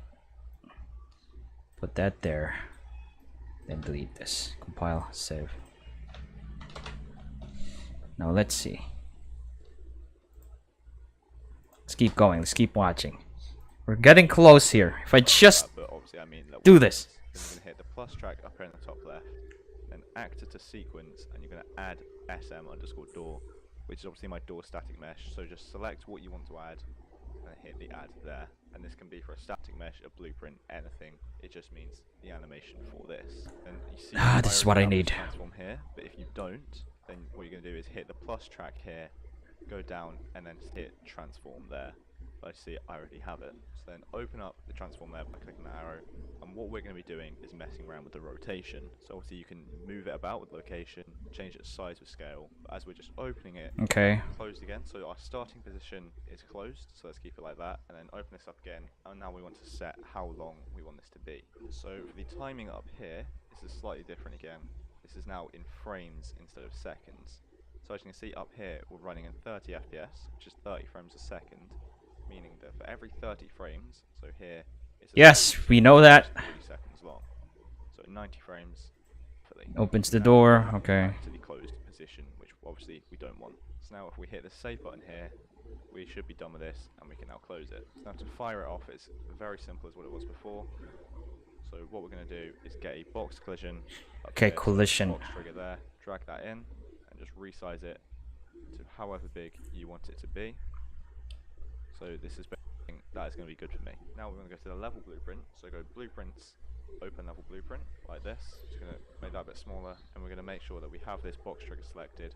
Right click in here, and then just add a begin overlap for that box trigger, and then we'll also add an end overlap as well. And then also while we're here, we're just going to drag. Okay. What we're going to do is actually minimize this once as well. So just drag and drop that in there like that. So make this bigger again. Interesting. Very interesting. A interact key. So if we go to edit, project settings, and if we go down to input down here, then open action mappings, hit plus, and I'm just going to call this one interact. And what this basically means is that if we press this key, we can fire off code. So if we get E, or whichever one you want it to be, like that, and you can add as many as you want as well, it just means that if we can just touch or interact, whatever you just called it, we can get that there.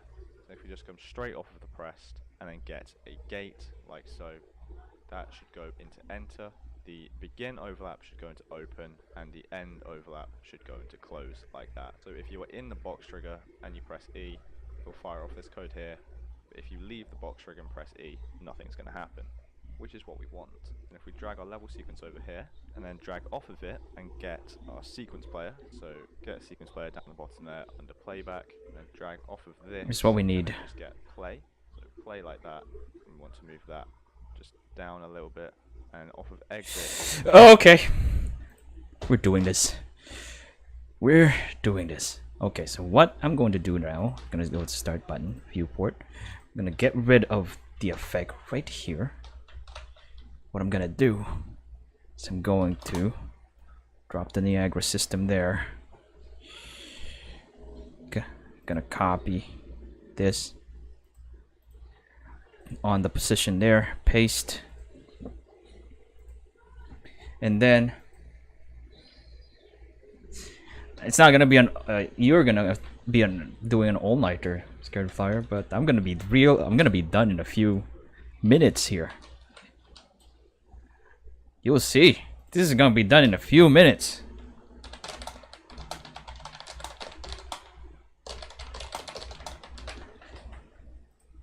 This is gonna be done in a few minutes. Probably in 30 minutes. I just need to position this thing. I'm going to change its scale, make it 0.1. Right there. Why do I have two Niagara systems there? Get rid of that. So it should be where the start menu is. 40 degrees.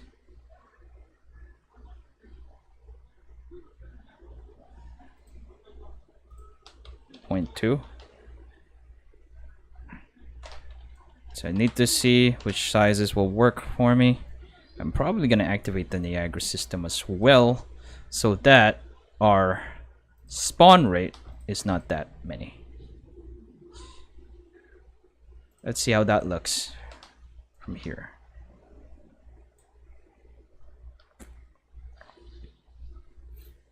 Where's the center of this? Doesn't seem to be in the center.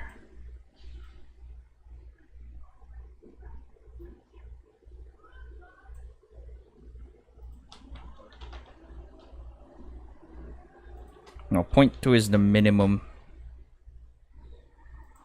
then we set it to 1, probably 1.5. We won't see it anymore on the screen.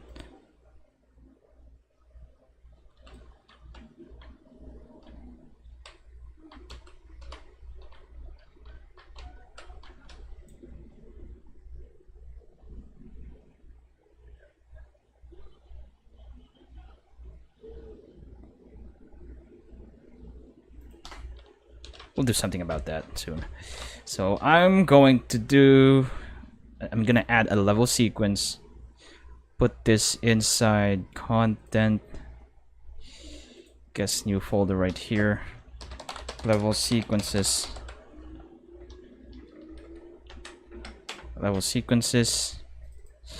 this is going to be transition sequence. Start transition sequence. There you go. I'm gonna track actor sequencer. It's supposed to be this guy. Niagara system. What I want to do is I want to add a transform to it. So it ends with this much scale. Gonna add a, how do you add a keyframe? Add a section. Absolute. No. Should probably start from here. Add new keyframe, press enter. Enter. There you go. We're at 000. Oh, I already added a keyframe here, didn't I?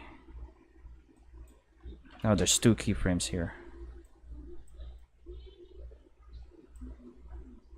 Enter. Go back right there and change this to 1.5. 1.5.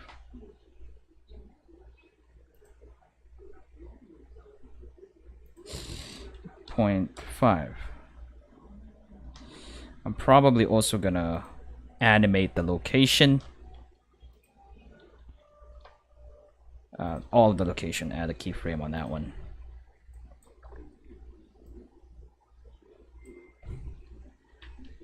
And then, yeah, all of the location. Go back to the start again. Let's see if I move it on the x-axis. I'm pretty sure I could just move it here. It should activate, should update, right?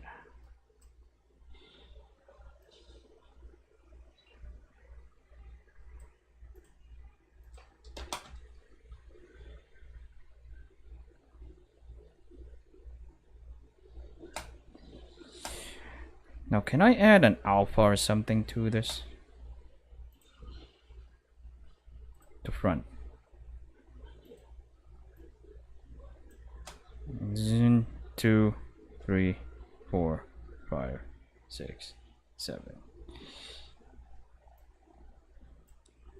Okay, I'm gonna try to see what else can I do here? Path? No. Actor hidden in game. Yes, this one. This is the one. How do I go to the one for jump to the next key and then no, I want to go just one. There we go. Add one right there. Go back to 0 and add here. So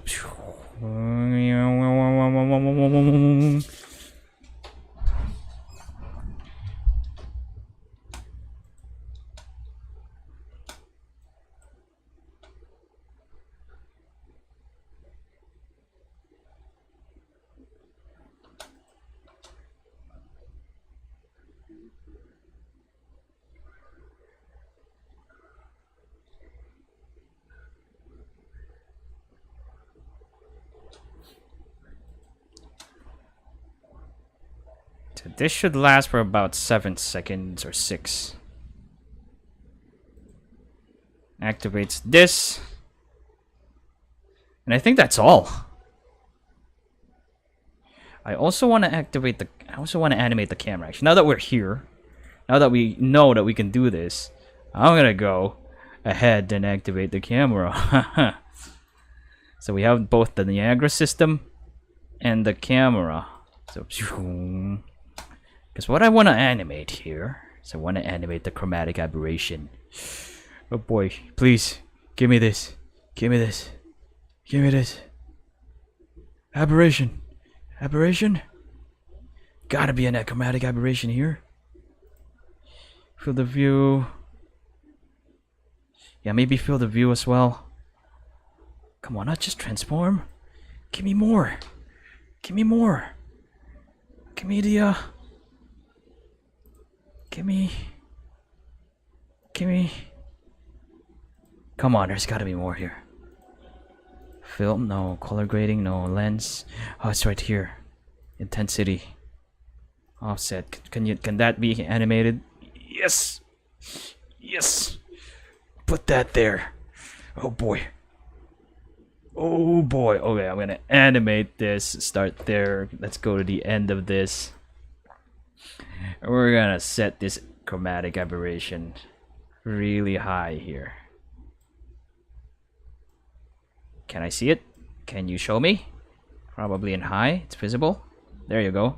It's only visible on high, apparently. So you can see the chromatic aberration goes intense as we go in. Probably 10 that. Field of view. Let's go. Probably go 40 on the field of view. Because I'm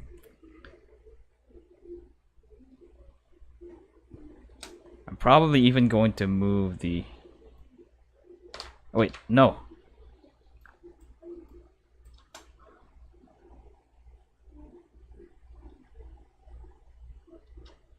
Oh yeah. Oh yeah, I love this. Let's get that to 50. Or no, 50's too much. 30 maybe.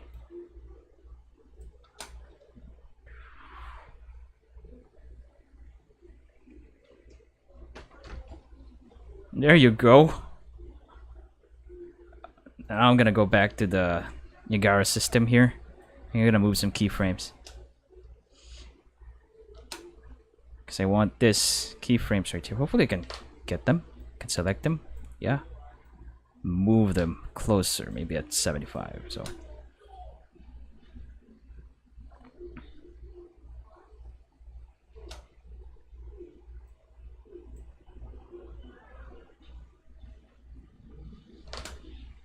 Oh, I did not move the scale as well. I was wondering, why is this not working? I'm supposed to move the scale as well.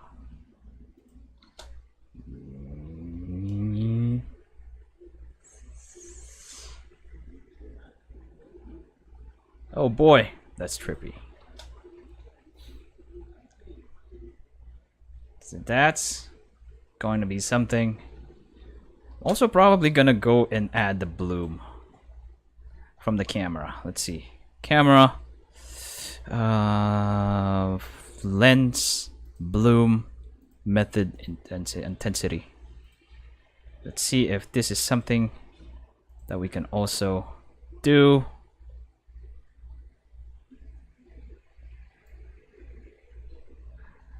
It's like that meme of that guy.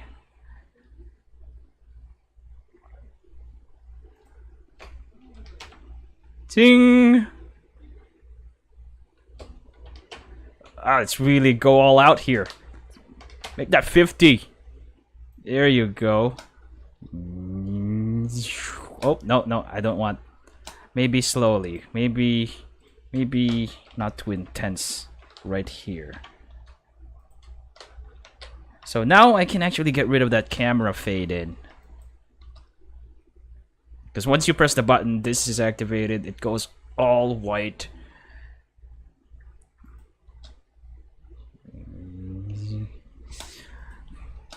kinda not a fan of the rotation. It's not that fast. The rotation of the Niagara system. Let's do something about this.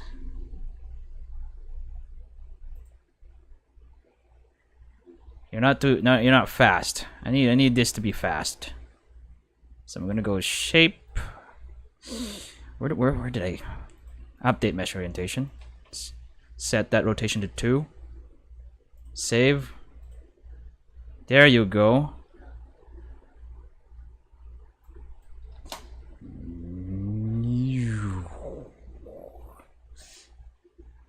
That's exactly what I have in mind. Oh, I love that.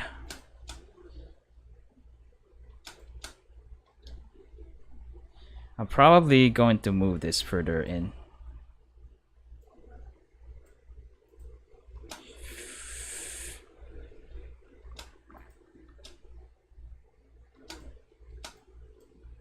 And I don't know about animating the position here.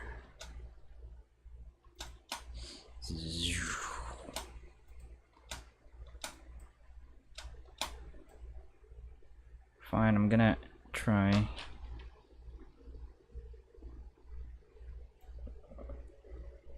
Where can we place the Y? Maybe right there. Okay, I guess we can just do this, do that.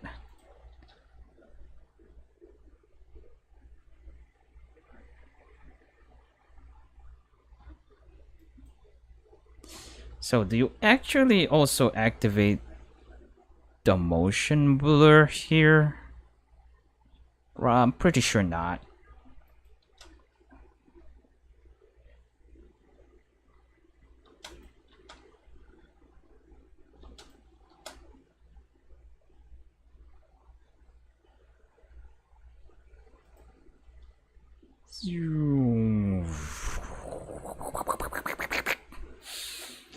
Now for the moment of truth, Scared Flier. Now I will save this, save that sequence, close this. I will go out of camera view. And now let's see how this looks when we add things. Let's see. Event graph. I'm gonna get rid of the camera fade. We don't need that anymore. And then what I'm gonna do is I'm gonna go back to that tutorial. I wanna see door opening LS. Let's see if we can actually put the door opening thing here. Door.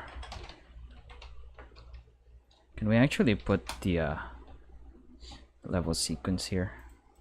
Because if not, we're doomed. Yep, I cannot do that. What do we do? What do we do? What do we do? There's got to be a way to do this. Got to be a way. Got to be a way. I can probably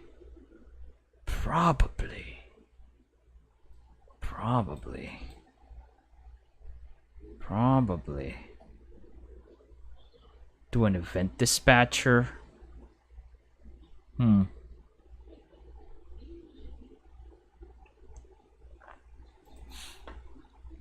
How do I do this? There's gotta be an easy way to do this.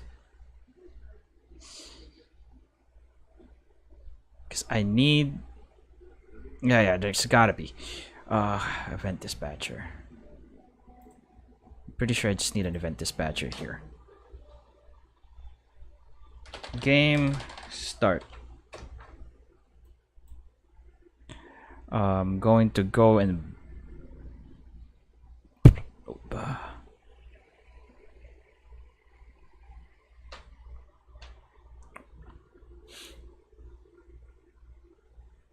what do you mean sudden stop this roll? This roll never stops, Scared Flier.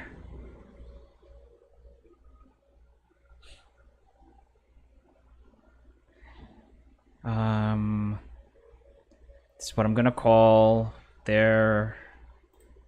Let's call this.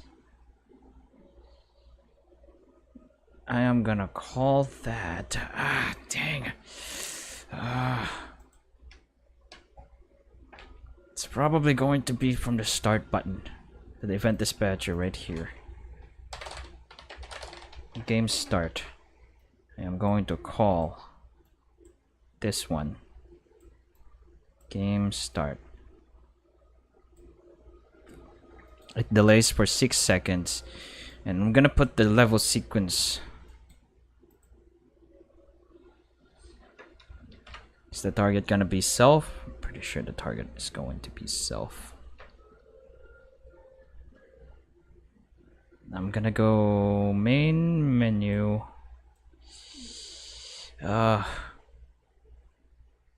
Wait a minute. I can. Wait. I can probably.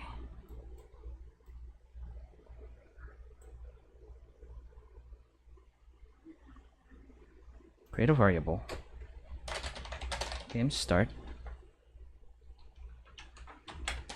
Game start. Make this a boolean. Set this. Game start is true. Default is false. Should be false by default. Main menu. What I'm gonna do, gonna select start button right here. Gonna right click, create reference for start button. And then I'm gonna go get game start. And then what I'm gonna do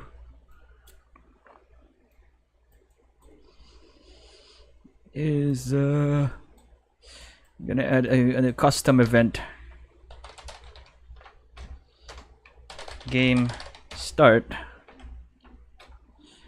branch that, and if this is true, it will go and grab. Let me just get the level sequence. Level sequence, where are you? Start transition sequence. Starts in transition sequence. Oh, it's the other thing that he was doing. Target sequencer. Add actor sequencer. No. Sequence. Wait, I'm gonna have to watch this. Forgot. So do is play. So play like sequence player. So sequence player. Get sequence player. Get sequence player. Is it this one? Wait. Get. Not sure if I'm getting the right one. Actor. Sequence player is playing. Get sequence.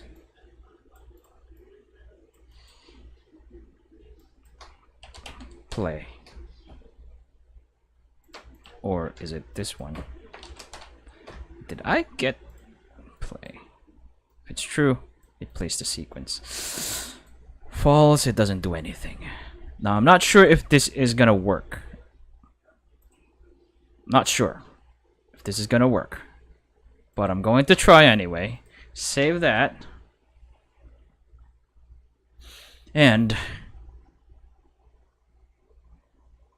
see where we go from here. Oh no! Wait a minute. Exit. Main menu.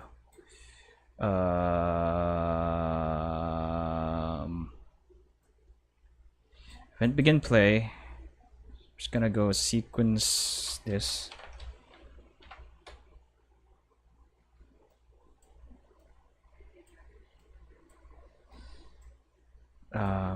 Gonna get the reference. I'm gonna get a reference from this one. The Gara system. Set visibility.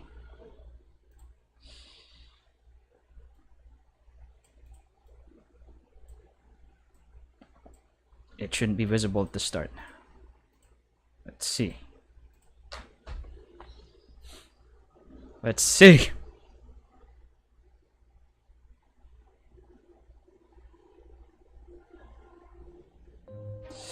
Oh, here we go. No, it didn't do it.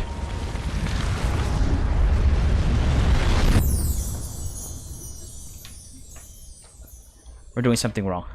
Something wrong is being done here. Okay, that's not happening. Maybe this should be an event tick. I'm not sure. Oh, we have an event tick already. I guess I'm gonna have to sequence that as well. Sequence. Oh boy. If we could just make this work, this would be something.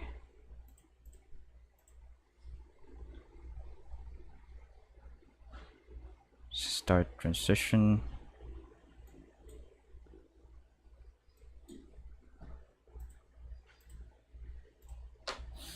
I'm not sure. Not sure about this.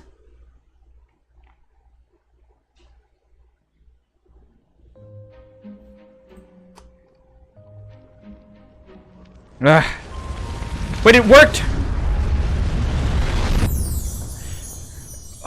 It worked, but the Niagara didn't. So I guess what I can do, I'm gonna go to the transition sequence here. How do I open this through here? Open level sequence. Dang it. Cinematic viewport. Menu. So I guess the visibility here, I'm gonna have to remove this.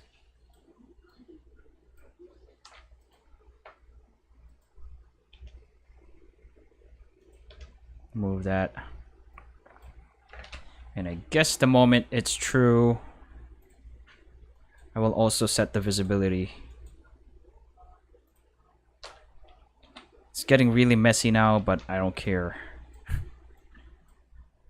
Set visibility of the Niagara component to be that, and then play the thing.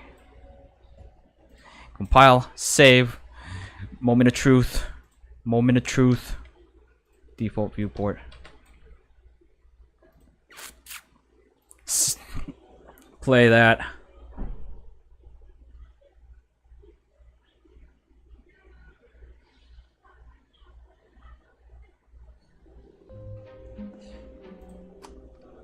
Here we go.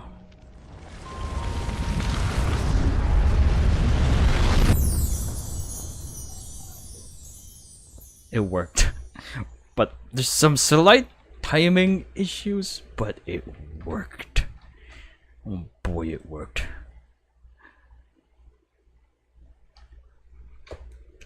Oh boy, it worked. It's probably because of the lag, but it worked. Oh, it worked. Might change the timing and stuff, but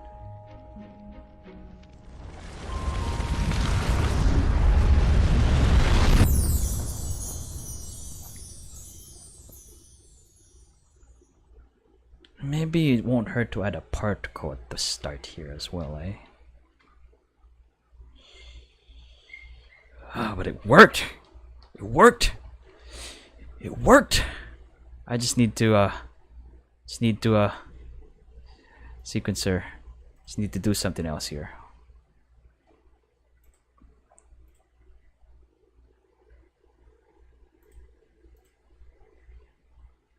Automatic view.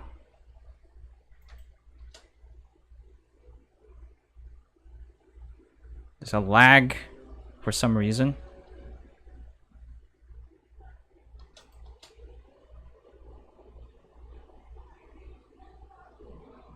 Yeah, there's a huge lag, but it worked.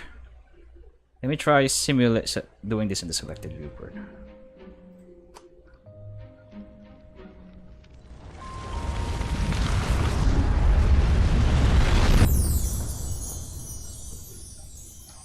Okay, I might delay the visibility a bit. I'm gonna go start. I'm going back to main menu. going to have to add some comments on these.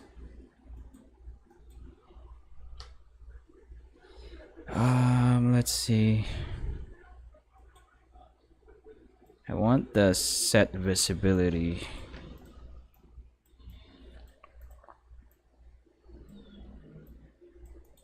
Be delayed a bit, and I'm going to copy this. Control V that. Break all pin links.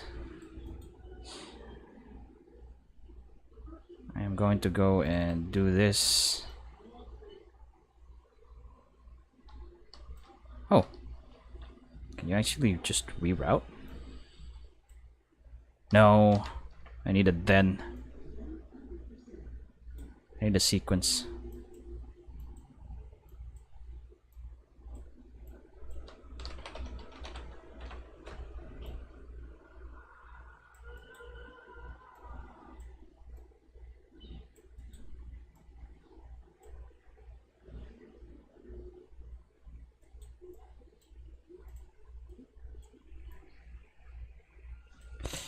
Nah, it's not going to be explorable, Scared Flier.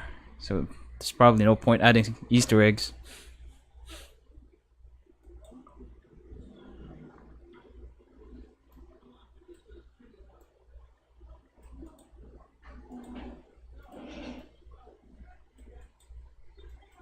So I'm gonna delay this. I'm gonna add a delay here. We'll see though. Maybe. I'm gonna delay this probably for 2 seconds before it sets it to visibility. The visibility to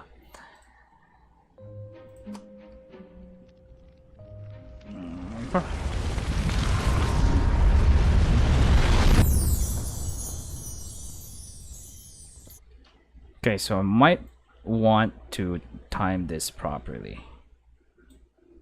Or what is this? Is this? How do I determine the start and end of the action sequence again? Ah, there we go. That's why it's not. That's why the timing is off. It's starting at the wrong frame.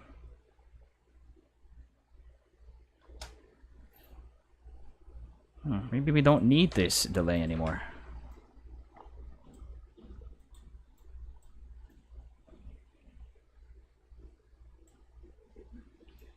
Yeah, I'm gonna be making a bunch of level sequences, and now that I know how to actually activate them, we're unstoppable, mate. We're gonna be making some Unreal presentations here and there. This is going to be when start is clicked. When start is pressed. Compile that, save. Now if I play this again, something bad's happening because it's stuck like that. Wait, I need to get out of here. I need to close this level sequence. Oh crap, what's happening? No, don't crash on me.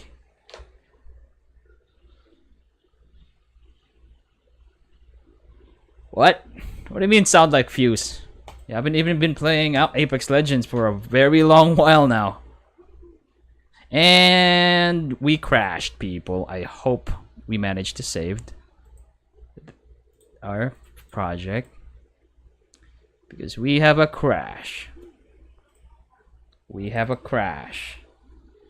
Am I still playing? Yes, I am, which means I cannot run this thing unless I do a task manager. Takes so much time to do this. It's not even doing anything, so I'm just gonna end task that and play this again.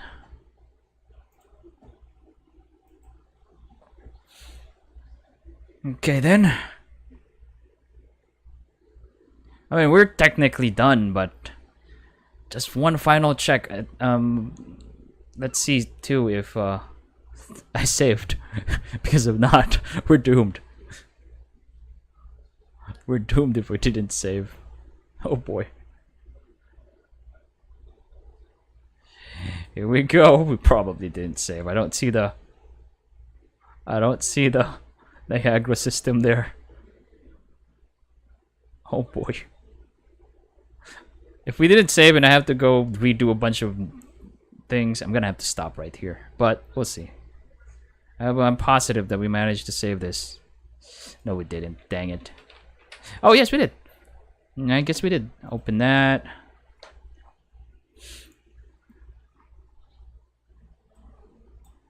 And we're back to setting up the thing. What else did we lose?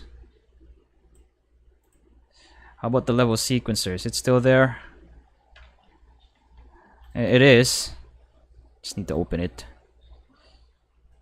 Wait, where is it? Why is the level sequencer down there? Open level sequencer, cinematic viewport. View menu.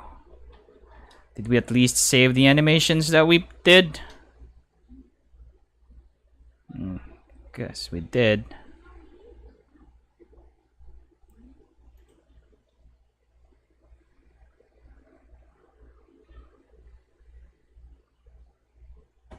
Okay. The only thing that was not saved is alright, I think it's saved. Open level blueprint. Yeah, it's saved. So now, I guess, if I run this, why is it starting to exit that? It crashed again.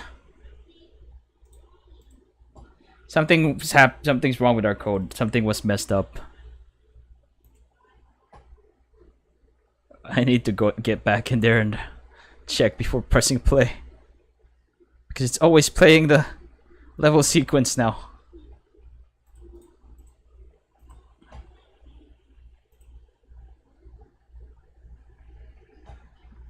Oh boy.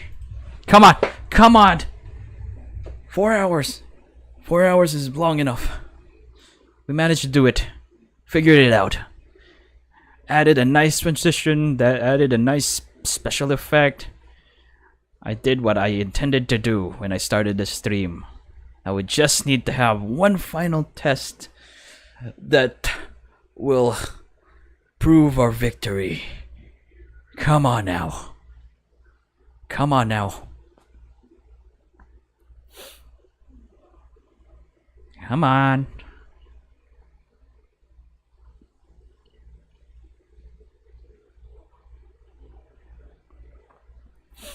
Come on now.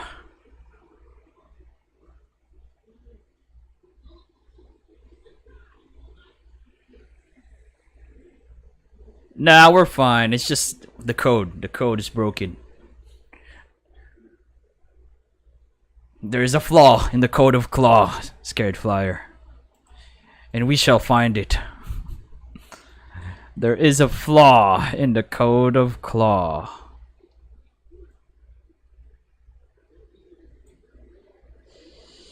I guess I should change this so that the sequencer is right here.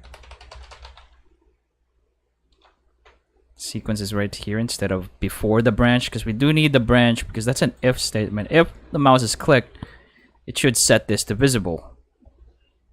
Compile, save that, save everything, double save on everything, and then we run. And then if I press the button, everything should be going well. Oh yeah. Oh no!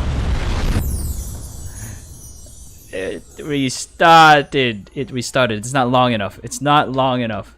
The sequencer is not long enough.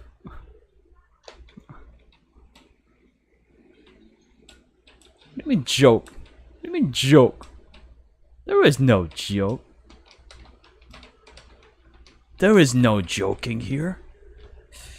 The sequence, we need to make the level sequence hold or pause at the end.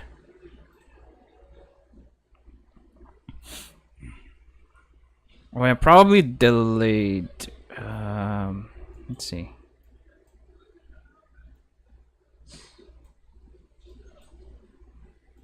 We either have to actually edit the level sequence right here. make it last longer. Switch to cinematic viewport here.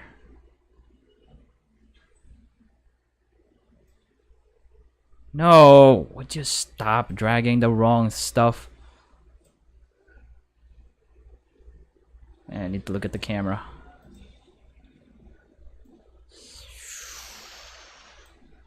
It ends at 150. Maybe we should. I need to do the math here.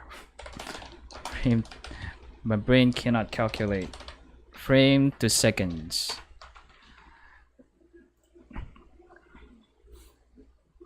This is 30 frames per second. I'm pretty sure.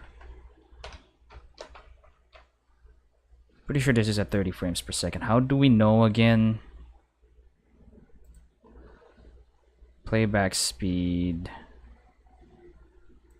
How do we know? The frame rate. Ah, there it is. 30 frames per second. We are at 30 frames per second. And we just want this whole thing to last for 6 seconds. So it needs to be 180 frames. So at 180, it would still be white. And then transition. Save that. Close everything. No. Close everything. What did I just tell you? Do the things that I tell you, please. Close the sequencer. Save. Save. Double save that. And run. No. We're gonna run this on a standalone. Because that's how we really check if things worked.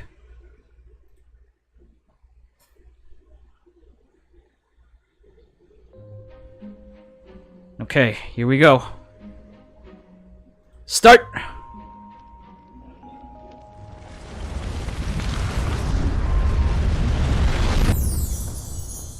Huh, it plays...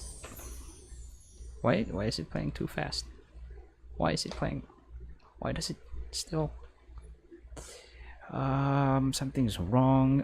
Is my FPS set to 30 or 60?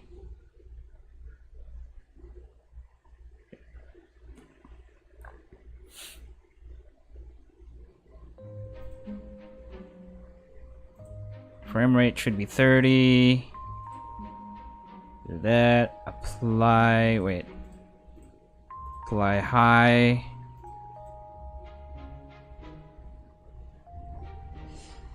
Start.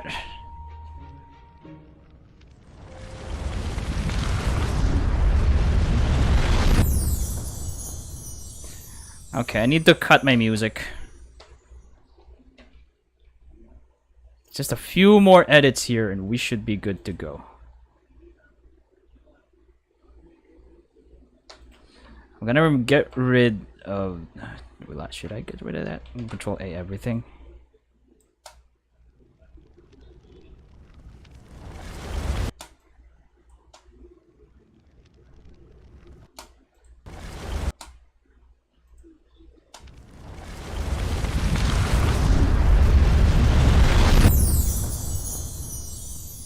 Okay. Now what I'm gonna do is I'm gonna export this as a WAV and just overwrite start pressed here. Yes. Yes. Yes. Now we can go back here. That should activate. That should update. Source file changes.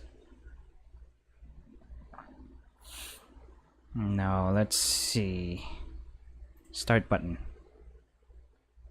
What I'm gonna do.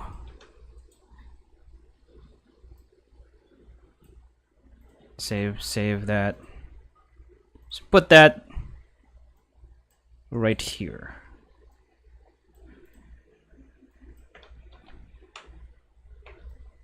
I should go delay for 6 seconds.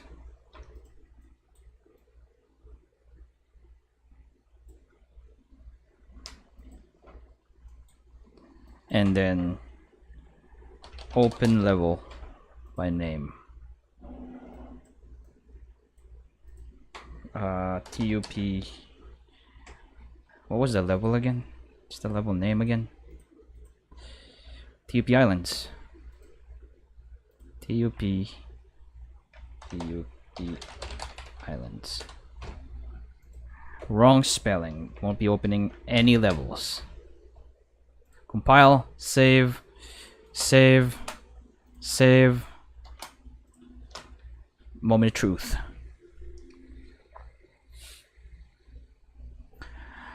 How you gonna adjust the timing for 60 FPS? It's probably gonna automatically do it.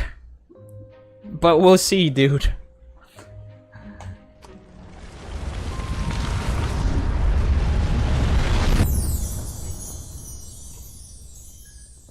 There's a huge delay.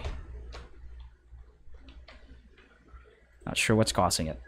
Should probably just go 5 seconds here. It's like a 1 second delay. And I'm gonna try an experiment. Let's see. First, let's go with... I think this is by default 30 FPS. I'm not sure though.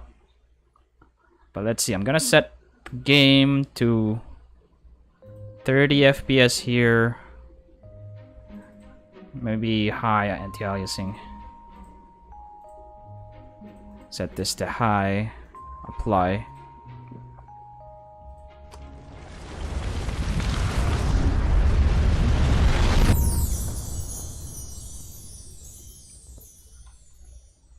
That's a huge delay.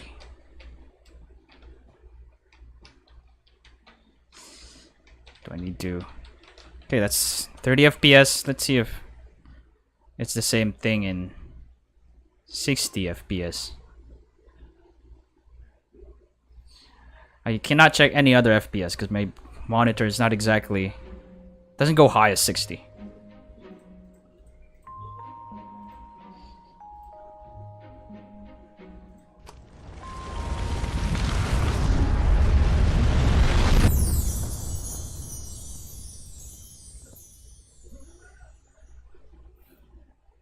Okay, I guess they're the same, but I just need to delay. Set the delay to a bit more lower. But yeah, since things are working here, kind of satisfied. It's one more run. Everything's set to things that I want them, I think.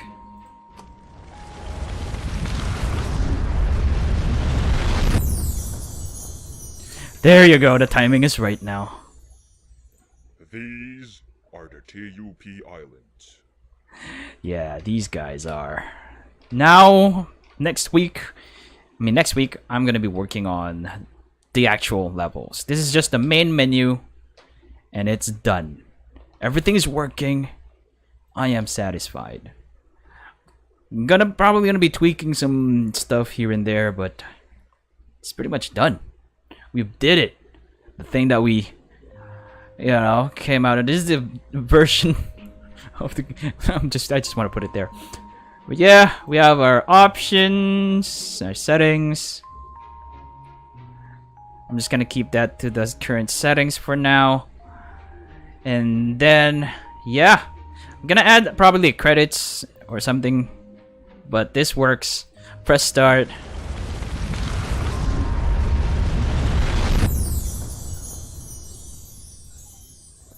There you go.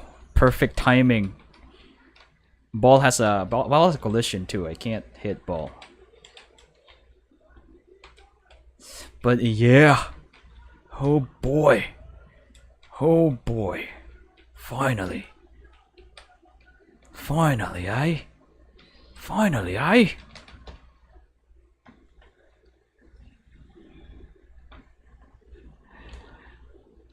Yeah, probably. But the thing is, if it's big enough, Steam Overlay shouldn't be blocking it, right?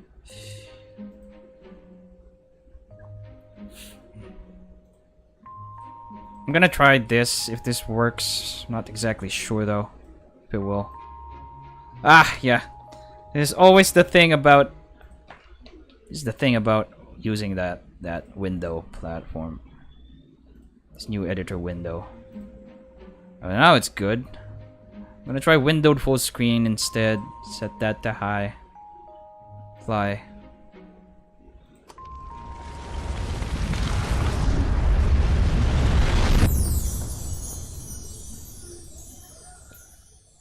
Beautiful stuff. I love it. I love it. I love it. I love it. I love it. I love it. I love it. I can't. I'm probably gonna keep playing and starting this now.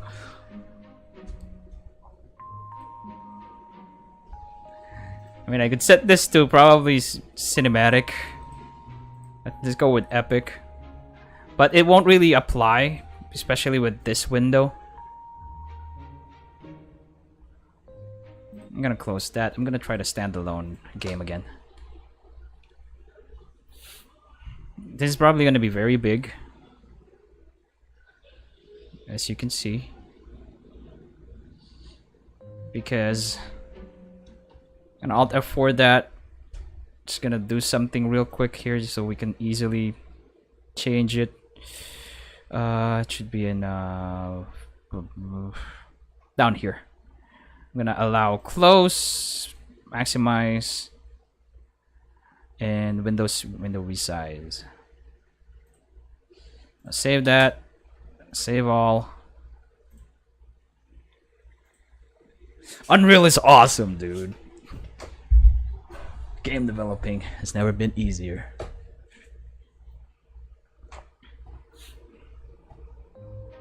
So I'm just gonna resize this.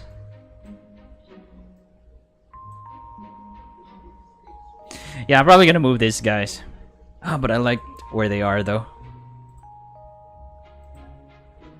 Doesn't update if I'm in this. Oh, it does apparently. Tell you what, I'm just gonna do this for now.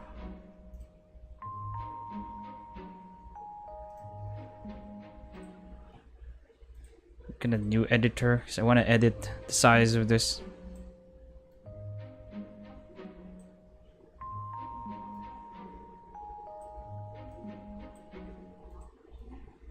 Then I'm gonna run it as a standalone game.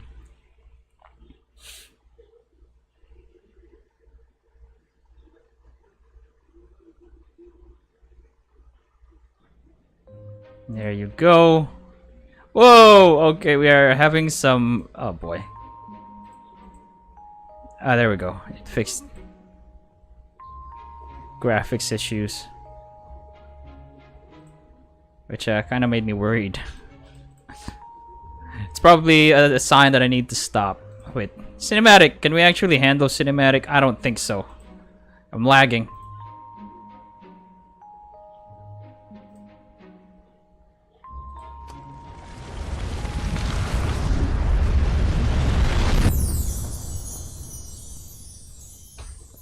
Oh yeah. Oh yeah. Oh yeah. Oh yeah. This is awesome, eh? Yes, it is. So yeah, I'm gonna end the stream right here. We've done a lot and fulfilled our goals. It's time to stop. Thank you so much for watching. Thank you to Scared Flier, of course, to all of you guys who chatted here while streaming, and also to GulliermoGage for the live donation that he gave. It's awesome. Thank you, GulliermoGage. Never fails, GulliermoGage. But yeah, that's all for now. Thank you so much for watching. I should really thank people again. So yeah, thank you to Caro, Green, Paragon, to Johnny, to PrimeDeceiver, to M-Buddy or Scared Flier. M-Buddy's still written here, but Scared Flier is on the video anyway, so it's fine. So yeah, thank you, Scared Flier. And to GulliermoGage, they supported me through ko-fi.com/DoodleNoseProductions. And yeah, just support me there if you want me to keep going. Also, follow Doodle Nose Productions everywhere on the internet. And yeah, that's all for now. Thank you so much for watching. My name is MJ Villas. And yeah, goodbye.